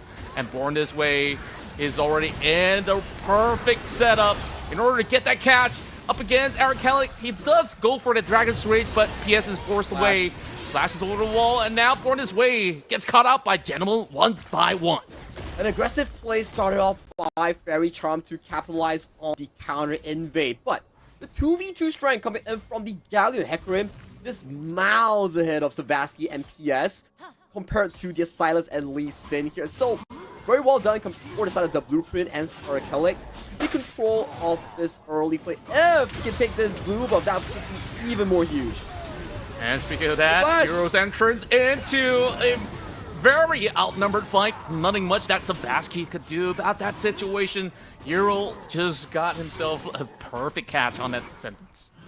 If you're Savasky, you're not going to be feeling good. You're playing a Silas, you want to be winning that mid game in towards the side lane, but you suffer 2 back-to-back crucial deaths, losing out the blue buff, losing out the red buff, and right now, it's looking like a very comfortable jungle lead for the Blueprint if he can pick up all the remaining resource in his own jungle side. True enough. Yeah, I felt like it's very understandable right now for the audience. Like, why was it tree banned onto the Blueprint? This is the reason why. And here comes the play into the perfect box to lock them right in. And just like that, they capture PS once more. And that's without the jungle presence as well. This gives the side of Team FF all the priority they need to focus down on this scrubs. And after this, it's depending on the Blueprint. Does he want to go for the Raptor camp that's possible here? The more you take away from the enemy, the more lead that you can earn. But beautiful Dredge back coming from Born This Way 7 into the ultimate here. Do they have enough damage? They do not. Yunara popping the ultimate, going in for that 1v1, but they do trade though. Oh, beautifully done, but there is that turret shot that lowers him down. Euro absolutely benefited out of that. And my boy, that was just the perfect 2v2 duel that we've just got to witness. And it's disastrous going in for Faerie Charm here because the shutdown went into the hands of Born This Way 7's Nautilus. It's not even in the hands of the Jinx that needs gold, but let's check down this replay here. Hook goes wide, so Nautilus immediately answers with the Dredge line here, but they're tanking turret, and this Jinx has no mana. And remember, just now, the Mega Death Rocket has been committed previous to this fight. So even if they get the 1-for-1 trade, kills go to Gentleman by one. But the return kill, this shutdown, goes over to the side of Born This Way 7. So it's not an equalized trade in favor of Faerie Charm. Yeah, you're absolutely right. Like, it could have been a very different story if Quick did actually have the Megadeth rocket, right? So, yeah, that goal factoring in onto Born This Way's pocket may not just go in vain because he comes back into the lane with the Vandal pipes already, and even despite so, it could have actually been so much more for the side of Quick. Speaking of which, they're going to be looking to get themselves some establishment into the deep territories of Team FF's jungle so that they could set things nicely for the next raid. Yeah, they need more defensive vision here coming in for the side of Faerie Charm. Make sure that there won't be any more casualties happening on towards Quick and Born This Way 7 because Jinx needs a lot of resource to be able to pop off later on in the late game here. So that's going to be their main concern if they want to try to scavenge this 2k gold deficit for the side of FRC. That's true, and you know, I felt like something's missing out of some of these Faerie Charm matches. Where's the emotes? I want to see those emotes. Born This Way. Maybe just the admins have to talk in this year because based on Born This Way 7's playstyle, he's too quiet. This is not him. This is not him. Oh, he's probably given a warning. He will oblige to it. He's gonna be a good boy today. So Euro now actually gets that death sentence though. Does not really yield all too much, but do they step into the trap? Not quite just yet. Eric in an awkward position, but will be pulled back into safety with the lantern. And now some party for FF. Yet to see a single form of an insect or a setup play here. Hook goes wide, doesn't land on towards the Thresh here. So this jungle control looks to be relinquished to the side of Team FF for a easy pickup on this dragon. And we see Big Side Wally though has to teleport back to match the defense against the side of LJW's Jax. Yeah, nicely read as well. Faerie Charm not willing to risk it for the biscuit, especially when Wally's already walked all the way down towards the pit and has to actually burn the TP just to get back to match up against the Jax. And the blueprint is just forcing PS to just continuously lose all these camps. Now, Quick, are you going to send another rocket is going to be the next big question. Wally prepared to also dive bomb if needed be. But despite goes through, PS secures it. Well, it's very good that PS actually secures it because before that even, there's already a 2-level lead for side of the Blueprint's Hecarim here and almost a 30 CS lead for the direct jungle matchup. So it's not looking too good at the very least in this early to mid game for this jungle 1v1. And weak side Wally doing a really good job on the weak side, making sure this Jax doesn't get too far ahead. And a very interesting one as well. That's a Dusk and Dawn Jax that's being purchased by LJW. Yeah, I think that we've seen this build getting a little bit more popularized where you just dish plenty of damage when you go in for that stun on the counter-strike. And of course, it does actually benefit the rest of his stats as well because it procs double on hit effect. So when you just activate that W on Dusk and Dawn, it's gonna absolutely hurt. So this Jax is gonna be cooking something huge later on. Yeah, if you can get towards the backline, if you can break through the likes of Yero and Eric and go for the Yunara coming in for that Team FF, that could be pretty huge for the side of FRC in finding a momentum breaker that they actually need. Because out of all the lanes right now that we're looking at in this game, Team FF is winning from jungle all the way to ADC. But hope go. Oh, we're gonna be just pouncing on the side of PS as they do have the box being placed into aqua territory, but the TPs come through. Sabaski hops right in, steals the ult from the Malphite, but he will be looking for Blueprint instead. The shutdown goes through. Finally, Sabaski makes that valuable, but he is in the worst of position. Will be given over on the side of Team FF. They are looking for a recommil, but not finding all too much. Still, both sides traded off, and of course, FF comes up ahead. Yeah, 2 or 3 in favor for Team FF here. Too much damage that's being contributed coming in from this Hecarim before he actually faltered in that team fight here. I hope we get a replay on what exactly went down because I think both ADCs positioned themselves masterfully, but it comes down to the members that's providing the DPS in supplementing whoever gets those big kills going into their pockets. Yeah, I just love for the fact that Blueprint is very willing to go in for a dive bomb if in situations where they got themselves in an awkward territory, and you saw it was just big plays. A big play. So we do see the initial exchange coming in for both teams, but Silas getting a nice unstoppable on towards multiple members here. And as of this point, the Hecarim, you thought he's going to be dying, but he actually laid out so much damage. And as of this point, you lost the Jax. You no longer have sufficient DPS. And topside, though, we see a 3-man taunt. There we go. The onslaught goes through as he looks to just deplete PS, and somehow he survives. The Blueprint has got nowhere else to run. The rocket goes through. Savasky lays another one down up against the Blueprint. Now, Shelly's available. A very dangerous situation for PS if there's going to be another contest, but I believe the fight's pretty much over. And FRC, they finally find some openings. A much-needed win for the side of FRC here, taking down one of the most step members coming in from Team FF and stunting the growth and the lead on this Hecarim versus the Lee Sin matchup here. And throughout that fight, Weakside Wally wasn't ready at all. We can see this play here. So the Gallia walks in, gets stretch line by the Nautilus here, lands a nice counter engage here. So at this point, Hecarim goes in. But take a look at the remaining members here. ADC, Yunara is not here. The Malphite is not here. So you don't have sufficient DPS to follow up the Blueprint's play on that Onslaught of Shadows. Yeah, very cheeky bush play as well to commend their efforts, as FRC definitely know that they will eventually rotate right into the pit. And just like that, they found themselves a really nice catch.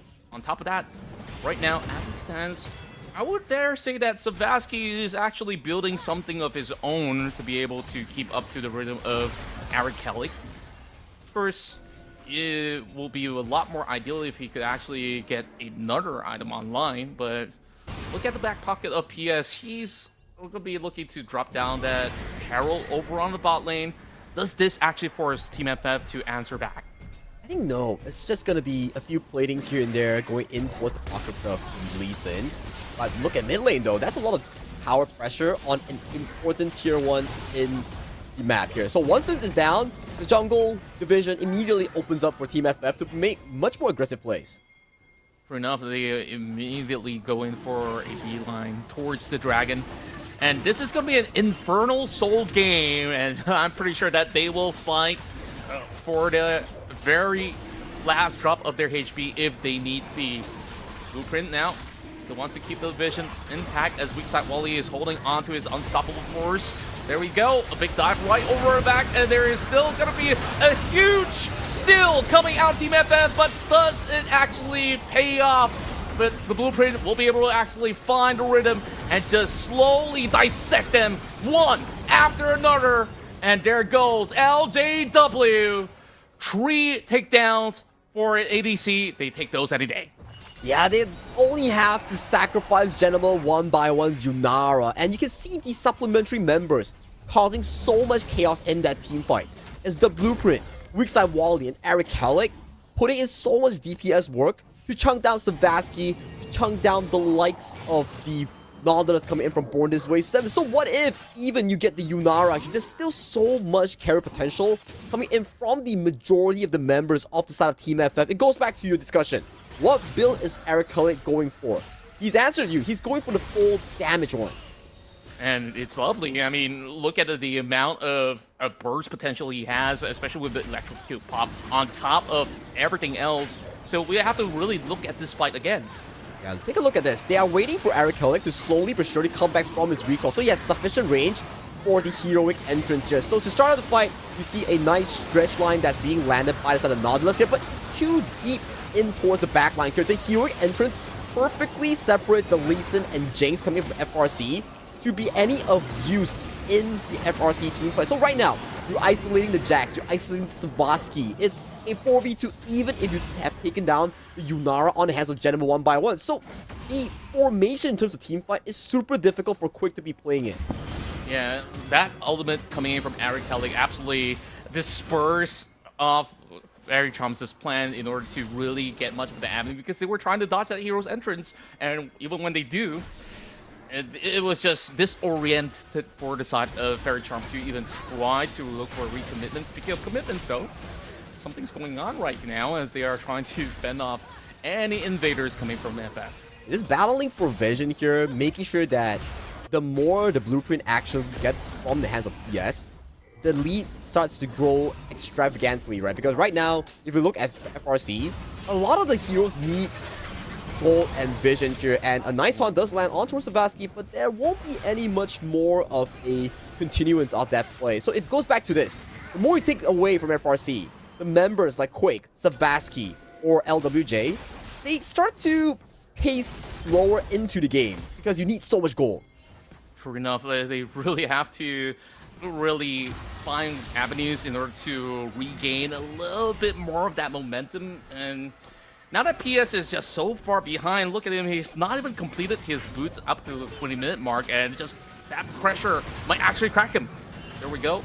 Just a little dash, and they're also trying to knock a couple of plates off the top side. Yeah, they're just banking in these plates, forcing this goal lead to be almost about a 5,000 in favor for Team FF. You can take a look at the items here. I would say that Wally is doing a heck of a good job in making sure that he takes less gold, but is funneling so much resource here. Take a look at the engage towards top side. Oh, Eric Kelly, he does have a lantern being set right by, but that onslaught stops him from even getting his hands on the lantern, and that puts Team FF in the worst possible location. PS now looking for an angle. He does not actually connect the Sonic Wave, and there is going to be Blueprint just trying to fight muscle to muscle, and Savasky is back on track to just take them out, looking for an ace, but the Blueprint is just a little too fast. And with that said, FRC opens up a potential Baron. They're back online right now, and Savasky finding a potential pickoff on towards the Blueprint, but it does scare him off from any potential of a steal on this Baron here. It was looking so darn hard for FRC to find an opening angle, but with that immediate pickoff on towards Eric Kellick into Hero, forcing a 3v5 in favor of FRC, they pick up this Baron with no contention. That was such a beautiful play coming in from Born This Way 7 on that Nautilus. Yeah, that call was just perfect because they absolutely understood, hey guys, Team FF, they kind of overstayed their welcome in our jungle, and they want to be greedy by just trying to take those plates off. Let's go for it. And, you know, overall, they just never backed down, and you just saw how they just answered perfectly into getting all these perfect dive bombs over the back line, and it doesn't really matter by the time that Blueprint wants it because they're going for another fight. Here comes the hero's entrance. Catching onto two, but where's the follow-up coming from the rest of Team FF? He's being stuck in between. Eric Kellick might not be able to survive, while LJW will be able to follow up. Savasky goes in, knocking him down with the unstoppable force, and the Quake flashes over the wall, and this is just helter-skelter, and Nays in kind, Fairy Charm, looking to break everything inside. You can't be taking these fights, Team FF. This is a Baron powered up Fairy Charm here, and they are getting everything that they need to put themselves back in towards this game through a 5,000 gold deficit just 2-3 minutes ago. They completely flipped the game, and right now they are back into control of this elimination game. Yeah, that was a little bit questionable on why they decided to also extend when they do have the Baron, and we gotta take a look at it again. I think that was once again a beautiful catch coming in from Born This Way 7, landing a crucial dredge line on towards the trash, forcing the heroic entrance coming in from the side of Eric Kellick. But look at the ultimate, the unstoppable stolen away by the side of Savasky, landing a beautiful 3-man knockup, setting the death sentence for the side of Team FF. That has got to be one of the highlights of the day. Savasky with a triple knock really sealed the deal where FRC could just absolutely crush them on that specific spot. And maybe if they just decided, okay, we just let Hero get caught and we just let it go. But that recommitment was so costly for Team FF that it ended up an ace. And not only do they lose out on a potential dragon, mid lane absolutely got crushed right through whether they like it or not. So Team FF is severely on a back foot. When I say severely, it's only about 2,000-3,000 gold lead of a difference right now. And it goes to a question here. It's Team FF's thing, where they play super well in the first 20 minutes, and the moment Baron spawns, something just happens to them, and it goes in favor of their opponents here. Remember their game just now when they went on against Team Triple S. It was super good. Eric Kelly was doing well, everybody was doing well, but the moment it hit 20 minutes, That's where everything felt in favor here. Flashblade on towards that LJW. It's just going to be a solo pickup while there is some action up against the top side as they chase over onto weak side Wally. But it's just buying so much time. As you see, LJW at least gets some chunk of damage through. So both top laners gone from the game for now.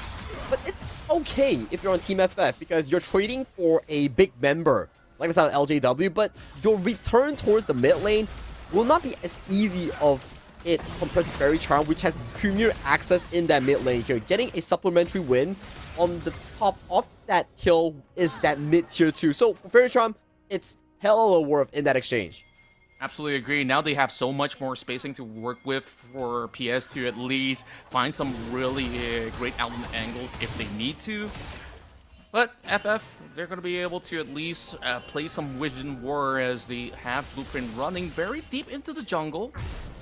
Oh, they don't want to run the risk of pulling another oopsie though, but Faerie Charm, they've already fully utilized the Baron power play and they've gotten decently rewarded out of the exchanges. I think it's about like a 7,000 gold recovery coming in for side of Faerie Charm. It was like a 4,000 or 5,000 gold lead for side of Team FF prior to that Baron oopsie.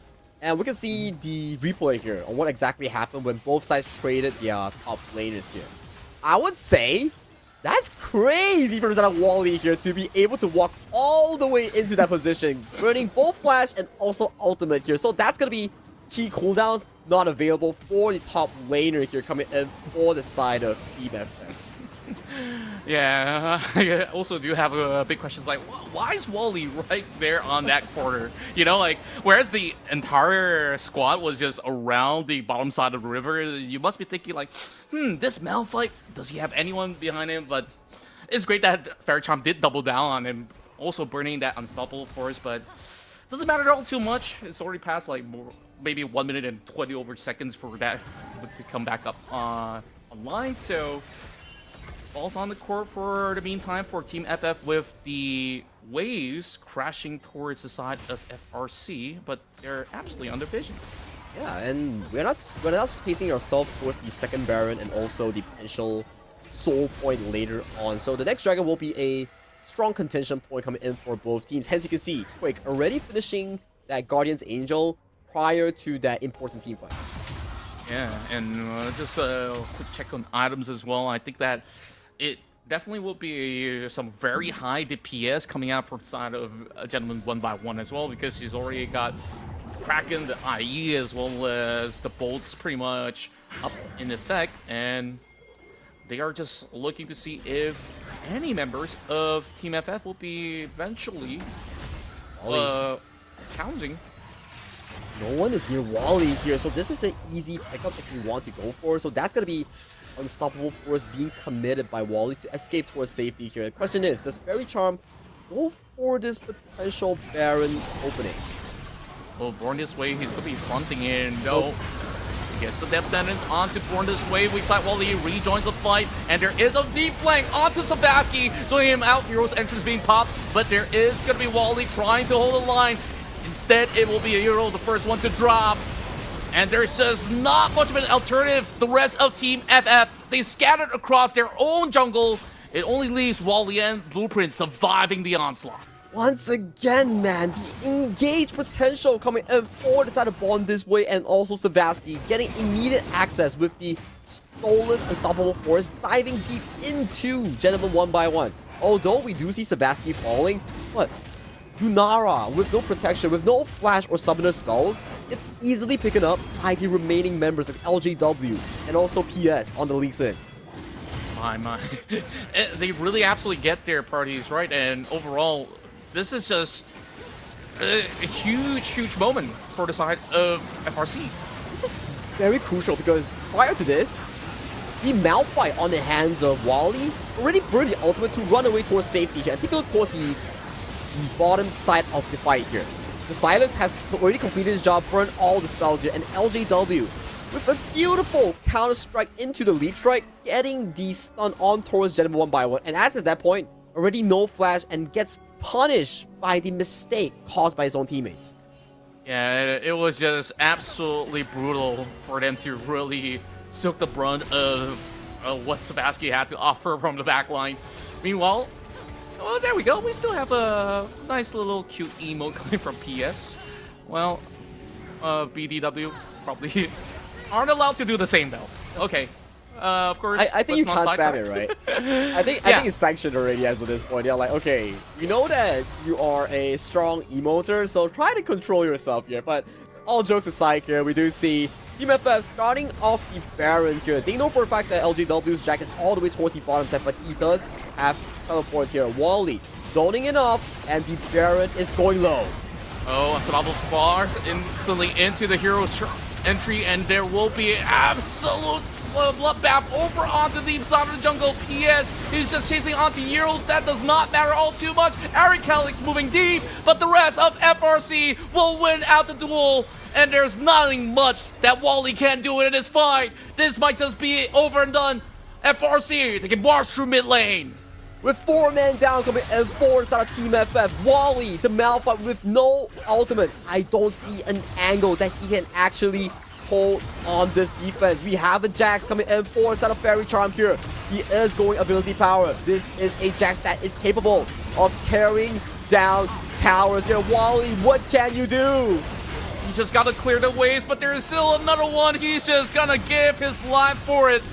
And Faerie Charm will book another meeting, this time up against Team Triple S as your second grand finalist in the Proving Grounds. Welcome to the grand finals. Faerie Charm, they once again proved that they are a respectable team to be scared of, because back to back in multiple tournaments they are in the grand finals, and right now they have to take on Team Triple S to defend their potential throne in the MYSG region here. Valiant effort as well towards Team FF, as they did showcase a very strong first 20 minutes until the inevitable engage coming in from Born This Way's Nautilus.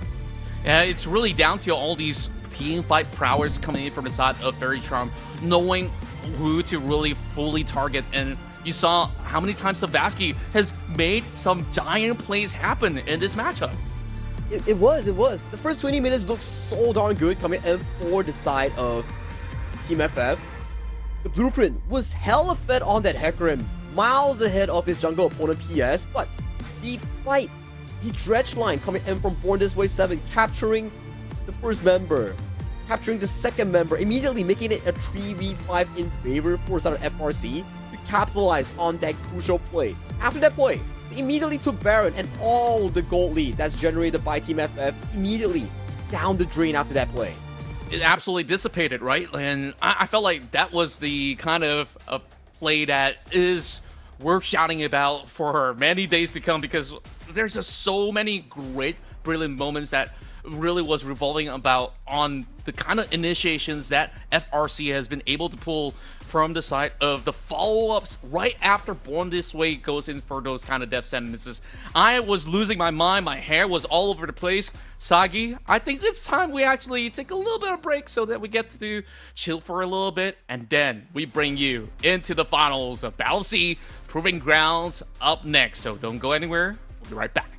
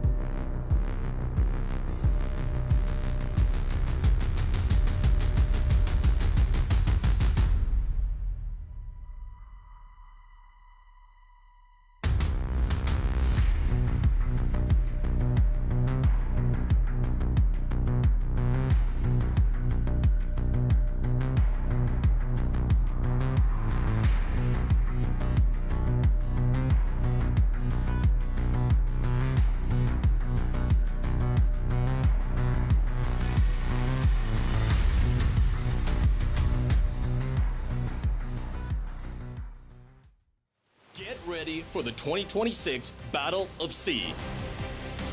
Across Southeast Asia, teams fight for their region and the pride of Demacia. They first clash at the Proving Grounds Community Tournament with only the best teams moving on to Rally Day for the ultimate showdown. They join forces with regional creators from Thailand, the Philippines, Indonesia, Malaysia, and Singapore to compete across all game modes. Summer's Rift, ARAM Mayhem, and Arena. They're just gonna sit by and watch, but perfect executions. Who will rise to glory and become the Battle of S.E.A champion? Grand finalist! Battle of S.E.A. And we're finally here in the grand finals of the Battle of S.E.A Proving Grounds. Once again, your boys are back, and we're ready for this big brawl in a best-of-3 format. And this time, it gets even more exciting, Sagi, because all the Fearless Draft rules is gonna be set right into this match. And for those who don't know, Fearless Draft, it has been introduced recently in towards the League of Legends esports environment, whereby the moment a champion gets locked in game 1, it can no longer be used by both teams until the very last moment of the BO3, BO5, whichever format that you'll be playing in. So in this exact format that we're playing in right now, for Proving Grounds, it's going to be best of 3 with Fearless Draft. The moment, for example, Jinx gets locked in by blue team, Jinx will not be available until the very final moments of the game. That's right, and of course, we've had the boys from Faerie Charm that has been able to duke it all the way from the lower brackets in order to book this matchup up against Team Triple S, as we got LJW, PS, Savaski, Quick, as well as Born This Way to be our finalists. Yeah, for our finalists right now, they did go through a rather rocky road, I would say. They went through the lower bracket, defeated Full Sense, defeated all their opponents to make it through, and right now, standing before them, the final opponents in this Proving Grounds, it will be Team Triple S. Thus, in the top lane, Arashi, Nekodes, Blaze, Philia, comprising of the bottom half of the map. And these two opponents, they faced off multiple times before, and arguably both sides have got great competitive experiences. Nekodesu used to play for Faerie Charm just, a couple months back, and, I don't know what the roster shift kind of looks like or what kind of composition it says. Hey, I'm joining Triple S because they look like the better team. And would you argue that it really is? Because so far, they've been undefeated in the upper brackets, and I think that the stats don't lie at all, because Nekodesu once again have shown that he is the premier mid laner of this tournament so far. And to your question, right, is it answered already? It somewhat actually is, because the team who sent Faerie Charm all the way to that lower bracket run was, in fact, Team Triple S themselves. So it really comes down to whether or not the Cinderella story coming in for the side of Faerie Charm can actually be realized in this grand finals, right? Because coming in from such a rocky road in that lower bracket, defeating teams like Full Sense, defeating teams like the WP Academy, and finally defeating Team Double F just now, you gotta wonder, they are pretty geared up for this final showdown against Triple S. Maybe this time in a BO3 environment, things could look pretty spicy and not as easy for Team Triple S. Definitely so. And over on the side of FRC, I think that they definitely had a great mid laner on their side as well. You saw last round how much Savaski has been able to dish out in all these team fights. So you could definitely see like some of the champion pool is kind of shared, not only in the mid lane but also in certain other lanes, because Dust also do have a very versatile pool to sometimes even go on those carries on the top lane. So without further ado, let's kick off with game 1, as we've got very quick bans from both ends. Faerie Charm takes out Vi as well as Jarvan. A lot of engaged tools taken out.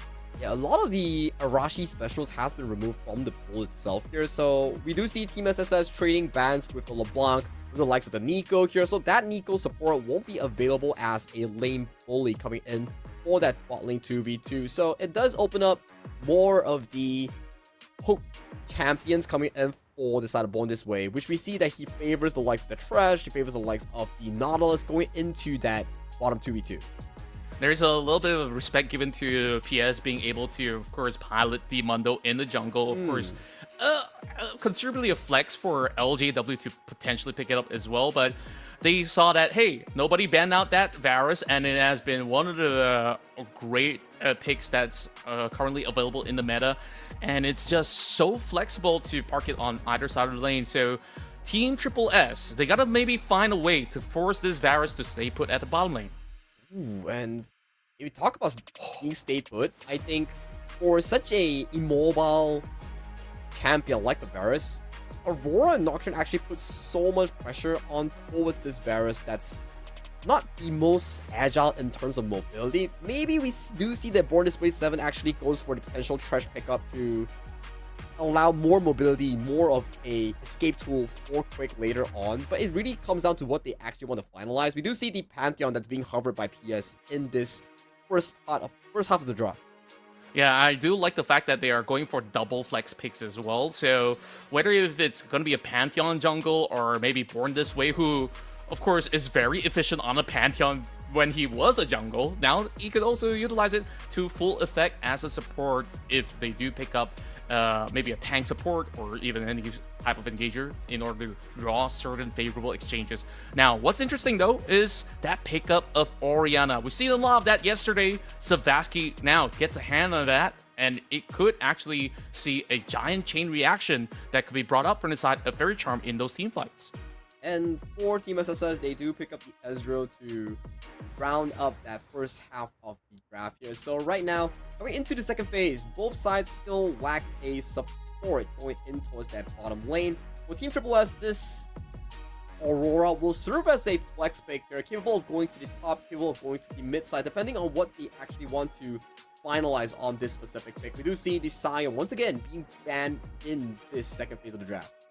Yeah, I think like it's definitely crucial to really remove as many meat shields as possible, whether it's going to be a top lane or even over onto the support role. So Faerie Charm maybe has a little bit of edge to kind of flex this Pantheon in essence. So that's going to be a ban onto a Leona, since you've already mentioned there's just so many dive options for the side of Triple S. You don't want to also have another Leona on their pool. Yeah, which is true, right? So most of these divers, I do imagine that maybe potentially Nautilus, maybe potentially the Alistar might be on the ban list coming in for the side of Team Faerie Charm. For Team Triple S, it's more on the potential top lanes that favor for the side of LJW. Those will be removed from the pool from the hands of LJW in the 4 and 5 pick later on. That's right, and now down to the final ban.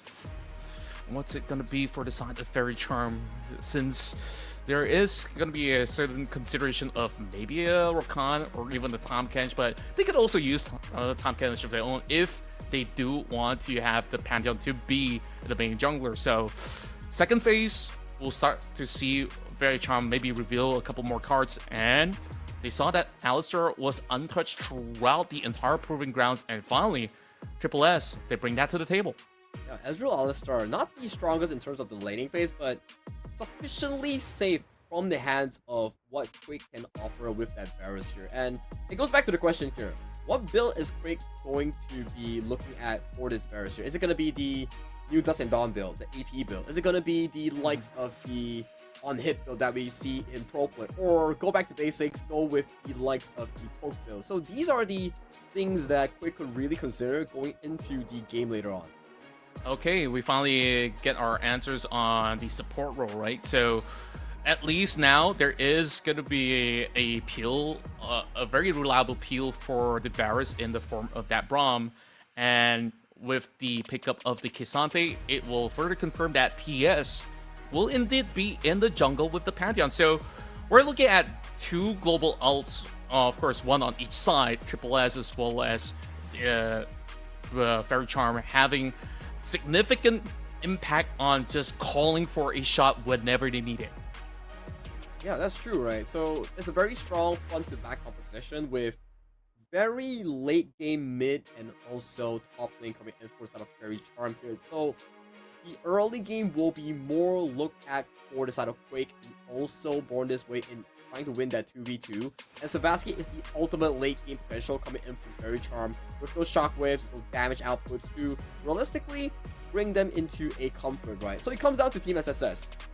Does pick this Aurora or you pick a better mid lane? Sure, the answer is they want to put Nekodes with this Aurora and then pick a counter matchup for Dust with the Gnar into the Cassante. I think it makes so much more sense in essence, right? Because you could just MR stack and then this Aurora will not have much of an impact in lane, so it's better to actually have that Gnar to be able to at least neutralize this lane and then look for those big engagements. When you do have that Mega Gnar up available, you can already see the heavy displacement potential in the team fight. So it may not matter all too much if you get a nice shockwave to connect to 2 or multiple members, that at the very least you will have that Alistar as well as ideally the Gnar to be able to do their job right, and they should be able to look for those big engagements up against FRC. Comes out the laning phase as well, right? And at the very least, in this draft itself, we do see a much more aggressive jungle setup coming in from PS. So PS will be actively looking for the plays, while Arashi, he will be trying his absolute best to scale for that first Paranoia, the level 6 ultimate coming in from the Nocturne. So both junglers have a very distinct playstyle. It comes down to who can get active as fast as possible. That's right. Overall, in the terms of laning phase, bottom side is really pretty much going to be a stalemate situation unless there's going to be, of course, impact coming in from jungle or even mid. Whereas top lane, I would say maybe early game that Gnar is going to be able to at least have some form of safety net because it's a ranged top anyway. So it is definitely going to be very interesting. But mid lane is where all this kind of duels take place because it is absolutely a skill matchup. Arguably, Nekodesu does have some burst potential as well as more mobility compared to the Orianna. But hey, once he gets caught with some of all these big shockwaves, it could change things. Laning phase is too important coming in for both of these teams right now. At the very least, I do think that Triple S and Faerie Charm, they cannot let go of that mid and also bottom lane duo matchup. The moment one side actually loses or suffers a big enough lead that could potentially harm the jungle equilibrium, it could put either team into a much more peculiar state because the moment, let's say, a Nocturne does fall behind, some of your caps get invaded, you delay a level 6, you miss out your first important Paranoia. If you're Arashi, you're not going to be feeling it because you need that early game execution to make sure that you get that level 6 and start being active. Indeed, and here we go into the very first match of our grand finals here in the Battle of S.E.A Proving Grounds. Is it going to be Faerie Charm or Team Triple S to be the representatives to be moving into the rallies of our action towards next week, where we'll be joined with your favorite creators from all across S.E.A, and of course, there's going to be familiar faces that have participated from the rest of Proving Grounds to represent each respective region. So we're finding out who is not only the best in MYSG, but throughout the rest of S.E.A. Yeah, the Proving Grounds is really where you actually prove yourself. And what better way than to duke it out with the two best MYSG teams, because you have already conquered all the other regions here. And right now, it's a battle between these two teams to decide who's the strongest in Malaysia, Singapore as a 5-man stack. I mean, I don't want to pick sides because I personally have watched all these players grown throughout the years and maybe even in recent times. But this is a very cheeky start with Quick landing a beautiful E to get some chunk of damage to kick things off. Immediately also respawns coming in for the side of Blaze to land that Mystic Shot right towards his face here. So this bottom lane will be dependent on the supports to see who can they actually set up. And the Braum land a good Q. Can the Alistar land a good pulverize? It really depends on who gets the perfect setup for the ADC. Yeah, and that's where we talk about that level 2 spike, right? If you give Philia an edge to reach level 2 first, he's not going to waste any time with the hit pulverize, and that might quickly change things up against this duo down bot of FRC. Level 2 already have a pulverize landing on towards both members here. A bit of a chip damage on towards that of Born This Way 7. Immediately, some of the heal pop by both supports to keep your team healthy and available in that 2v2. Yeah, I love the fact that Born This Way immediately reaches out for the next available minion just to hit that level 2 as well, so that they can keep things steady at the very least, and just instant reaction for them to keep the lane state healthy with the heals. Meanwhile, as we have assumed, this is just huge areas of control for the Gnar in the early game up against the Cassante with the range advantage. And you can see towards the mid side as well, right? Top side, it's pretty 50-50. Cassante not having the push, but still able to pick up some of these farms that's crashing in towards the tower. But mid lane though, Sebastian doing a really good job in picking up some of these last hits compared to Nekodes. That's right. These two have definitely met a lot in the solo queue climb back in the past, maybe in the present as well. Of course, Savasky, revered as one of the best ADCs now, matches up to Nekodes, arguably the best mid laner across MYSG, and he's really holding to his own. And in fact, he's actually playing super aggressive on this Orianna. Yeah, he's just matching blow for blow, making sure that he gets value from all these command balls, right? So making sure that this early game is not going to be as easy for some Nekodes that actually have to on the Aura. You can see Arashi finishing up his first clear here, trying to get that Swallow Crab that has been finished up by PS here. So that's going to be an easy pickup for the Pantheon. Yeah, just 1 second late into a potential contest to try to steal that away, but it doesn't matter all too much. It did manage to secure the ones over on the bottom side. So everything's pretty much even Steven from the jungle end. And we go back to the exchanges down bot. And you did mention early on, the pairing does actually favor FRC as compared to Alistar and an Ezreal combo. I feel like the Ezreal Alistar comes online when we see the first Grubs fight that's going to be happening over to the top right.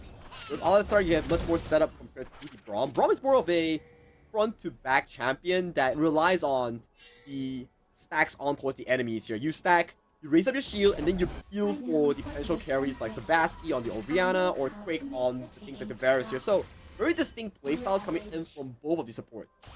Yeah, and remember we talked a little bit on displacements, and now I start to also ponder the amount of displacements that FRC also does have when they do reach level 6. You got the all-out coming in from LJW, you got huge smash coming in from the Braum, and of course the Shockwave as well. So I think like these tools absolutely could control a team fight if they land nicely. But speaking of which, Arashi now looking for opportunity, forces the flash away from Born This Way. Ooh, very rare of a Noxian to be able to find such a nice gank angle here. So that's going to be flash committed from side of Born This Way 7. That's going to be a big cooldown as well for the support coming in for side of FRC. And Arashi already doing a lot of a pressure play as a immobile jungler in the early game. Yeah, and that sets up really nicely for him to just merely call for an early take on this Ocean Drake. First trick though, so we gotta still keep in mind what's gonna be the soul point, but Ice Lemon Tea, merely flash, expecting a gank. Yeah, PS just casually aura farming in the middle of the river. Just standing and like, okay, you have to flash. Okay, you flash, you shake on that, and then I'm just gonna back off. It's a fair trade, right? Like, It's a fair trade. Ice Lemon Tea, yeah, you still get your wave priority in that sense, and it at least buys a little bit more space for LJW to at least call for recall back to base, get a couple items up to be able to soak a little better up against this Gnar. It's true, it's true. And as of this point, I do think that the Gnar is actually doing a really good job getting that almost a wave worth of CS lead against his lane opponent here. Exactly what you need to be doing. And Savasky actually doing a very good job as well towards the mid lane, neutralizing the early game prowess of the Aurora with the electrocute. Yeah, and I also do like for the fact that if we take a look in the mid lane as well, oh, there we go, Shockwave connected. But of course, coast is clear. Nekodesu does not need to force a flash or so. He still has his W online. So I was about to point out that he actually completed his Sorcerer's Boot first and foremost. So in terms of maybe power spike, maybe slightly less compared to that Orianna, who's been able to already get a couple tomes, already working on to maybe a Luden's Echo or some other items. So of course, we have to see what will be brought forward later on when they really do commit their first item. Yeah, and as of this point, it's a very stable lane phase coming in from both teams. Nothing too crazy that's happened thus far. We want to see where's the first gang going to be. Is it going to be the Pantheon? Is it going to be Arashi on his level 6 here, but all out committed towards the top side though? Oh, is it going to be a full connection? Because Ice Lemon Tea, he does not have a charge for the Mega, Nice but he is still trying to wait for his E to come online. It's first blood for LJW. Cause and effect applied on towards Ice Lemon Tea's Nara here. Not having the best of the time here, being solo killed by LJW's Cassante here. What a beautiful engage coming in from the top lane of FRC. Yeah, and he's like, okay, I see you with the call, and overall, like, that call for him to really go all out was just beautiful because that wave was overextended towards his side. He has absolute control, knowing that he does not have the flash as well, since PS has blown that one up, so just was one for the taking. It was one for the taking. It's what we talk about, right? Like, he burned the flash just now when PS showed up top lane. So it puts him into a much more dangerous position here. And for the side of LJW, he found a very good angle in jumping on towards a flashless Gnar. Flashless Gnar with no E, it's like an AD carry. You don't really have mobility to actually escape here. But bottom side, though, Quake is in danger. You mentioned about the AD carry, and he's absolutely defenseless. One shot was all it takes, but it's actually Feelia that secures it instead. So, yeah, it's still value for money in essence, and that is Paranoia already committed, but Fairy Charm finds a different form of value by securing the grubs. And this is going to be a tough angle for the side of Quake here. The next 5 minutes, he won't have the flash to defend himself from potential flash pulverize coming in from Philia, or the Paranoia second cooldown refund here. So, this AD carry, he's going to have a lot of eyes on him, especially from Arashi and also Philia. Indeed, and honestly, I don't know how does he actually get out from that gutter if so be the case in point where everybody jumps onto him, so maybe he has to just rely on Born this way to completely peel alongside with Savasky. But at the very least, now without major objectives over the bottom side, they are free to slowly get back on track, so to speak. Yeah, and the first dragon goes over in favor for the side of Team Triple S, but for the side of PS, out of that dive that we saw towards the bottom side, he did get the grubs in as a return consolation prize for them here. So if, let's say, we do see any form of push, it may favor more for the side of Fairy Charm here. But let's check out this play here. That's a nice flash coming in for the side of the ADC, but you are against Tree Man. That is just a play that you have overextended yourself into.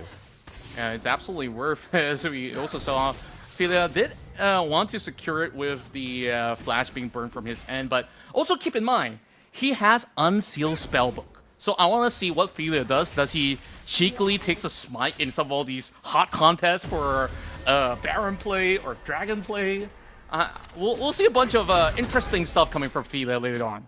The double smite could prove really useful, as we've seen some of these teams, they love to flip the Baron. They love to go for those aggressive Baron takes when the game is in a much more stagnant position. But right now it's at 10th minute mark here. Second dragon is about to spawn in about 1 or 2 minutes here. So that's going to be the next... Oh, it spawned now. So this next upcoming dragon will be the next combat point coming in for both of these teams. As you can see, junglers has paced themselves towards this bottom river here. And more of the control has been relinquished towards the side of Fairy Charm with the Pantheon in the bush.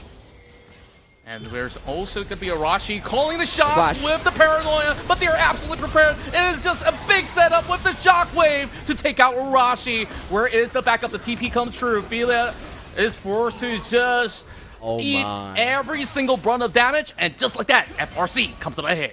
They're on the table right now. They not only get the kill on the jungle and support, they also get the grand prize of this Inferno Drake going in towards their pockets here. It was so ready here. They were knowing for the fact that, hey, next play that Arashi will be doing will be on the flashless Varus here, because they know for a fact that this Varus has no escape tool, so they've utilized that information installed in Arashi's mind to use it against him. So that's how they actually got such a nice counter gank with the dragon.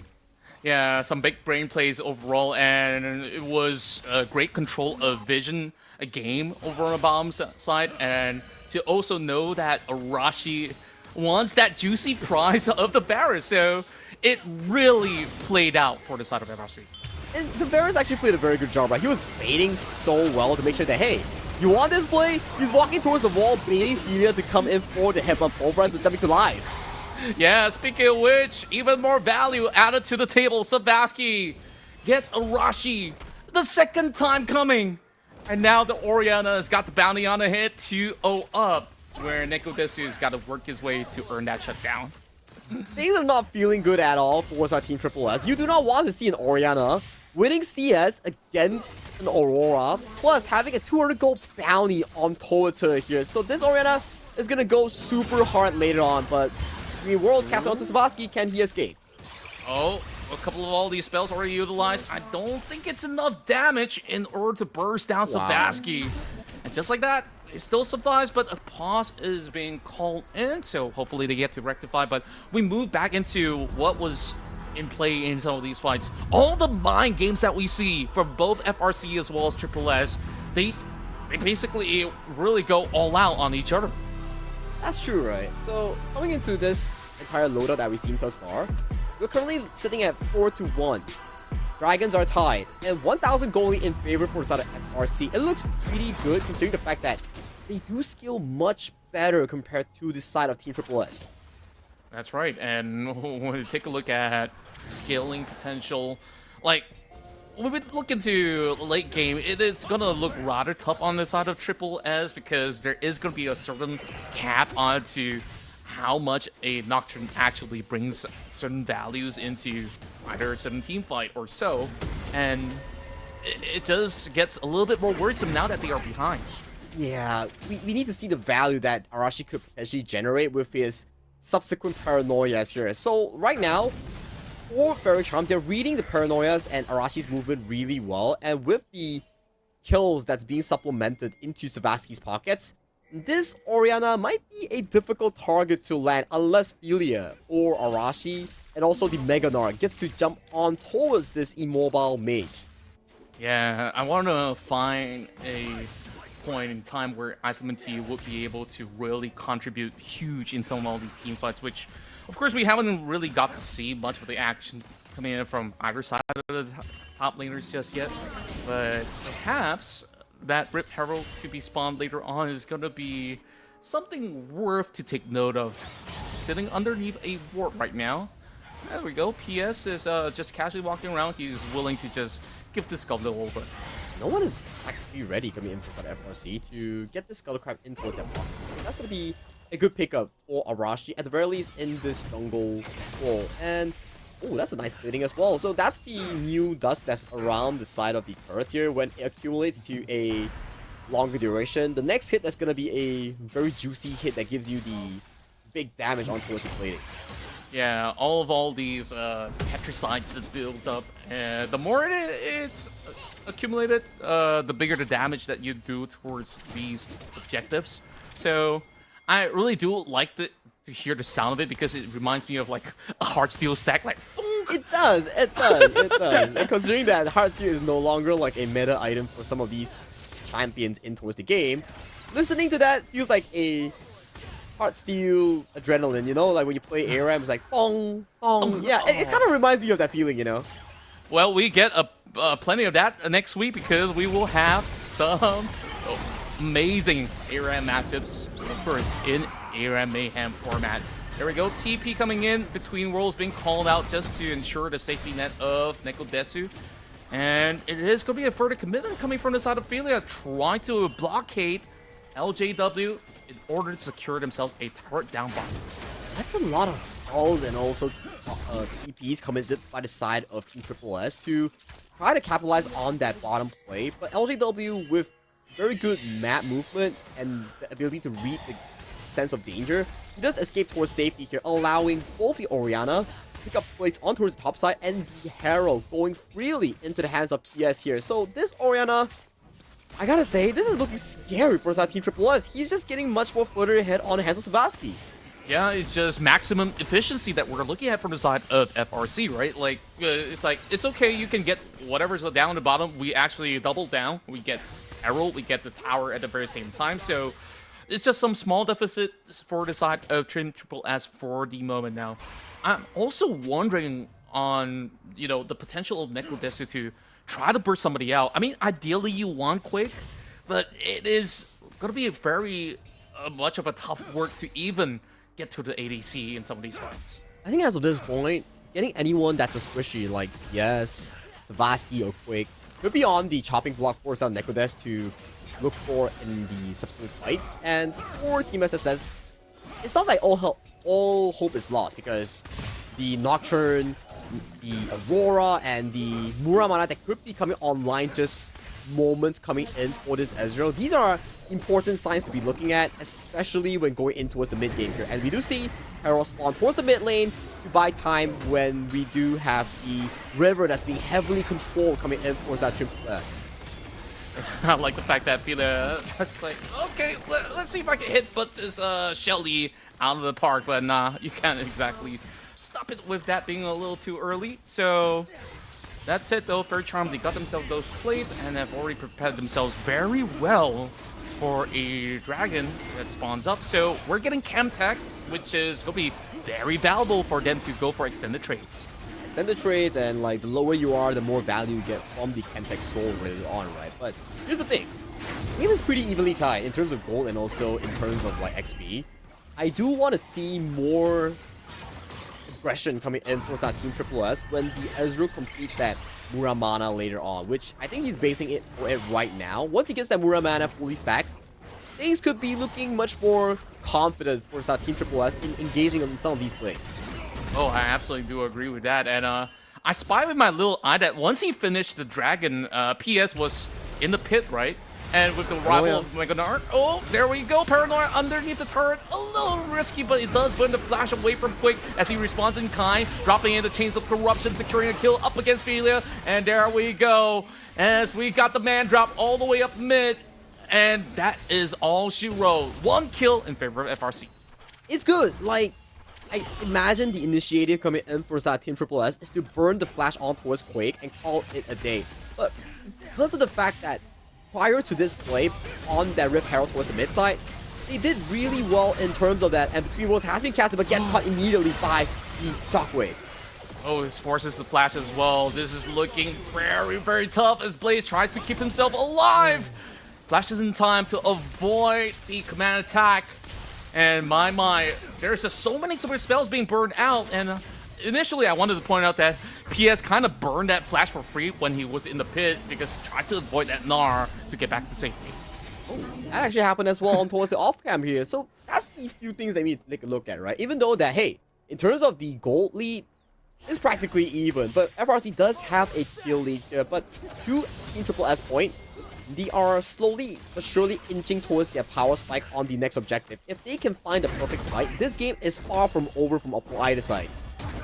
Yeah, you're absolutely right on that. And you did talk about that Manamune stacks was required. And we've already got that item up online. Ice Lemon Tea now goes in for the full chase, charging up the Mega Gnar, and it is about time for him to go all out. Is he going to find an angle where he can just displace him off the walls? Just in the nick of time, he builds out of that, so they call for a truce. Calling for truce here, just baiting out spells that are deemed to be needed here. And as we inch towards the 20-minute mark, Baron Nashor has spawned towards the top half of the map here. Imagining that will be the next upcoming objective for both of these two teams to be eyeing on. Oh, it definitely will be pretty spicy if they decide to really call the shots very early on. For now, there is going to be that Skull spawn as well. Something that's worthy to secure. Ophelia walks right into it.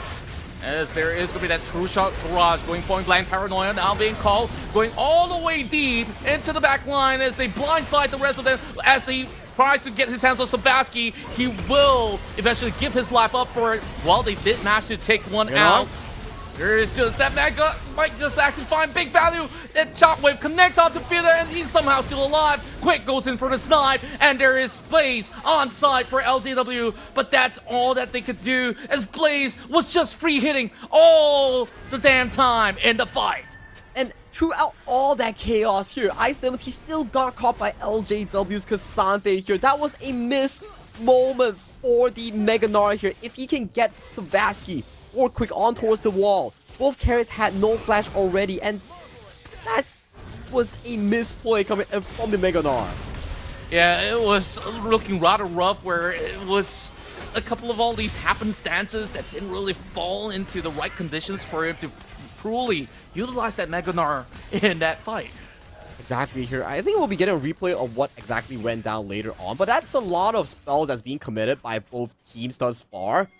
And the Orianna is slowly working herself towards the third item here, potentially the Voice Staff, or potentially some items like the Zhonya's Hourglass to fend off better against Arashi. Because Arashi, although he did falter in that fight, he has already completed his job. Get the flash from the Orianna and allow the side of Dust to come in with the Mega Gnar, but unfortunately, just a bit short from the wall. Yeah, true enough. He also did put just about enough pressure onto Quake to put him into a less favorable position as well. So that being said, they did at least go in for a much better trade for the side of FRC, and now getting some really nice setups all the way through the top quarter of the map with those vision. Want to see if Triple S, what's going to be the ticket back into this game so far. Nekodes, interesting enough, this is one of the games that I haven't seen him pick up any kills nor even assists. Not saying it's bad. I know that eventually it will come for Nekodes, but he's got to find the right moments. He doesn't have to find the right moment. It's just like Dust on this Gnar. He needs to find the perfect moment in getting a setup. Be it Quake or Savasky, either one works, or even isolating Lobop here. So those are the requirements here as we check out the replay here. So the Alistar on the hands of Ophelia gets engaged on. Let's pop the Unbreakable Will, getting a beautiful setup. As we jump into his live, both teams are looking for the objective. Ophelia does actually get the pulverized through. The Grand Skyfall comes right into the picture with the smite, actually favoring Triple S to secure the dragon, but the fight continues on. Quick, getting some really decent angles as they slowly chunk down Ice Lemon Tea, and Nikodesu, he does actually get a pop right through, but he's getting chased to oblivion for a double in the hands of Quake, and I believe that's just pretty much set and done. 3 for 1 in favor of Faerie Charm. The on-hit Varus, the machine gun, just piling on the damage on all these members here. So what if you get the kill on towards Savasky here? This Varus was left untouched throughout the entirety of the fight ever since that Nocturne ultimate. He was just gunning down the members of the side of Team Triple S. The Gnar, finding the Gnar on towards the tank members like PS Lobop and also LJW. This gives so much room for the side of Quick to do so much DPS that they need. Getting 4 quick kills in towards the pocket of Faerie Charm and also the Baron Nashor. With 3,000 goalie on the line, this is the start of the Baron power play. That's right, and I'm afraid this might just be a firm chokehold coming out from inside of Faerie Charm, because we talked about, you know, needing those early leads, needing to really propel themselves ahead with some snowball effect. Now it's slowly hitting towards that late game mark where you don't really have as much impact on that Nocturne. You don't really have too much impact. Well, you're going to be an Ezreal versus Hisante in a weird 1v1 scenario. You're not going to do much. And take a look of this exact fight, right? We do see this fight has been started off with a potential Smite War. Alistar goes in, Hepa pulverizes the Braum here. Smite goes into the favor of Arashi here. So this is the one spell that has been used by Varus. Flash and Ghost expanded here, and that's at this point. No one could go near the Varus here, and this player, Quake, he's just gunning every single member down when he fully stacked the Gunsus and going back to life. You get another kill on towards Arashi. How did it happen? Why did it happen? Well, we gotta, of course, hold on, pop back, because we got that all out, pulling Nekodes all the way back underneath his inhibitor turret while they secure themselves 2 towers at a go. Yeah, 2 towers at a go.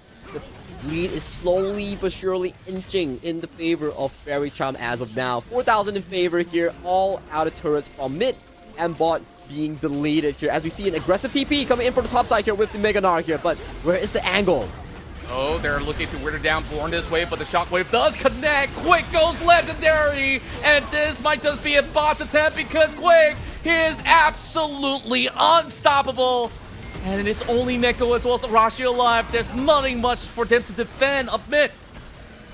The idea was great. The execution was nice. They found the perfect Hepa pulverize to send Quick into the backlines of Team SSS. But the problem is, Arashi was down in that team fight. It was a 4v5, and right now, faltering that play. The base is wide open for Faerie Charm's taking. They are looking for the potential end.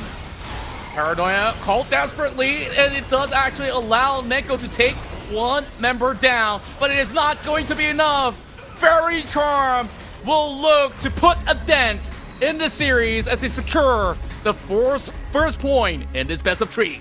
9-1 on 5 on that Varus pick here. The machine gun on hit Varus. He really did a masterful job in positioning himself despite being targeted so well by the side of Arashi. Every single fight, you see the Paranoia just straight piling on towards the ADC coming in from the side of Fairy Charm. And you know, for a fact that in the late game, he popped off, especially before that Baron fight.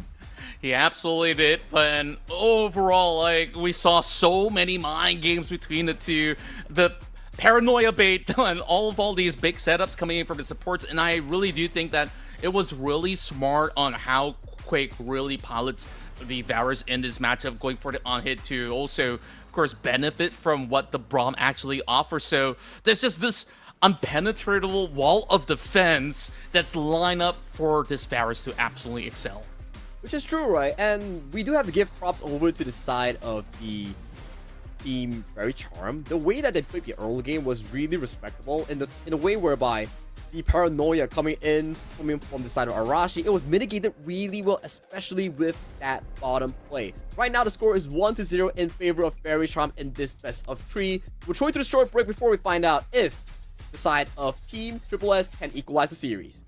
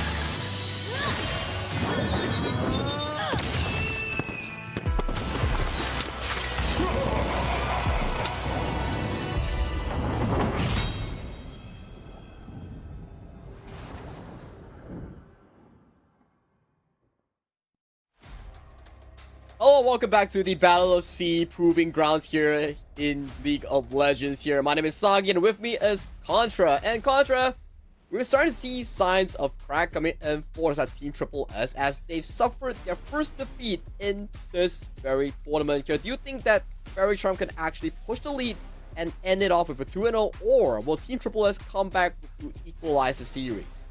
I honestly don't have the right answer for you, Sagi. I mean, ideally you want to see all 3 games being played out in this best of 3, but with how well Faerie has been able to display the team fight potential as well as the kind of ideas that they pulled out up against Arashi in that previous game up against the Nocturne, it really was the stuff of legends. And now they're on the back foot. Team Triple S will need to find a way to double down, get 2 wins in a row in order to keep their hopes alive for this tournament. So that being said, they start things off once more by banning out that LeBlanc from Sebaski. And LeBlanc, Nico, some of the champs that has been previously banned away from Team Triple S on towards the red side has been removed from the pool. And you can take a look above the bans. Those are champions that are under lockdown by both teams that's being affected by the Fearless draft rule. So all those 10 champions won't be available coming in for both teams in this game too. Yeah, and this is where things get a lot more interesting, right? Because they gotta also think about, okay, now that without some of all these champions that's available, maybe something like a Rise can be played out without the presence of Orianna. There's just so many of all these variations that they could actually pull out. Team Triple S, they immediately look for a top laner in the form of a Rumble. So thus, we've seen him really do wonders on the Rumble before, and so far, he has not really let pressure crack upon him, and Faerie has got to look for ways to either outtrade it or just power through.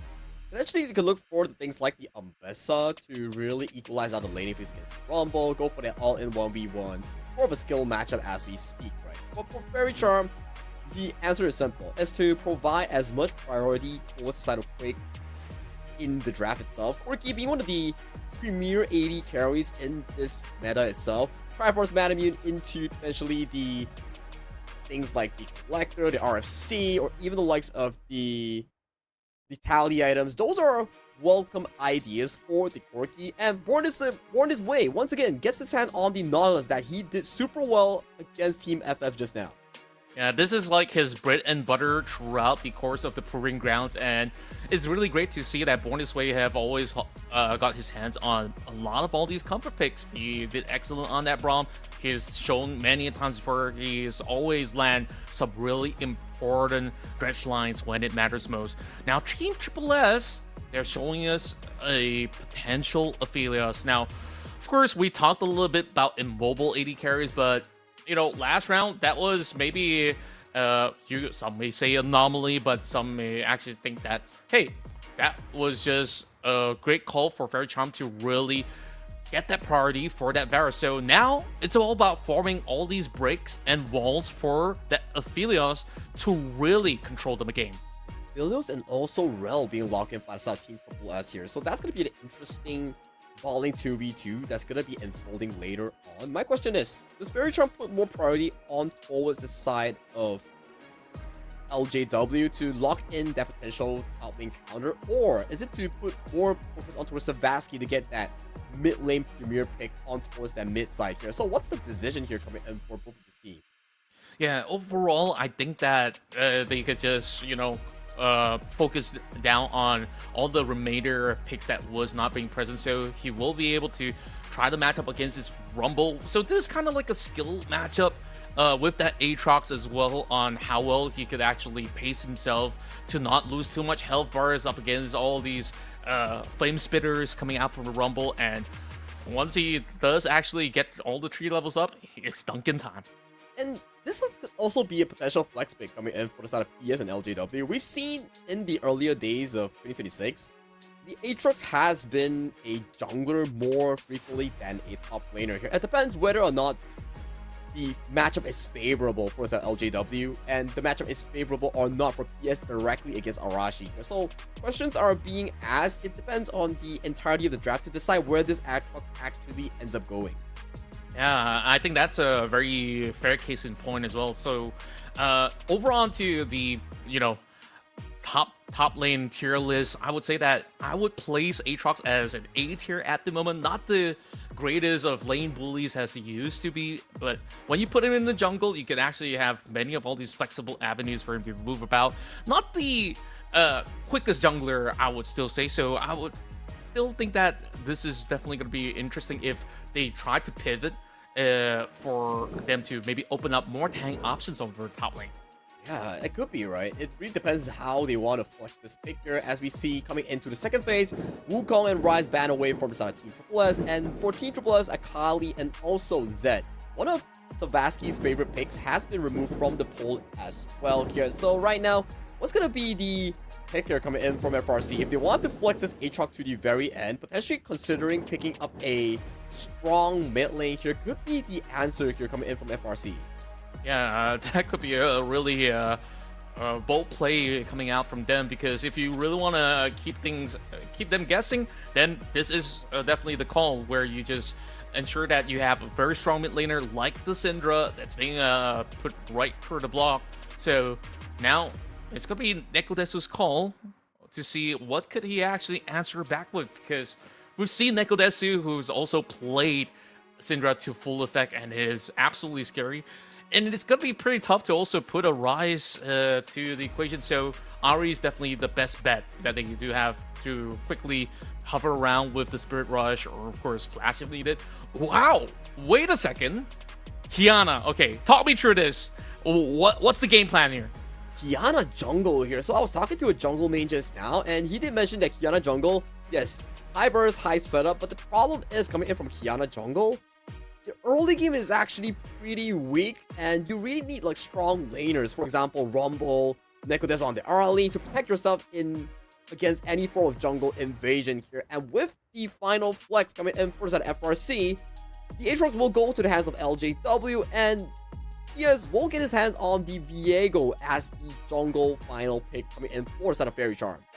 I love where this is going. Triple S, they hold nothing back, because once anybody gets clipped by Kiana's ult in some of all these fights, the equalizer goes through, and of course, you got the Aphelios, who's absolutely ready to also throw in everything he's got. So Faerie Charm, they also do have the game plan of their own. If they can look for those kind of pickoffs and isolate certain targets, then you can have some really big plays, especially if you have PS to absolutely snowball on this Viego. Which is true, right? Both junglers not the strongest in terms of the early game here, so both can scale towards their own expectations here. To me, I do think that FRC has a much more solid draft in terms of laning, in terms of the mid to late game. So it really comes down to Team Triple S. Can they get the team engaged here? Does get that beautiful equalizer to set the pace coming in for these team fights, to stop the double refresh coming in from PS's ultimate or LGW's World Ender, right? That's right, and overall, of course, both sides have really good late game insurance on their ADC pickups. So in terms of crowd control, I really do like what Team Triple S is actually showing us right now, because every single champion on their side actually have a crowd control of their own. It really does give Faerie Charm maybe a second kind of idea of how to really navigate on some of all these potential fights, and that might actually hinder them on some factors of decision making. Which is true, right? It really comes down to how they actually play out the mid-game later on. In terms of mid-game, I do want to give props over to the side of Team Triple S. Way more consistent in terms of the setup here. It boils down to a few things. Can Filia find a perfect engage? Or can Nekodes and Arashi, the mid-jungle duo, find the perfect assassination onto key members like Savaski, Quick, or even PS? Because once they get charmed or set up by the Kiana ultimate in the river onto his walls, they don't really get to survive from the up-and-coming burst coming in from such a strong lineup. Indeed, and overall, when you want to see what are some of all these key factors in order to really propel Faerie Charm ahead, I mean, if it's going to be a top div with the Aatrox absolutely dumbstring a Rumble, that's going to be something that really opens up avenues. But more often than not, we know Dust is not going to be a player to be easily pushed and shoved around. So we're looking at a couple of factors for the Syndra to also land some of all these very crucial stuns onto maybe multiple targets on those team fights, that could absolutely change things as well in order to really open up potential play for Faerie Charm. I think it comes down to whoever gets the first kill, right? For Faerie Charm, you need to get the Viego resets in. You need to see the setup coming in from like what you mentioned. Savasky scatter weak on the Syndra, or Born This Way with a beautiful dredge line that we've seen that he's been really capable of over the past 2 days, or Team Triple S, Nekodes on the Ari, or the Tiana on the hands of Arashi. These are key important targets to be looking at in terms of playmaking here. So it comes down to whoever gets the better engaged and whoever gets the opening hand in those team fights. That's right, and when we take a look at Team Triple S's ideation is that, okay, all they really have to do is find those nice angles where FRC gets himself clumped up, because you will see that chain reaction from the Magnet Storm into that full combo from every single carries out of the side of Triple S to just really unravel everything that they do have up against the rest of Faerie Charm. This might just be the very final game of the night if FRC takes the win, or can Team Triple S bounce back to neutralize the series to bring us to Game 3. Both storylines remain interesting coming in towards this second game of this best of 3, so we leave it to the players to duke it out to see who really claims supreme in this game number 2. We move into the Rift, potentially for the final time of the night, ladies and gentlemen. And of course, thank you for all of our dear hardworking co-streamers as well as our creators that's been, of course, having their own watch party. And of course, we appreciate all of you guys viewing this from each respective platform. So show themselves, show you guys a little bit of a love. I don't know, I'm kind of losing some of my thought processes. It's been a long day, but I'm pretty sure some of the creators, they've been enjoying the rally so far. Speaking of rally, next week, that's where our creators will be joining us for some fun times in ARAM Mayhem. Yeah, ARAM Mayhem is always fun, right? But the thing about ARAM Mayhem, that the players will be playing the rally day, it really comes down to what type of augments that you can get, and do you get the Stackosaurus per se. But we leave that towards next week here. We put our focus in towards this up-and-coming game with the highlights coming in towards the mid lane with very aggressive trades already ongoing by both mid laners. Yeah, I'm just going to go back to that point as well. It's like, oh, what kind of augments, right? All I want to see is a question mark ping. And then I'll be satisfied, because that shows that, hey, they've grinded some ARAM Mayhem to know what they're doing. So, okay, yeah. And then now we move back into this equation that you talked a lot about the importance on both sides of the jungle. So if that Kiana gets that lead, what happens? And if that Viego gets the lead, well, we also do know that it is going to be a very huge weight being put on the shoulders of the side of Triple S too.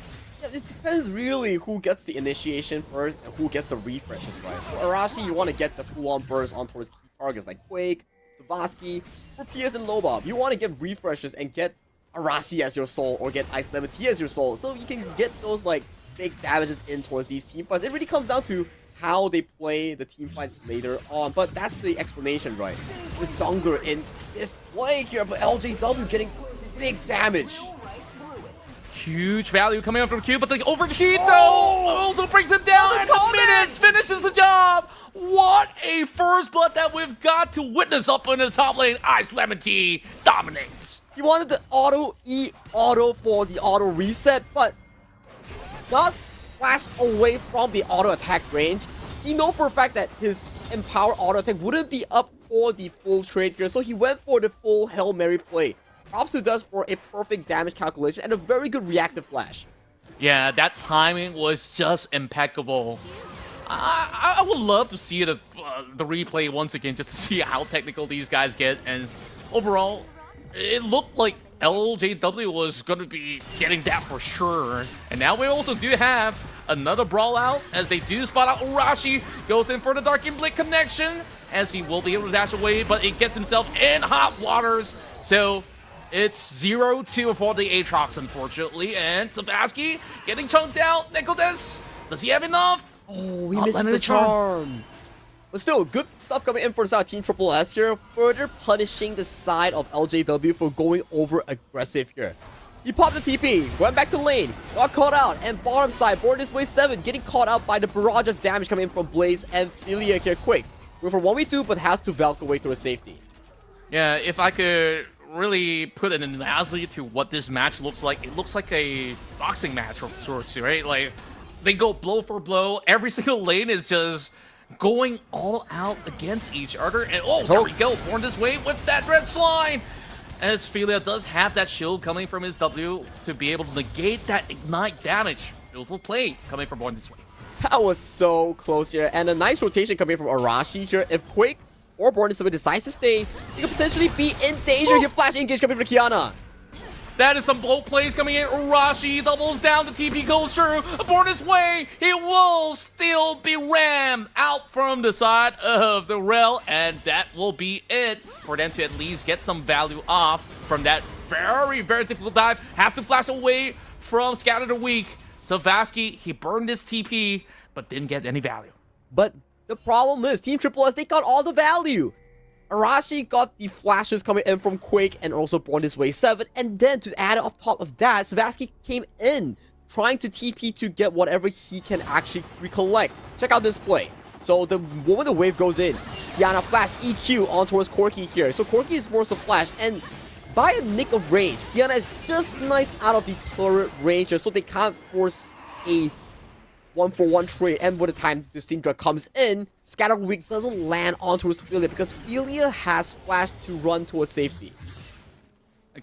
Arashi on this Kiana just is something else, man. Like it is. It is definitely a flavor that I've never tasted before. I mean, if I were to be enjoying a kind of culinary feast, right? So Arashi typically goes for something that is very team play heavy kind of champion pool that he goes for, and this is the first time that I see he's absolutely doubling down on anyone he sees. And he's doing a really good job thus far. 2-0-0 with 100 bounty here. Farm is dead even with the side of his jungle opponents here, and no flash for that LJW. This could be a potential dive here. Has to pop the wall under here. Does the charm land? Oh, there we go. Spirit Rush already being committed. There's just no way out for the Aatrox LJW. But the charm does actually land onto Savasky instead. And this is just an all-out trade. He does get the shut down with his ultimate, though. So Nekodesu, he knows that he's already burned just about enough spells. Doesn't really have that mana. Expecting PS to also go for a chase. But it's all said and done. Such a painful experience coming in for the side of LJW's Aatrox. 0-3-1, losing 15 CS, and right now, he's not even towards his first components yet. He's trying for a Hex Drinker, but he's just too poor in this matchup. Yeah, and can you imagine if Iceland T just walks back in the lane, brings a Lion Breeze, and he could potentially even just go for a 1v1 at that point. Bro, I'm gonna tell you right now, Iceland T right now, he's really banked out in terms of that gold department here. He's working for the Leandries here, potentially seen it at, what, 9 minutes into the game? So for LJW, this is not the stop, this is not the end of his torment in this lane. Oh, look at what we have here. Arashi looking for more. Scatter the Weak will sort it out, but he does not really connect his ultimate, as Arashi was just maybe a couple of inches away from sliding into the wall. Now, Supreme Display was just nicely dodged coming in for the side of Savasky, knowing for the fact that the wall isn't as close. Arashi playing hyper aggressive here, wanting to go for that potential invade, but is called off by his teammates here. And to top side, yeah, this is the daily life of top lane. You lose your lane, and this is what prepares you for. Yep, and all he's got to do is just go in for the Flame Spitter, and he's just got to absolutely back out. That's just one Q. And take a look at that. Put together with one blow of the charge of the E, he's already down 1/4. Yeah, not the most fun of the roles here. That's why when I talk to my friends, it's like, hey, what's your least favorite role? It has to be top lane. The moment you die one time, you just sit in jail, and that is just top lane jail for you. Yeah. And you gotta bear through that until like the rest of the lanes actually get something done. And there we go. The Fermancies actually connect, and they will have them all stuck inside the Magnet Store. But the trades look good. Quake survived with a slither of health, and he's still chunking them out. Barrage after barrage, and here comes PS. But the waves are not looking all too clean. Forces the flash. What is this play? Okay, a blunder coming out. Filia gets that for free. Yeah. So, Filia positioned himself in a way that he will get hooked by the side of board this ways Nautilus, but it will be just nice to be stuck here. And top side here, nice flash to dodge away from both the charm and also the equalizer here. But buddy, what else can you do? Oh, it's just a slow burning death, literally. Perfect timing for the visit coming from Nekodesu. Just putting that pressure, burns a flash. Did not manage to walk out with any trading being done. I think it's kind of expected at this point with a 3-man visit. But back towards this bot lane, this was interesting. And Magnet Storm landing on both members here. Core key damage in the early is just too darn high. The red ult and also the spell 1, it really just chunked out the members coming in for this 2v2. And you can see, Nautilus is waiting for the vehicle to arrive. Goes for the hook and see, look at Thelia's position. The moment he got hooked, he precasted the Q to stun the Nautilus under the turret. Yeah, and it was in a very awkward position as well. Speaking of that, yeah, Flash for Flash. Flash for Flash is pretty much fair, as it seems like Nekodesu will just have to wait for his Spirit Rush to come back online. Oh, very aggressive stuff here coming in from both of these teams. And we can see that LJW is going for the potential gank on towards this Rumble. It's almost overheating, has to flash away from that W second charge. Oh boy, here comes the second coming though. Arashi is being pretty much prepared, but he's being spotted by a ward, so danger averted for now. But at least burning the flash coming from the Rumble was pretty much worth the while for the side of Faerie Charm. It is. And you can see the goal that's being funneled over to the side of Arashi. 4-1-0, already completed the Profane Hydra. If you get caught by one spell combo, you're practically gone as a squishy. True enough, and yeah, there's just so many small little nuances that they really do have to factor in every single play that they try to make or try to avoid. And Nekodesu, so far, looks for a potential setup, but Arashi's been spotted out by ward already, so Savasky will, of course, take notice of that. Back towards bot lane, we do have the dragon for the taking, so it's all about the big setups.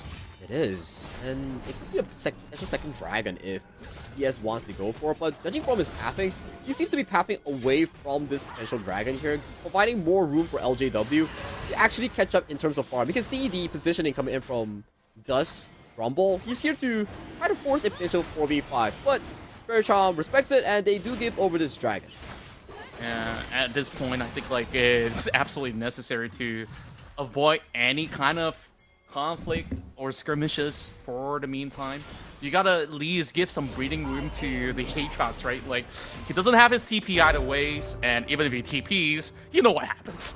Yeah, it's not gonna be the best of use here, so being able to catch up on farm is what you need to here. Charm going for the Spirit Rush here, maybe gonna land on Savasky here. They're waiting for him to move. Okay, flash committed.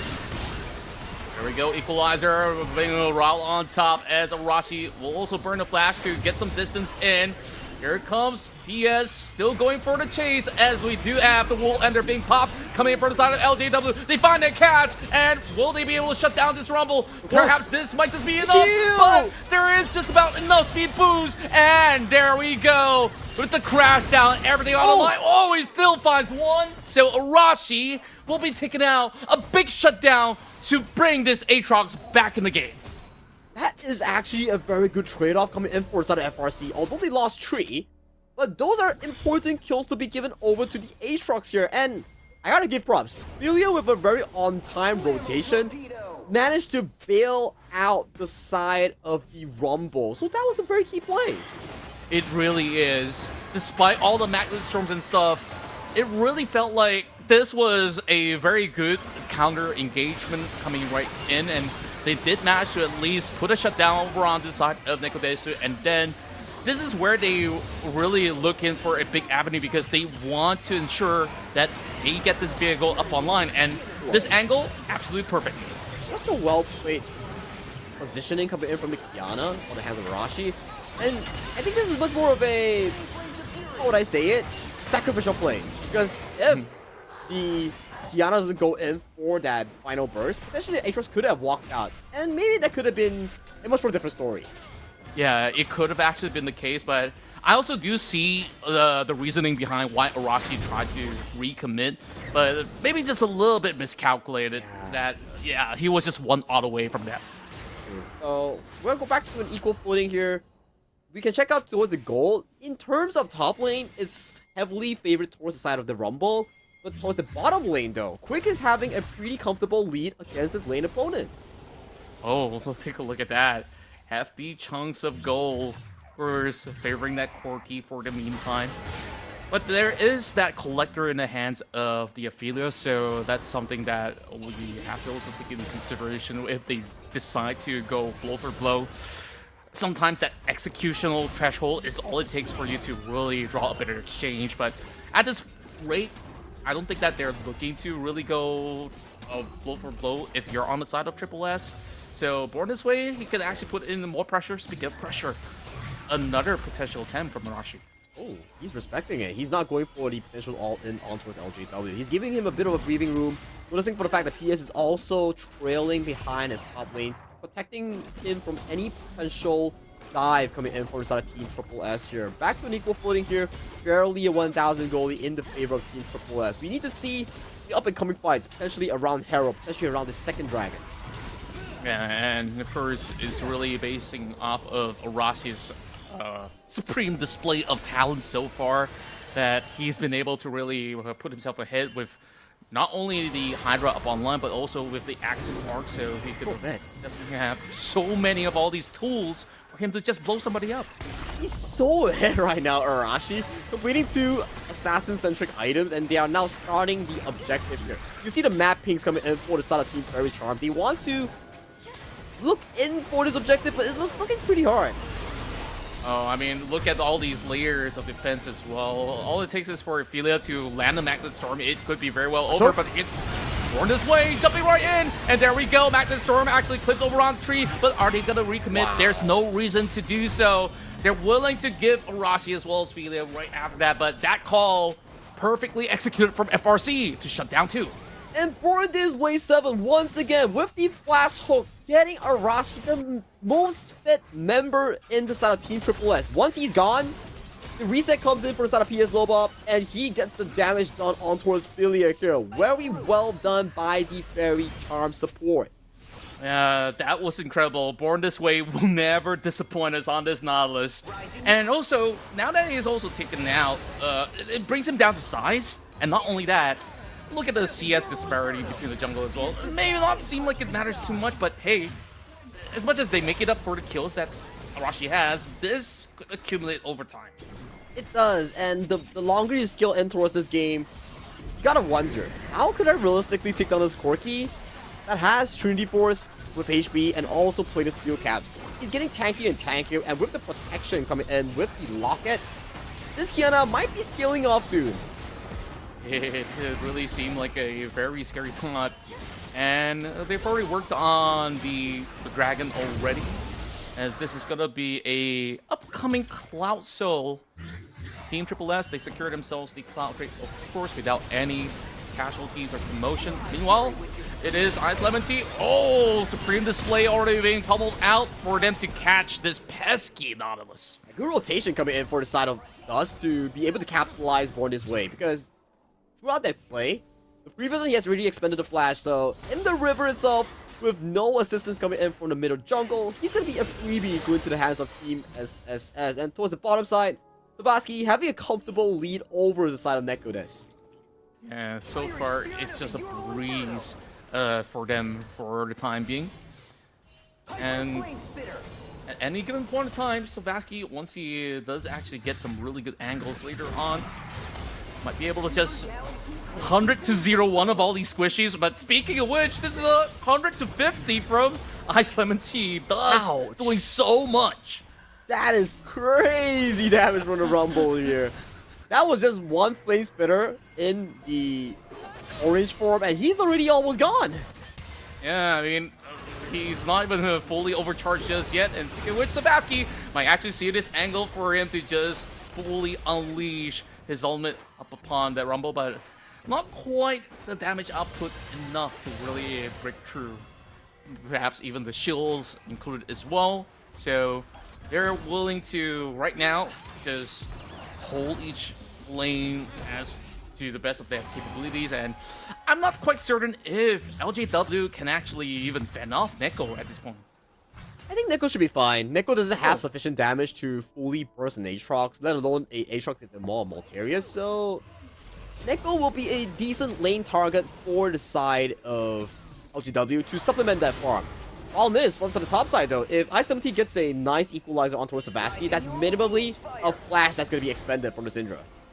Yeah, and you know that things are rough when you see the first item for the Aatrox is a Maw to kick things off with. But it's absolutely necessary, right? You look at the amount of damage output, of course, from Neko as well as Rumble. Absolutely calls for it. Meanwhile, big catch!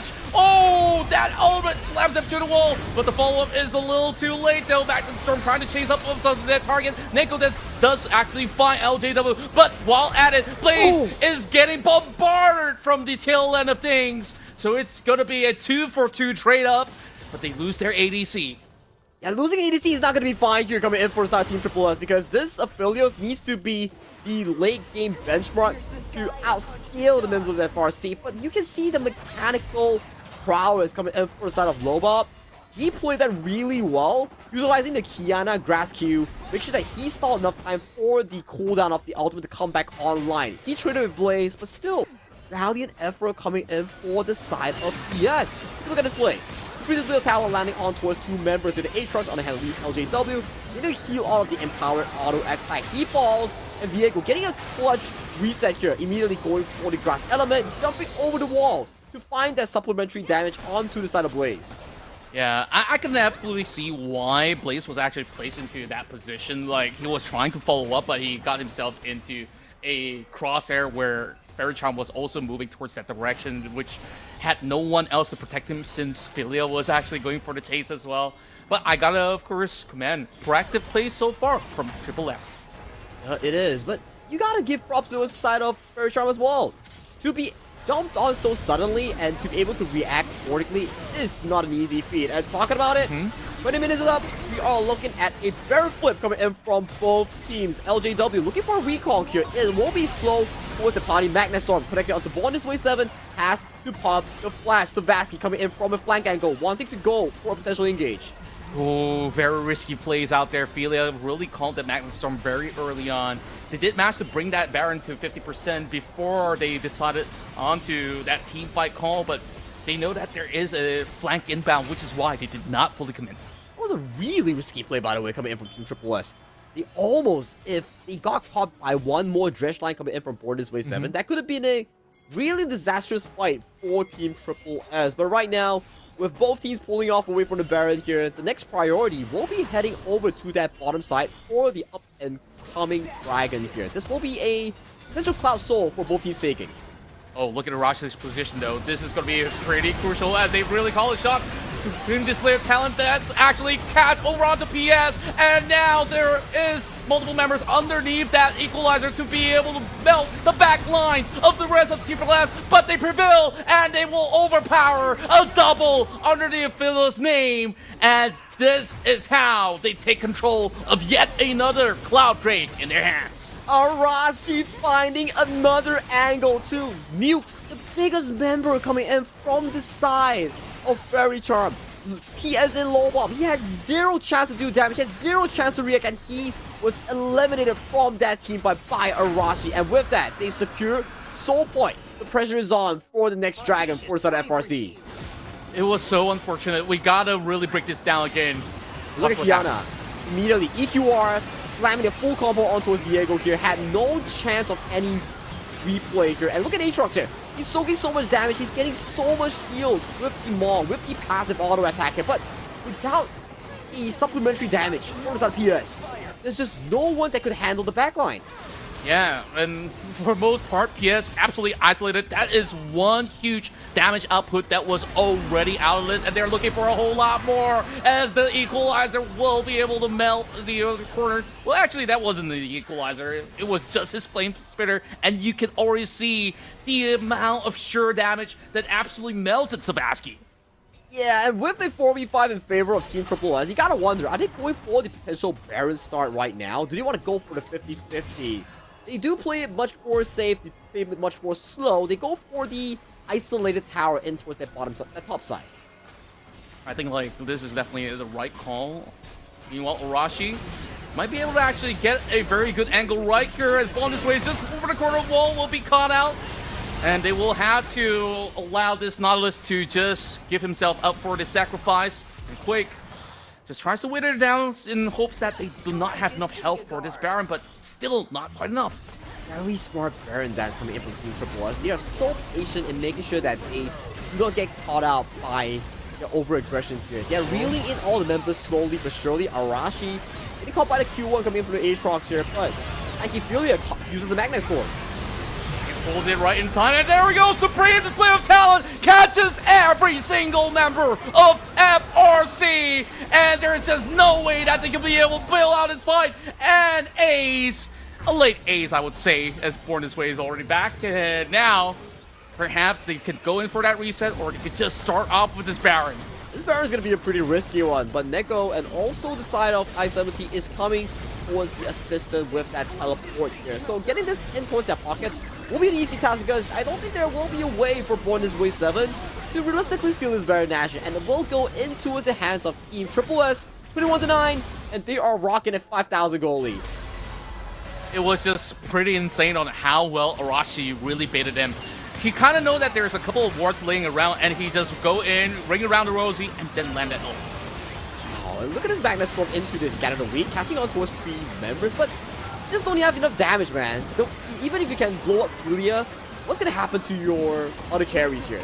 No one is going to stop them for the supplementary fight coming in from the remaining members of Team Triple S. Arashi definitely doing a really good job, plus the side of Ice Lemon Tea's Rumble. These two, they are definitely on the board right now.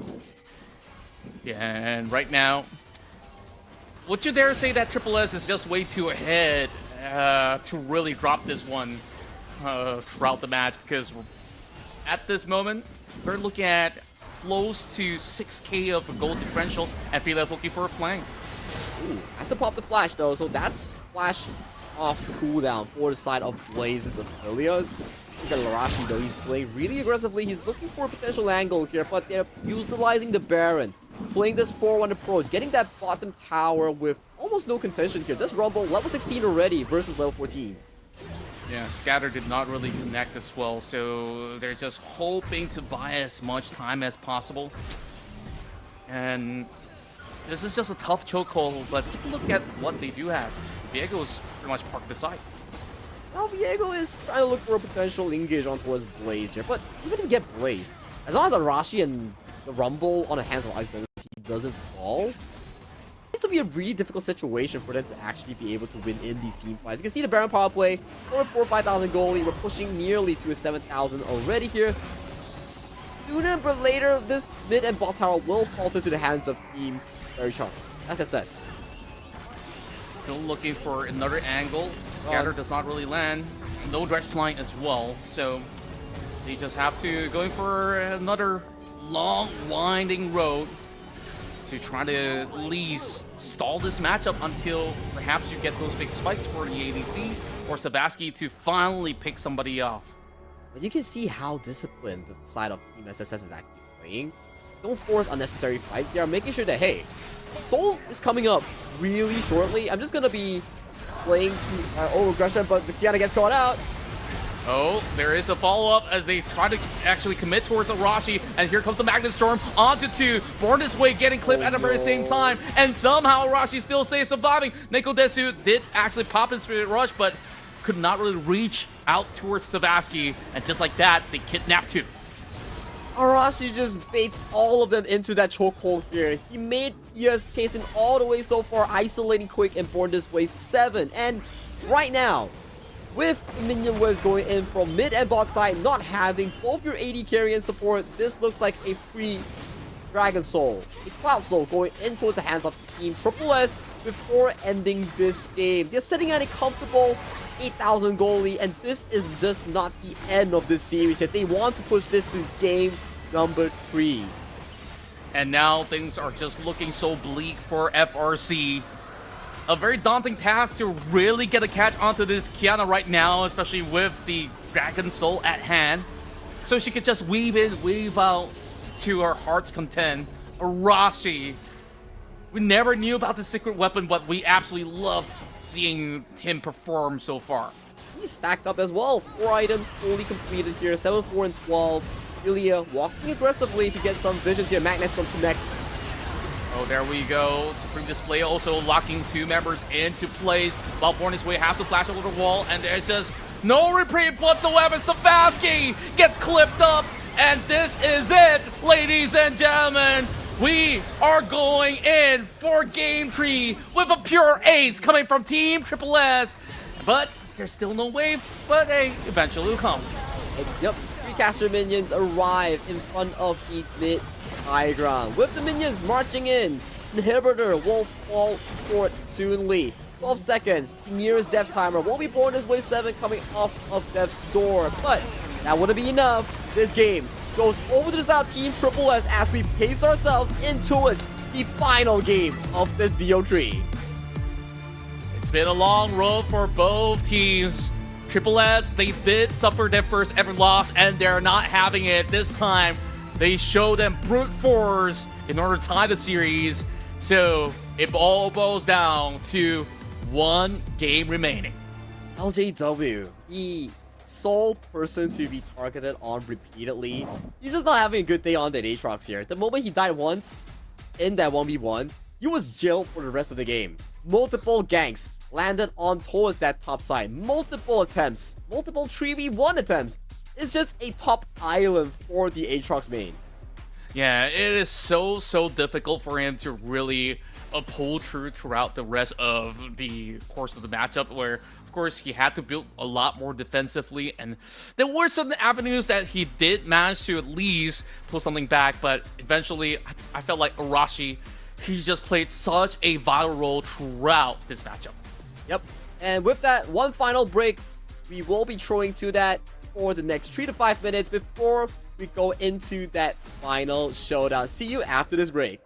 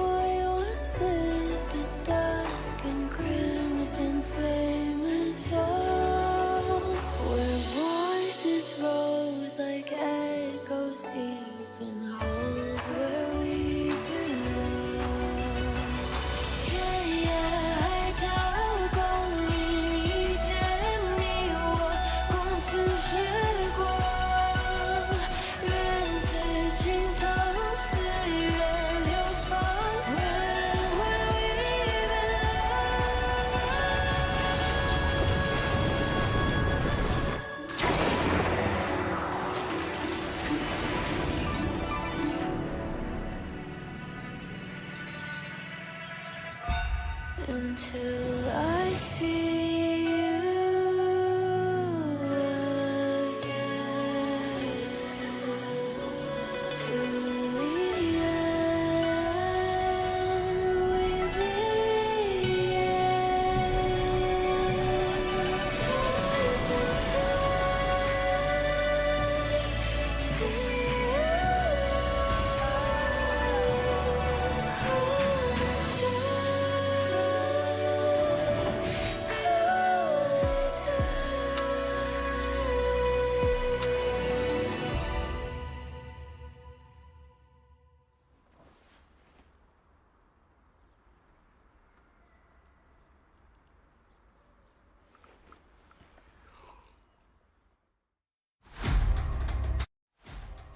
Ladies and gents, we're down to one final game remaining to prove who is the best here in the Battle of S.E.A Proving Grounds. Once again, Sagi, this has been an epic brawl between the two, and now it's one game to decide who walks out as the champions. Yeah, in the final best of 3 right now, we do have Faerie leading the series 1-0 at the start of the series. Then, immediately, we see a really good performance coming in from both Dust and Arashi, piloting the Rumble and the Kiana to bring the game back into a 1-1 for Team Triple S. And with the effect of our tournament rule, we do have the Fearless Draft, so 20 champions are automatically banned from both teams, excluding the bans. That's right. So we got a total of 30 bans, essentially. So how much does this actually affect either side of the party? Because perhaps certain trump cards were being kept for this specific moments, or some of all these ideal champions that they really want to play have already been exhausted in the previous draft. So that's it, though. This is where Faerie, they want to double down on the carry potential of Arashi, because if you give him a carry jungle right now, he's gonna obliterate Faerie. And you can see for a fact that Team Triple S, they like to play around Arashi's tempo, on his setups, on his ganks. If Arashi gets going, the entirety of Team Triple S actually gets going. For Faerie, it's more towards the side of Quake and Born this way. If they're able to win out their lanes, if they're able to stabilize and give Quake the late game potential, then that's their ticket on towards this game tree. Very distinct playstyles, I would say, for both of these teams. Indeed, and overall, we just love witnessing how well they've been able to really play around that sit tempo that you mentioned. So, looking at the side of Faerie, this is where they get halted back. So, what is going to be the call right now in order to really get this big W by the end? Because LGW definitely had some of all these instances where he struggled with that Aatrox. Well, perhaps he's pretty much happy that that was rid off anyway, so now he actually gets to focus. So first pick, it could either be perhaps an ADC that is going to be absolutely efficient, and we have seen Leona being banned out for a couple of times, and this is where Born This Way wants to shake things up because you don't have the access to that Nautilus. So this is high value moving into such a drastic round for the two of them. It's more of like a jungle playstyle coming in from Born This Way. He doesn't really enjoy things like the Enchanter supports that are more or less more, I would say, passive. So you give him the tool to be more aggressive and active, proactive plays going on for Faerie, then you can see more success coming in from this specific player. We've seen the likes of his Nautilus going in for crazy dives, crazy engages. Maybe we'll see the same thing as well coming in for Leona. But Leona, not the easiest of engage tools if you can't really hit that E. Yeah, true enough. For most part, if you could trust him landing so many different hooks on all the champions that he played out, then I think that this should still be pretty efficient. It's more like when is the right moment for him to really jump on board, because now Triple S does lock in the Kai'Sa as well as Rakan, which can easily disengage and reposition from some of all these potential skirmishes, so it might not be the easiest of tasks. And of course, we'll have the couples pretty much separated on each side. This time, it is Quick on the Xayah with a very heal-heavy kind of tool, and he's going to be looking to really be that main carry to slowly wear him down. And this is a very good matchup coming in from Quick and Born This Way. This Xayah Leona actually does super well into Team Triple S bottom lane duo. So for them, it's going to be a bit of a terror here. And we do see LJW get his signature Fiora locked in towards the top lane here. For this third pick, are we going to see something like the Jarvan to counter out against the Xayah? Or are we going to see a direct counter in towards that top lane for the Hands of Dust?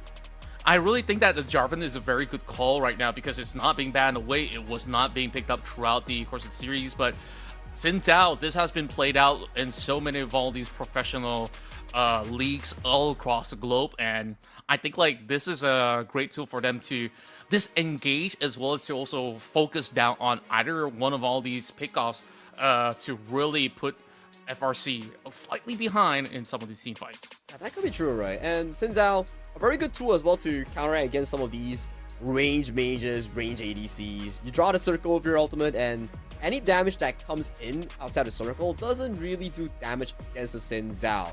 And you can see towards the second phase of the pick and bans, more of the junglers are being removed away from the hands of PS.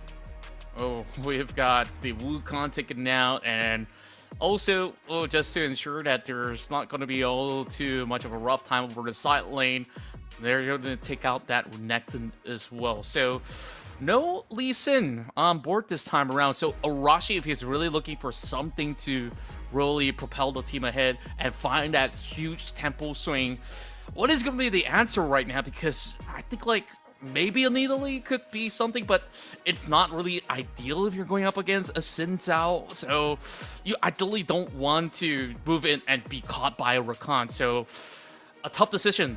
Very Charm, they might need to consider maybe a tank jungler could also be part of the equation. Maybe there's just something like the Sejuani to pair up with the Fiora, or something like the likes of Darwin that couldn't be too much of a use. I'm also thinking here, like, what are the potential junglers for this PS in towards the jungle? Well, overall, I think that PS can definitely go in for that Jarvan, like you did mention. But we look towards a very heavy team fight angle coming from the side of Triple S.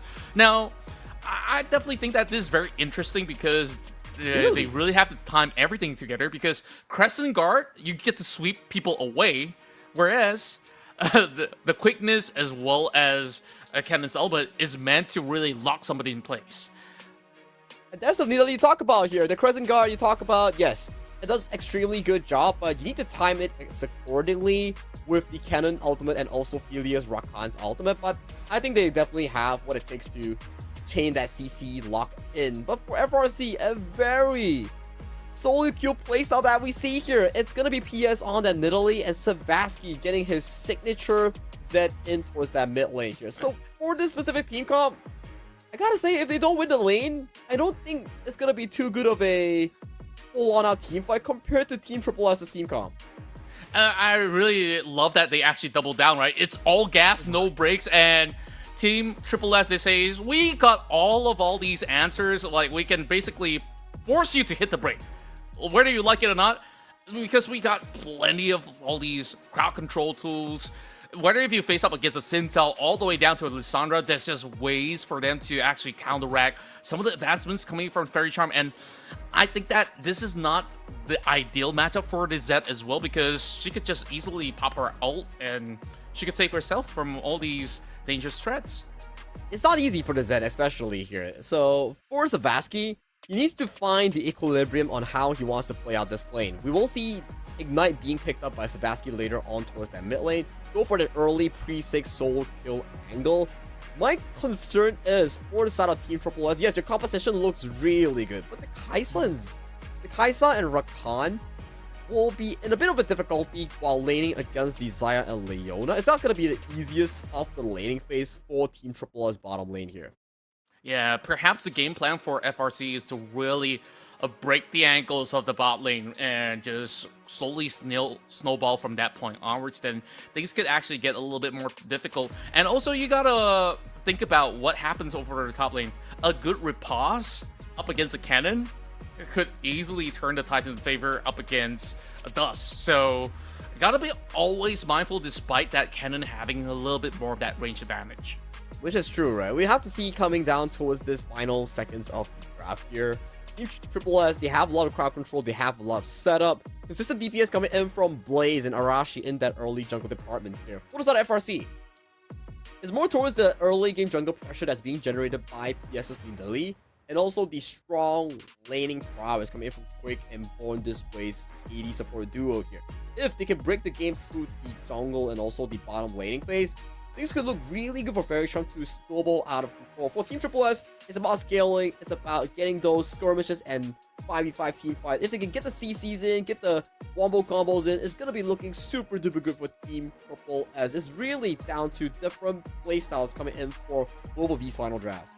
Such a drastic difference, right? When we really make comparison between the two. And I think like one other win condition that Faerie does have towards the late game is that the strength of their side lane push could be pretty insane. You got a Zed, you got a Fiora, so they can actually start to really look for maybe backdoor potential if they are going to be that far ahead. And even if they are behind, if they can stall just about enough for this Xayah to come online, maybe there is going to be that hope. But Team Triple S, they could just basically force some of all these fights. They can call for a fight whenever, wherever they want.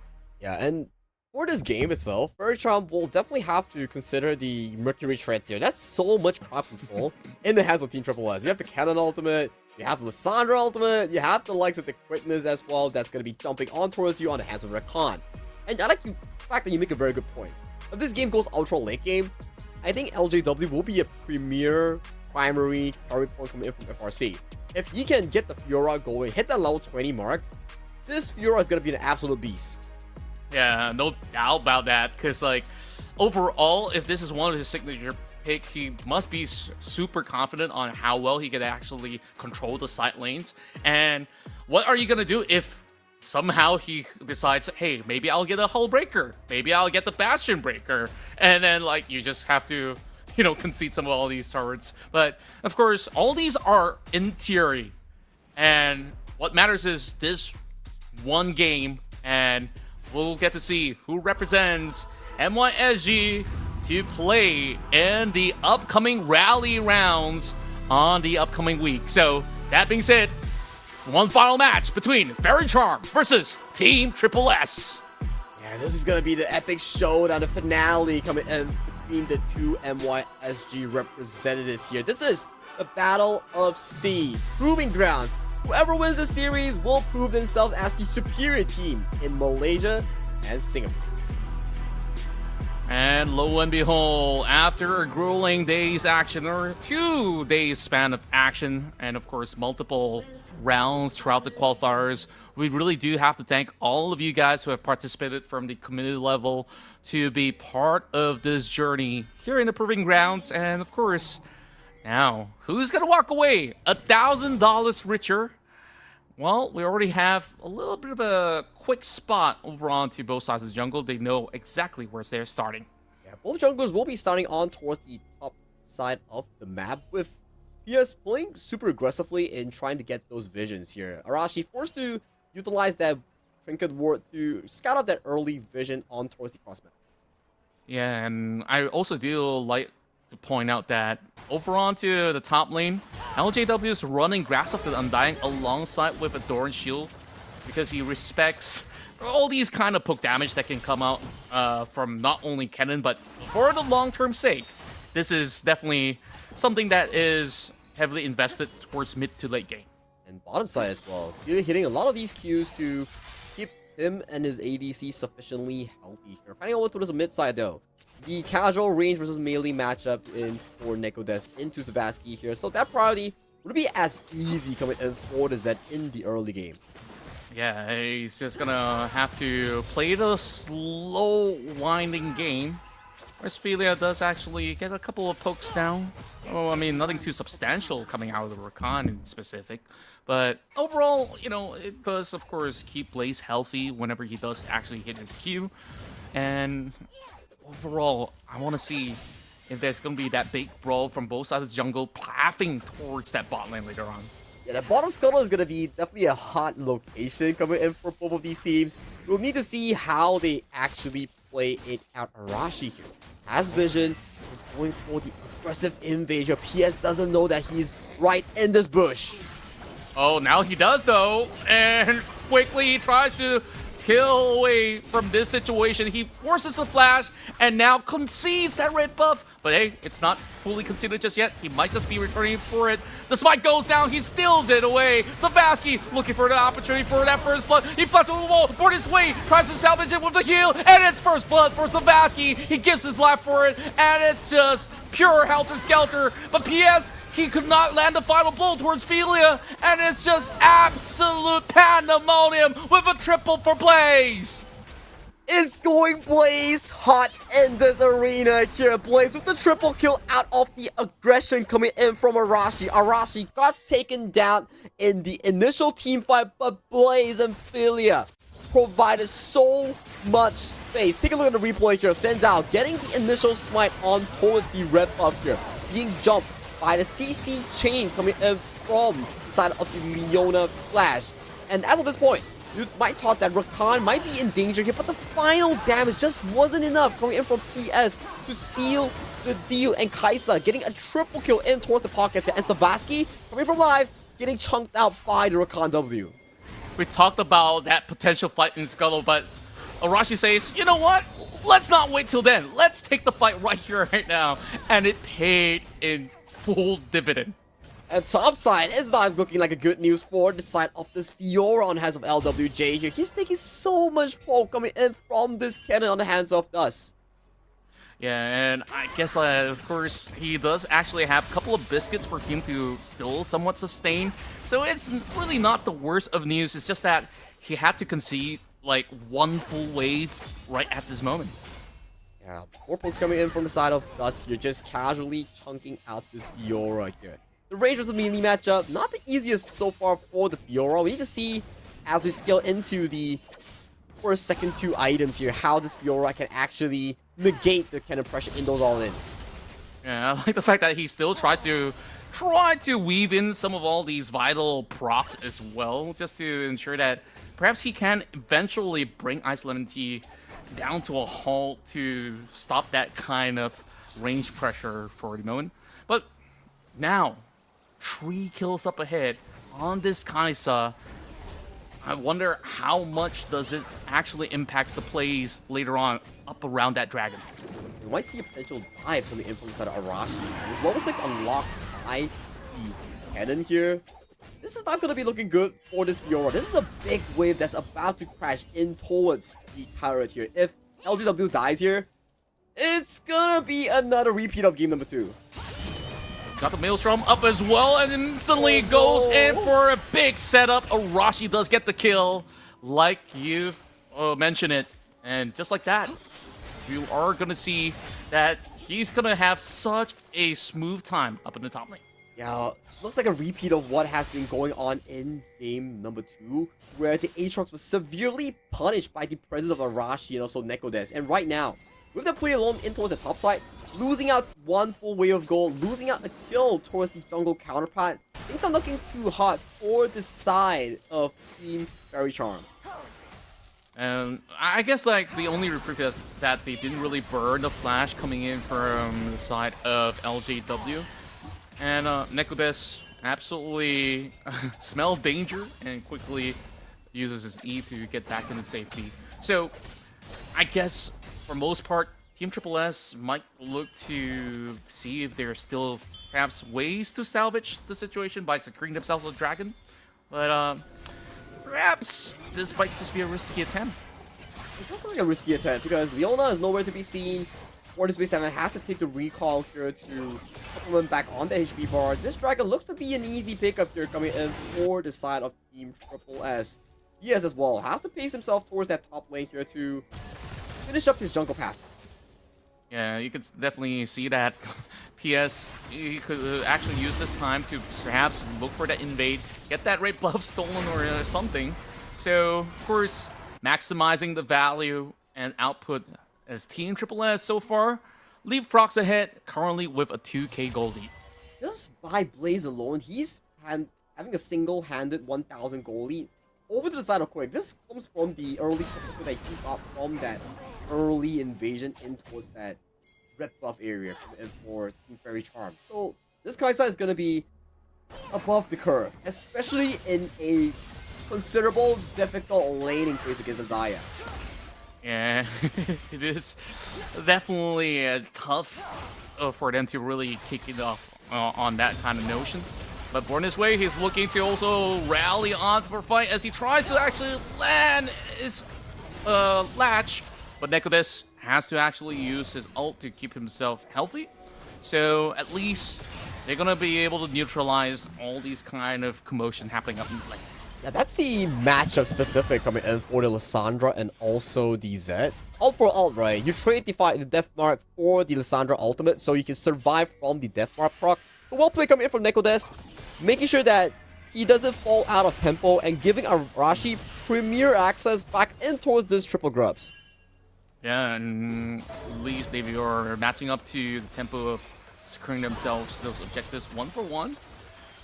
Well, there is some potential for Fairy Charm to look for a dive, but it is definitely going to be tough, especially when you're facing up against a Kaisa as well as a Rakan. You don't want to be hit with the quickness under the turret, so no point in doing so. And look at Arashi's positioning here. He has the hero, he can bang this turret and also force out the retreat coming in from LWJ here. So you see the pressure that's being generated by this top jungle. They're just making sure that LJW doesn't get the easiest times playing in towards this matchup. At least there is some backing coming in from Born This Way to ensure that Arashi does not simply just pop the turret or so. Meanwhile, PS is over the bottom side as they are looking for a big dive up onto Quick. One hit is all it takes. Blaze now goes on a rampage, and PS has got nothing onto this Kaisa, but there's no more wave. But it is going to be Neko freezing him under the turret, and he will be able to flash out, keeping that bounty intact. 500, 450 in terms of the bounty here. Can Savasky look for a potential trade-off here? But Blaze smells him from a mile away. He takes the discipline, he takes the recall, and this is a terrifying Kaisa with this lead. I love that sacrificial play coming from the side of Filia, and you just see how efficient they work to secure these kills. Yeah, immediate quickness into the knockup here, making sure that Filia gets the maximum value here. Nidalee doesn't hit the spear, so there won't be any form of burst damage here. And Nekodes immediately flashing with the Frozen 2, making sure that Kaisa doesn't need to overexert the tank on toward the turret here. I would say it's a perfect dive with the most minimal loss coming in from the side of Team Triple S. Yeah, and take a look at those juicy items already up online. She's got a full item up against this Xayah at this moment. Already with the Kraken and already building up to even more with all these raw damage output. Wow, this is a very scary Kaisa we're looking at here. And talking about that, top side as well, we do see that the cannon is just... Look at that damage! Just casually nuking half of LJW's health bar by one combo. I'm not liking the feel of this right now. I mean, he wants to actually get that Tiamat to either cook into any of all these variations of the items. But even so, I felt like it could only relieve him of some of all these wave pressures, and that's about it. And you can already see chunks of that plating already taken out. It's only down to one plate left. Whereas Ice Lemon Tea, he's just sitting still. There's not a scratch towards his side. The tower with the grubs that's got a right by the side of Arashi. He's just casually chunking out this turret here. Sooner or later, this turret, the first turret goal, will be going in towards the hands of this cannon with almost a 31 CS lead against his lane counterpart. Wow.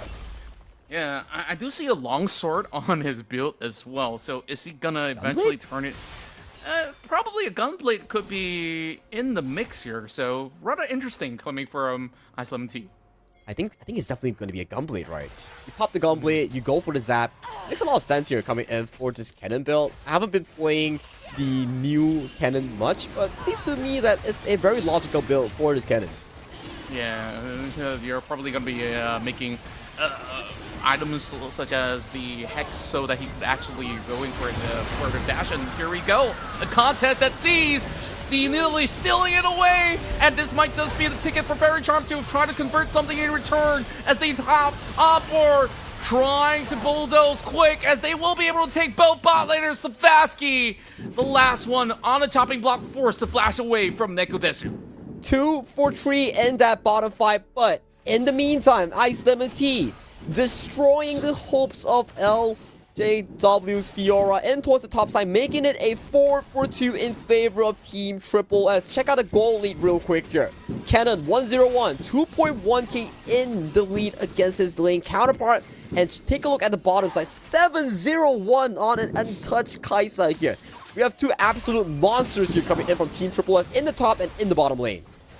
12 minutes and you're already seeing a Ginsu's also being cooked up already. So, yep, you don't want to face off up against this Kaisa. It's just not worthwhile for the moment. So, at least the value out of that fight is that Sebaski did manage to pick up a couple more kills. So, perhaps there is an ultimate plan to really have Sebaski to eventually look for some of all these pickups. I didn't even mention much about what happens to Born This Way, but yep, this Leona doesn't look like much of a tank at all under the hands of Blaze. And let's take a look at what exactly happened to the side of LJW in towards the top side here. So the ultimate Maelstrom is popped by the side of the cannon here. Yeah, that's just pretty much it. Not a chance. Not a chance at all. And this is the team fight. Yeah, this was a team fight here. We see a decent engage coming in from the Leona. Chain CCing the Xin Zhao. Arashi does miss the smite on towards the Dragon here. It goes over to the side of PS. Zed comes in to pick up the kill on towards the Rakan here. Still uses the remainder of the death mark on towards the side of Arashi and being able to bail out here. But throughout this entire fight, Blaze is nowhere to be touched at all coming in from the members of Faerie Charm. Yeah, and it was really difficult for them to really get into that position in order to punish Blaze. And there was also a very nice play coming from Philia to bait out that Feather Storm. So it wasn't to full effect where Quake has been able to get maximum damage out of that fight. Indeed is. So right now, we're looking at a 6,000 gold lead at 14 minutes in favor of Team Triple S. If nothing goes wrong, if Blaze plays as according to what Blaze does so far in the first 14 minutes, this game seems pretty in favor for the side of Team Triple S. Yeah, on paper, it looks very done and dusted because remember what we talked about before we moved right into the game, because this is an all-in or nothing comp coming from FRC, right? So there's going to be that window where they can try to split push, but oh, finally we see some big javelins onto Blaze. That might just be something. Bottom side though, we see more of the damage that's being chased over here. Flipping towards the mid side, we see Philia being taken over in the first part of the fight already, and Blaze going extremely low. So this potential objective will be going to the hands of Faerie Charm.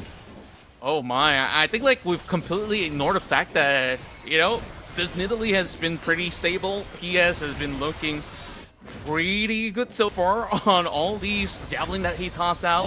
Secures that. Meanwhile, oh, a big dive with the Maelstrom not fully connecting, and now under the turret, Ice Lemon Tea still survives, does almost pull on another kill, but there is going to be a double down coming from the side of Arashi. Too little too late, though. Too little too late, but they did fend off any potential members coming in for the side of Faerie Charm here. We see the Solar Flare landing on towards Arashi here, wanting to make sure that this Xin Zhao doesn't get to escape, but buddy, it's not him who wants to escape, it's him who wants to be baiting you into the jaws of Team Triple S. Well, I guess like old habits die hard because he's that typical Lee Sin player who loves going for the chase.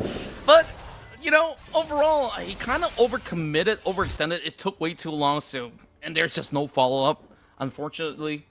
Else that could have actually resulted in Arashi getting picked off.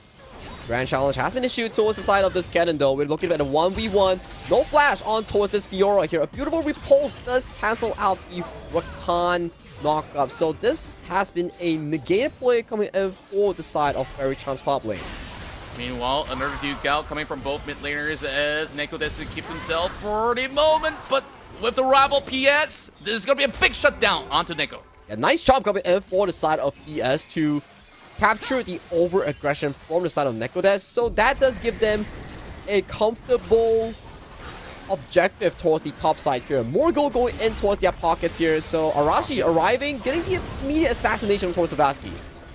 Yeah, Sebaski stayed for a little bit too long. He was not really high in health bar. Wow. And just like that, a swift double for Arashi. and he just shows him how he's gonna be able to just absolutely trample upon them. People's looking good, right? The objective bounty, the turrets all going in towards the side of Fairy Charm. Then Arashi just comes in, drive-bys, gets 2 kills quick on towards PS and also Savasky.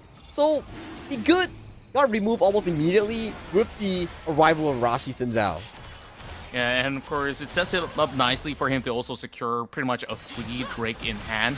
Well, this might just be the catch onto plays. Feather Storm, perfect, but it is going to be that White Collar that is pulled back. But just in the right place at the right time. LGW, get that cash out.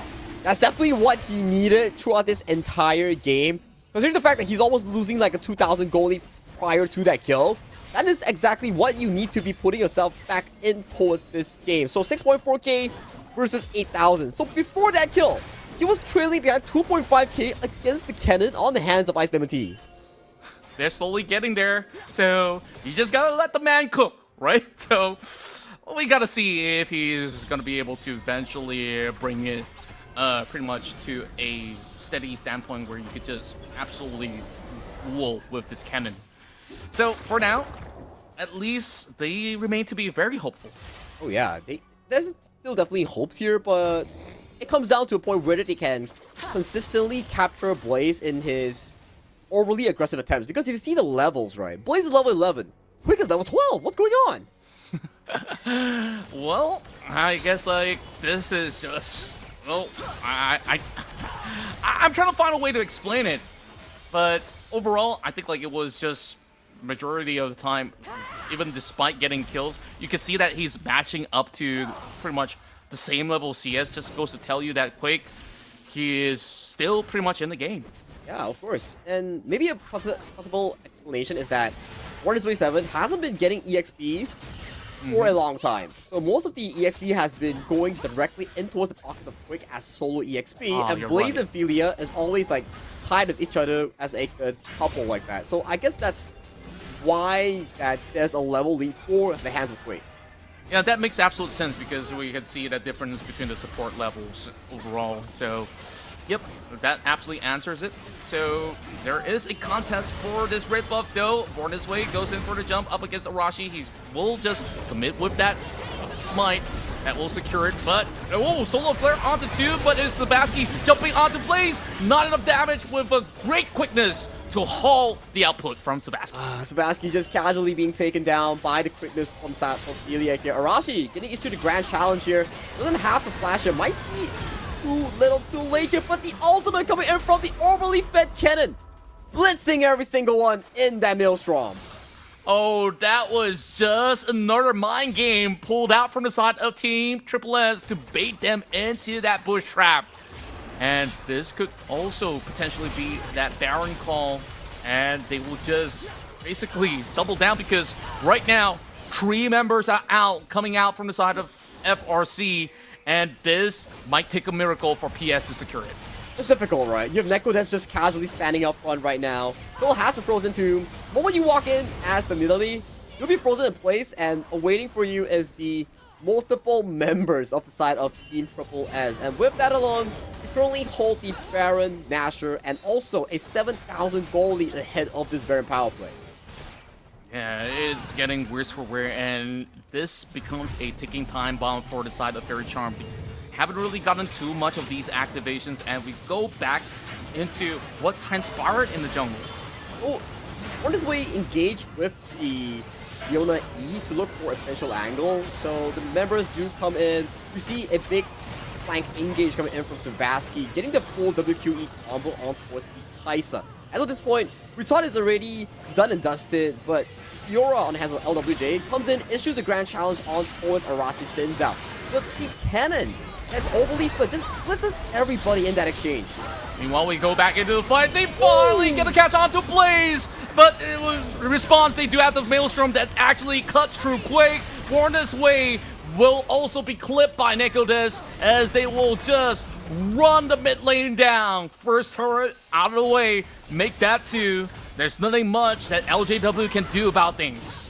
It's a 3v1 for LJW here. If he goes in for this specific play, I'd call him crazy. But pretty good stuff so far for the side of Fairy Charm. At the very least, They get the kill on towards Blaze again prior to this play. We can check out what exactly happened here. The Shadow Q into the Death Mark flying on towards the Kaisa.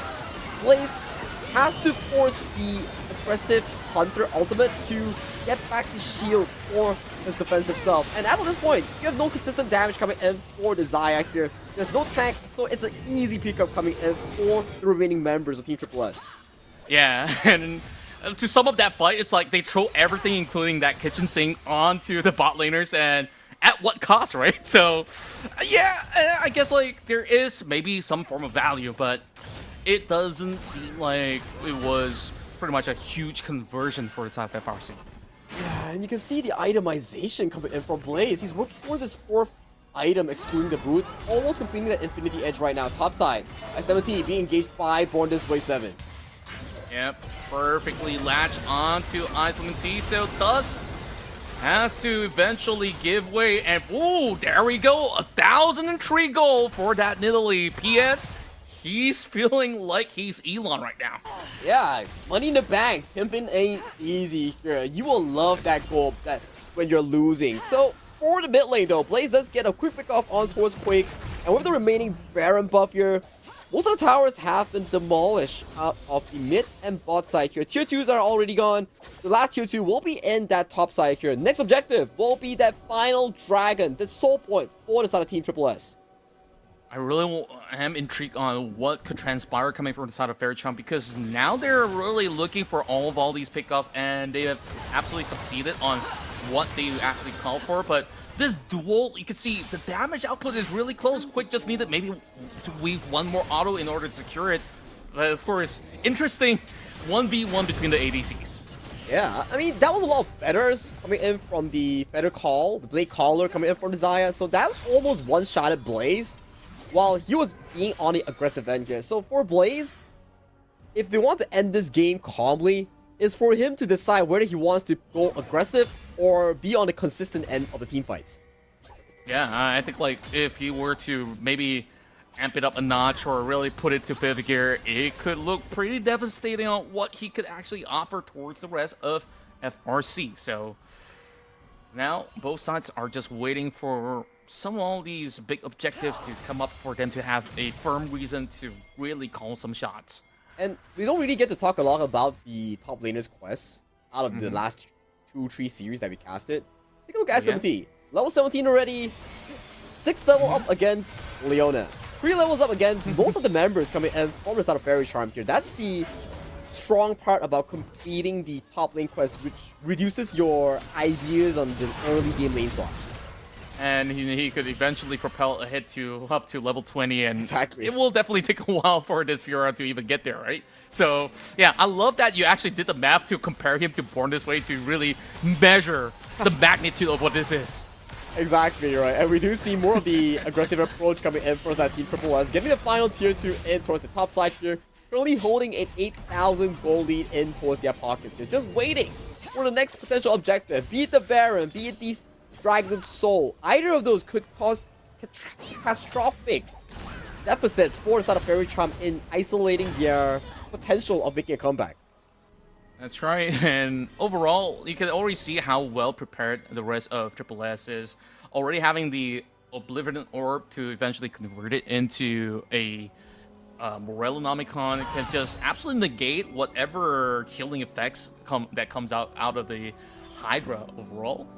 From the Fiora, that is. And it absolutely comes in pretty handy on some of these team fights as well. So, I mean, other than that, we're looking for another big pickup over mid-side as they do get Born This Way being frozen. Not entirely the target that they want, but Quake, he's stacking up these feathers, calling for the Feather Storm. Can he find it? No! The answer's no! And Blaze, he just basically just right-click him to death. Turning for the backside though, we do see a shadow swap directly into the Death Rocket to claim the kill on towards Neko Death. That's 45 seconds without the mid lane off the side of Team Triple S, but damage has been done. High ground and also the inhibitor of the mid lane has been taken down with the respawn of the Baron Nashor here. More of the teams are starting to pace towards this objective here. LJW face checks into a cannon here, takes a chunk of damage in towards the face. Oh, that's looking a little rough, especially when they want to basically startle the Baron and they could easily just fully commit to it. And he actually gets a catch on the PS, so they get that free Baron. And this might just be the end of the matchup if they could just pull off a perfect Baron play. And they're just waiting for Neko to come out of death respawn here, making sure that every single member coming in from Team Triple S gets the Baron Nashor buff in towards their pockets here. And with this goal lead, with this gigantic resource advantage, they're looking to close out this game with the up-and-coming team fight. We haven't really fully utilized the Baron power play effect, and it's already 10,000 lead for the side of Triple S. So it is really, really difficult for them to really handle the pressure. So LJW, he really has to maybe pull something out of the hat to commit to a split push alongside with Sagi, rather than actually looking for some pickoffs that might actually cost them. It's not easy, right? Because even if you go for the split push, you cannot win the 1v1 against your primary target. Look at that one shuriken! It took like what? 30% of Savaski's health? That's ridiculous. Absolutely ridiculous. He's got a Rabadon, guys. Oh my. Okay. This is a cannon that's on steroids right now, and he's just single-handedly man-marking 4 members. And you gotta understand one fact. There's no exhaust in this game to counteract against that cannon here. So the moment he enters, it's just gonna be everyone praying that, okay, don't zap me, don't zap me. I'm not the target you want to be going for. And LJW going for the Hail Mary push on towards the top side here, but the base is currently in shambles. The end is nigh as they move right in, and Rashi goes into the Vanguard sweep, and they will just go in for a dive bomb into the base, looking to finish off with an ace. That's not necessary, as they will be your champions in the Battle of S.E.A. Proving Grounds. Team Triple S is the best of the rest. And the best of the rest out of all the participating teams of the Proving Grounds here. The members, thus, Arashi, Nekodes, Blaze, and Philia. These 5 members only lost one single game across the entirety of their journey here in the Battle of S.E.A. Proving Grounds. This is your representatives coming in from the Malaysia-Singapore region, heading over to the next stage next week. A true champion. From the low brackets, they climb all the way back up. They had some tough hurdles, but they have absolutely proven themselves worthy to, of course, be representing MYSG on the upcoming rally day that will be played out over on the next Sunday. So I'm looking forward to see some of the finalists of MYSG to, of course, have some fun times with our dear creators. Yeah, man. I mean, you know for a fact that I know Arashi and also Philia, they are definitely ARAM mains that have a pretty good track record in that mode itself. So it could be a dominating force heading into the up-and-coming tournament for that specific case here. But Qontra, wow, what a day of back-and-forth action. And the final series was definitely something to take a look for. Game 1 was in the favor coming in for the side of Team Faerie Charm. Game 2 and Game 3, however, it was smooth sailing leads for the side of Team S.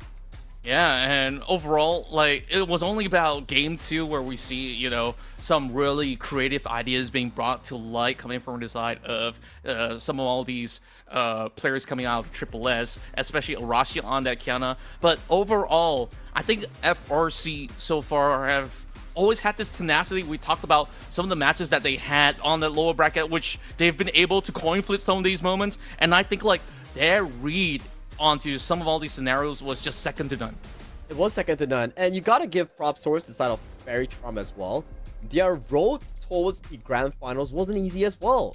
Although we celebrate the victors of the Team Triple S, only losing a single game out of the entirety of the tournament, but Faerie Charm actually had a very historical run, beating teams like Full Sense, beating teams like WP Academy, beating their veterans, which is Team Double F, to make it all the way to the grand finals, challenging the champions, which is Team Triple S, into a full BO3. Props to them as well, and I do think that they did a very good job.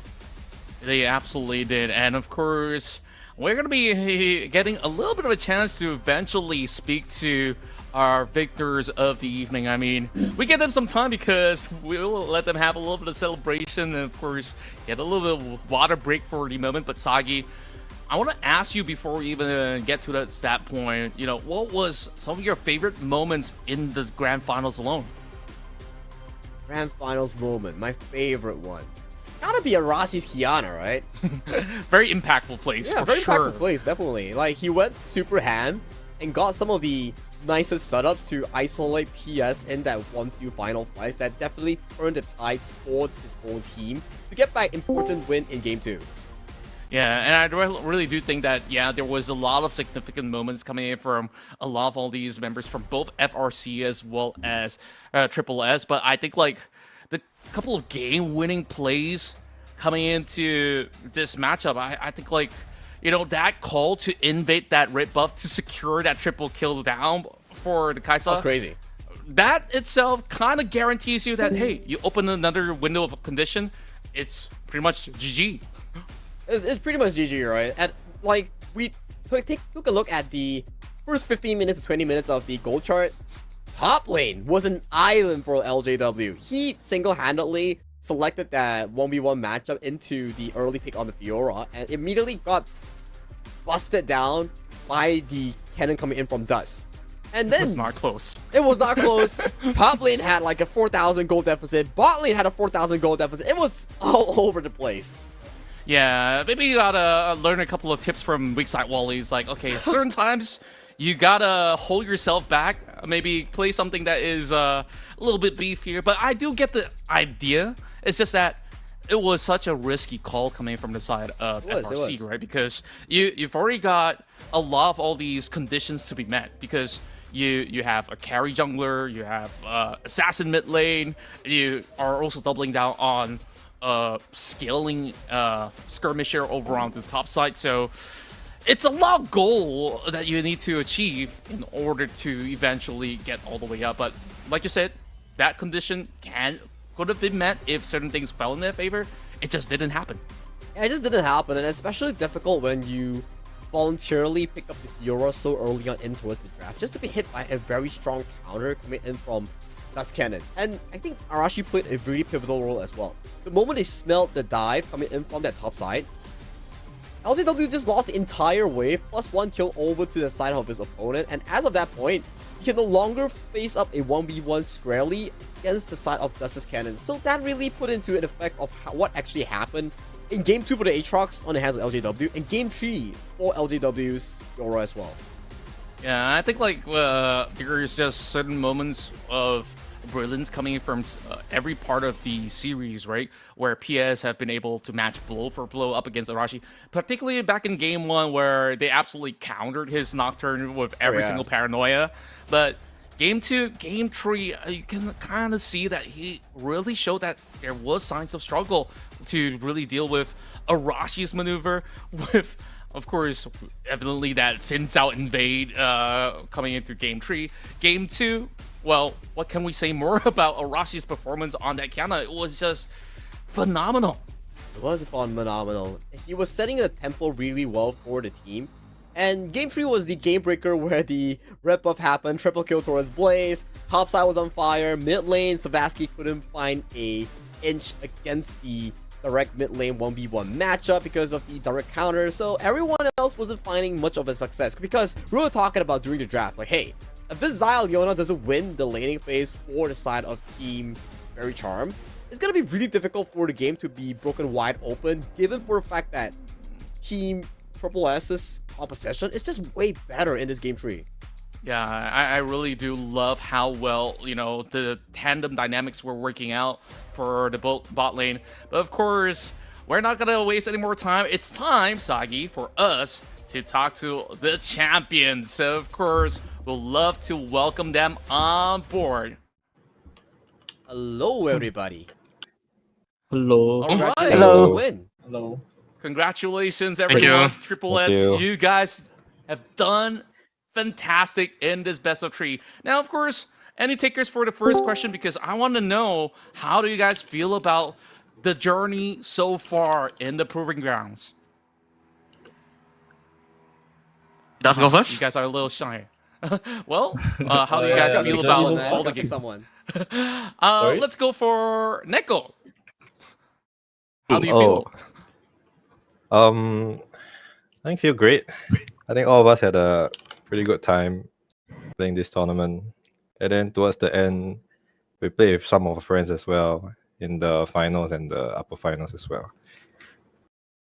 Yeah, I heard they all came from one Discord group, right? So I have one question. Ilya, don't be shy. I just want to ask you, how does Yeah. it feel to play against Born This Way without emotes? Very nice, very nice. I really thanks the organization mute him from emoting. I don't have to mute him myself.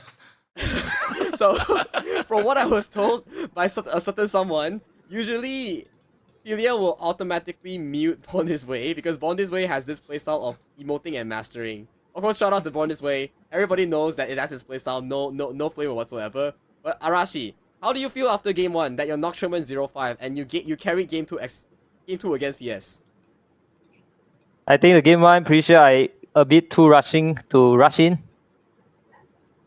Yeah, then the second game, I feel like we need to do some more aggressive play to make the team win. Yes, Oh wow! I love the mindset where like game one not aggressive enough. You got the double down, triple down, and over the last game, well, you absolutely dumpstered the Fura over the top side. I think was Kennen something that was in your mind when we go into game 3, where the team says, "Hey, I think Kennen looks good here." So what was the call? No, I was just praying really hard that he didn't pick Fiora, but he did it anyway. Oh, really? So I was like panicking a bit, But then my jungle came in clutch, give me the cannon suggestion. So yeah, that's how we got it. Wow. All right. Teamwork makes the dream work. So, Sagi, any questions that you want to ask Triple S before we actually wrap this up? I think I definitely gotta ask Blaze, right? How does it feel getting that triple kill in towards that rep buff in towards that early game? Considering you're fighting against a Xayah of all matchups. When I get a triple kill, I'm thinking if I don't carry this game for the spot, it's AD cap, That's it. Yeah. Okay, so there's a viewer request on a specific question. I'm not gonna point out who. I know some of you has like girlfriends, but you had to play this tournament during Valentine's. So what did your girlfriend say? I think that'll be me. So she was really nice to be able to accommodate this request, and luckily we won it all. So yay, thanks. It's okay. Now you can tell her you have 200 USD extra to spend on a compulsory Valentine's Day like supplement, right? So it's like I got you covered, bro. I got you covered. Yeah, I need to give a percentage of it back to her. Yeah. What about the others though? What about the others? Like, is your girlfriend? What did your girlfriend say? Yeah, I'm ready to buy some pomade for her now. Okay. All right, nice. This is gonna be an interesting one, man. But Qontra, any other questions for our boys here? Well, I do have one because next week you guys will be representing MYSG to play together with our dear creators as well. So, which one of you guys are usually ARAM mains? Are you guys confident that you can also smash the rest of C in order to absolutely put everyone else to sleep and just say MYSG is the best at C? Elvin, you go. No You ARAM are main, mains? bro. Elvin, bro, I'm please. pretty sure our we- and Philia are ARAM mains, right? Yeah, bro. No, Yeah, I don't really Philia. play now. Philia. Sure Me? not. Yeah, bro. Yeah, you do always play with the girlfriend, Philia. Yo. Oh, that's why. Okay, guys. I know like you have to play like what 5v5, ARAM, and also Arena. Like, how long have you guys not played Arena? Like, how long? Very long, I think, since Mayhem release. Oh, I think we no. quit Arena. We're gonna get gapped, bros. Like, we're from MISG. It's okay, we'll practice, no worry. Okay. Thank you guys. I don't know how many more questions do I have to ask you guys, but I need to check with the producer. But Qontra, any more questions? Well, so far, is there any kind of words that you want to say to people that has been supporting you in the chat, or some of your significant others as well as family members that's been, of course, backing you guys on your journey in competing in League of Legends as well as being part of this tournament? One by one. Let's start with us. I wanna. Oh. Oh my god, okay, I'll start first. Okay, so like I said just now, I want to thank my girlfriend for allowing me to play during Valentine's, even though it's like, okay, yeah, I mean, I mean, at least we won. Okay, I know what I'm saying. I also want to thank my teammates for carrying me the whole way through. I was kind of inting every single lane, so yeah, thanks. Wait, shout out to your girlfriend, man. Thank you so much. Alrighty. So yeah, I believe that we still have some time here. So yeah, anyone who will still want to like maybe do a little bit of shout out to, you know, perhaps some fans. Yeah, that's Kevin, supporting go. you guys. I wanna give a shout out to my girlfriend for supporting us throughout the tournament and being understanding. And I think a shout out to my friends and the people who supported us during this tournament as well. Yeah, very cool, man. Thank you so much. I mean, I think we have like one final question. Okay, if there is an MVP, who would you think it will be out of 5 of you? Anyone can answer. MVP. Or give to Jungle. Jungle? Arashi? Oh, Arashi. Ooh. Wow, What do very you think, strike Arashi? Thanks to my teammate. Okay, thank you so I much, would guys. say Congratulations. Yeah? You're saying, Arashi? Yeah, I would say SGMI is the best server. Ooh, SGMI is the best server. Let's go. Let's go. I think that's without doubt. I mean, we secured top 3, you know, even your dear friends, FRC, as well as those that have been playing across the journey, has been able to at least do us proud. Of course, we'll have to put you guys to the test again next week. So thank you guys once again. Of course, congratulations for being the champions once more here at the Battle of S.E.A. Proving Grounds. All right, you guys have worked hard. Bye. It's time to have a good night. Bye. Well, Qontra, that's the definitely end of the Proving Grounds here coming of Battle of S.E.A. So, I think, yeah, this was a very eventful day. We saw yesterday we had like, what, 6 BO1s, and today we had like almost like, oh, every single game played another 6 games as well. So, it's really down to how well our team, NYSG, which is Team Triple S, that's going to be performing later on into the next week, which is the Rally Day, right? That's right. On Rally Day, honestly, anything could happen because I'm pretty sure there's about enough time for our dear creators to cook up some really interesting drafts, some spicy little picks that we'll get, and we don't know what happens in the arena. The boys here from MYSG say that, hey, we haven't played too much, but they got some plans in return. I don't know how much I believe them, but hey, we gotta also hear from the chat. I'm pretty sure the fans from Thailand, from the Philippines, they want to strike us down, and perhaps that's where 22nd of February is where we'll have everyone come together for the Rally Day. Yeah, and let's take a look at the tournament rewards thus far. First place taken home will be the side of our champion team, Team Triple S, with the $1,000, 600 going to the side of Mr. Team Faerie Charm, and third place will be over to the side of Team FF. And top 16 teams across this tournament will be getting the Damascene Spring Swag Kit. And do your Damascene duty, win a tournament game with at least one Damascene champion on your team, and they will be going back with Damascene Spirit keychains for their own as well. Oh, well, we got a Fiora on one of the rounds. We also have seen the Galio, so congrats. Even the Sintel was being played out. So we did actually see a couple of a fair share of the Damascene champions played out throughout the course of the Proving Ground. So congrats to you guys. You guys walk away with those keychains. So, well, if you guys can spare me some, I will be absolutely grateful. But wow, Sagi, what a journey it has been for Team Triple S to back the big win. Yeah, let's take a look at their respective journeys, right? So for Team Triple S, they went through Faerie Charm, they went through Team FF, and they went through Faerie Charm again, making sure that every single game they went through an MYSG team. While the other MYSG teams in the bottom bracket were Faerie Charm, they went through Full Sense WP Academy, and finally their brethren Team FF to finally meet in the grand finals. And with that, they have stopped whichever teams that are outside of NYSG regions to be even near any Stellar finals. Yeah, and I can recall even the previous Battle of S.E.A. so far. NYSG have been so dominant, and all is thanks to all these amazing talents out there. I'm very sure that, you know, if you give them some time, Full Sense, WPE Academy, and so many more out of all these representatives coming from the rest of S.E.A. will also be able to show what they've got as well. For today, NYSG celebrate, but we'll see next week who's going to be able to back the big one home, because Rally Day, we go on all modes in order to see who is the true champions here at the Battle of S.E.A. I think that's definitely the end of the show right now. Once again, my name is Sagi. Alongside of me is none other than Qontra. We thank you guys so much for coming in for the Battle of S.E.A Proving Grounds tournament here. Thank you so much, and we will see you next week. Goodbye and good night.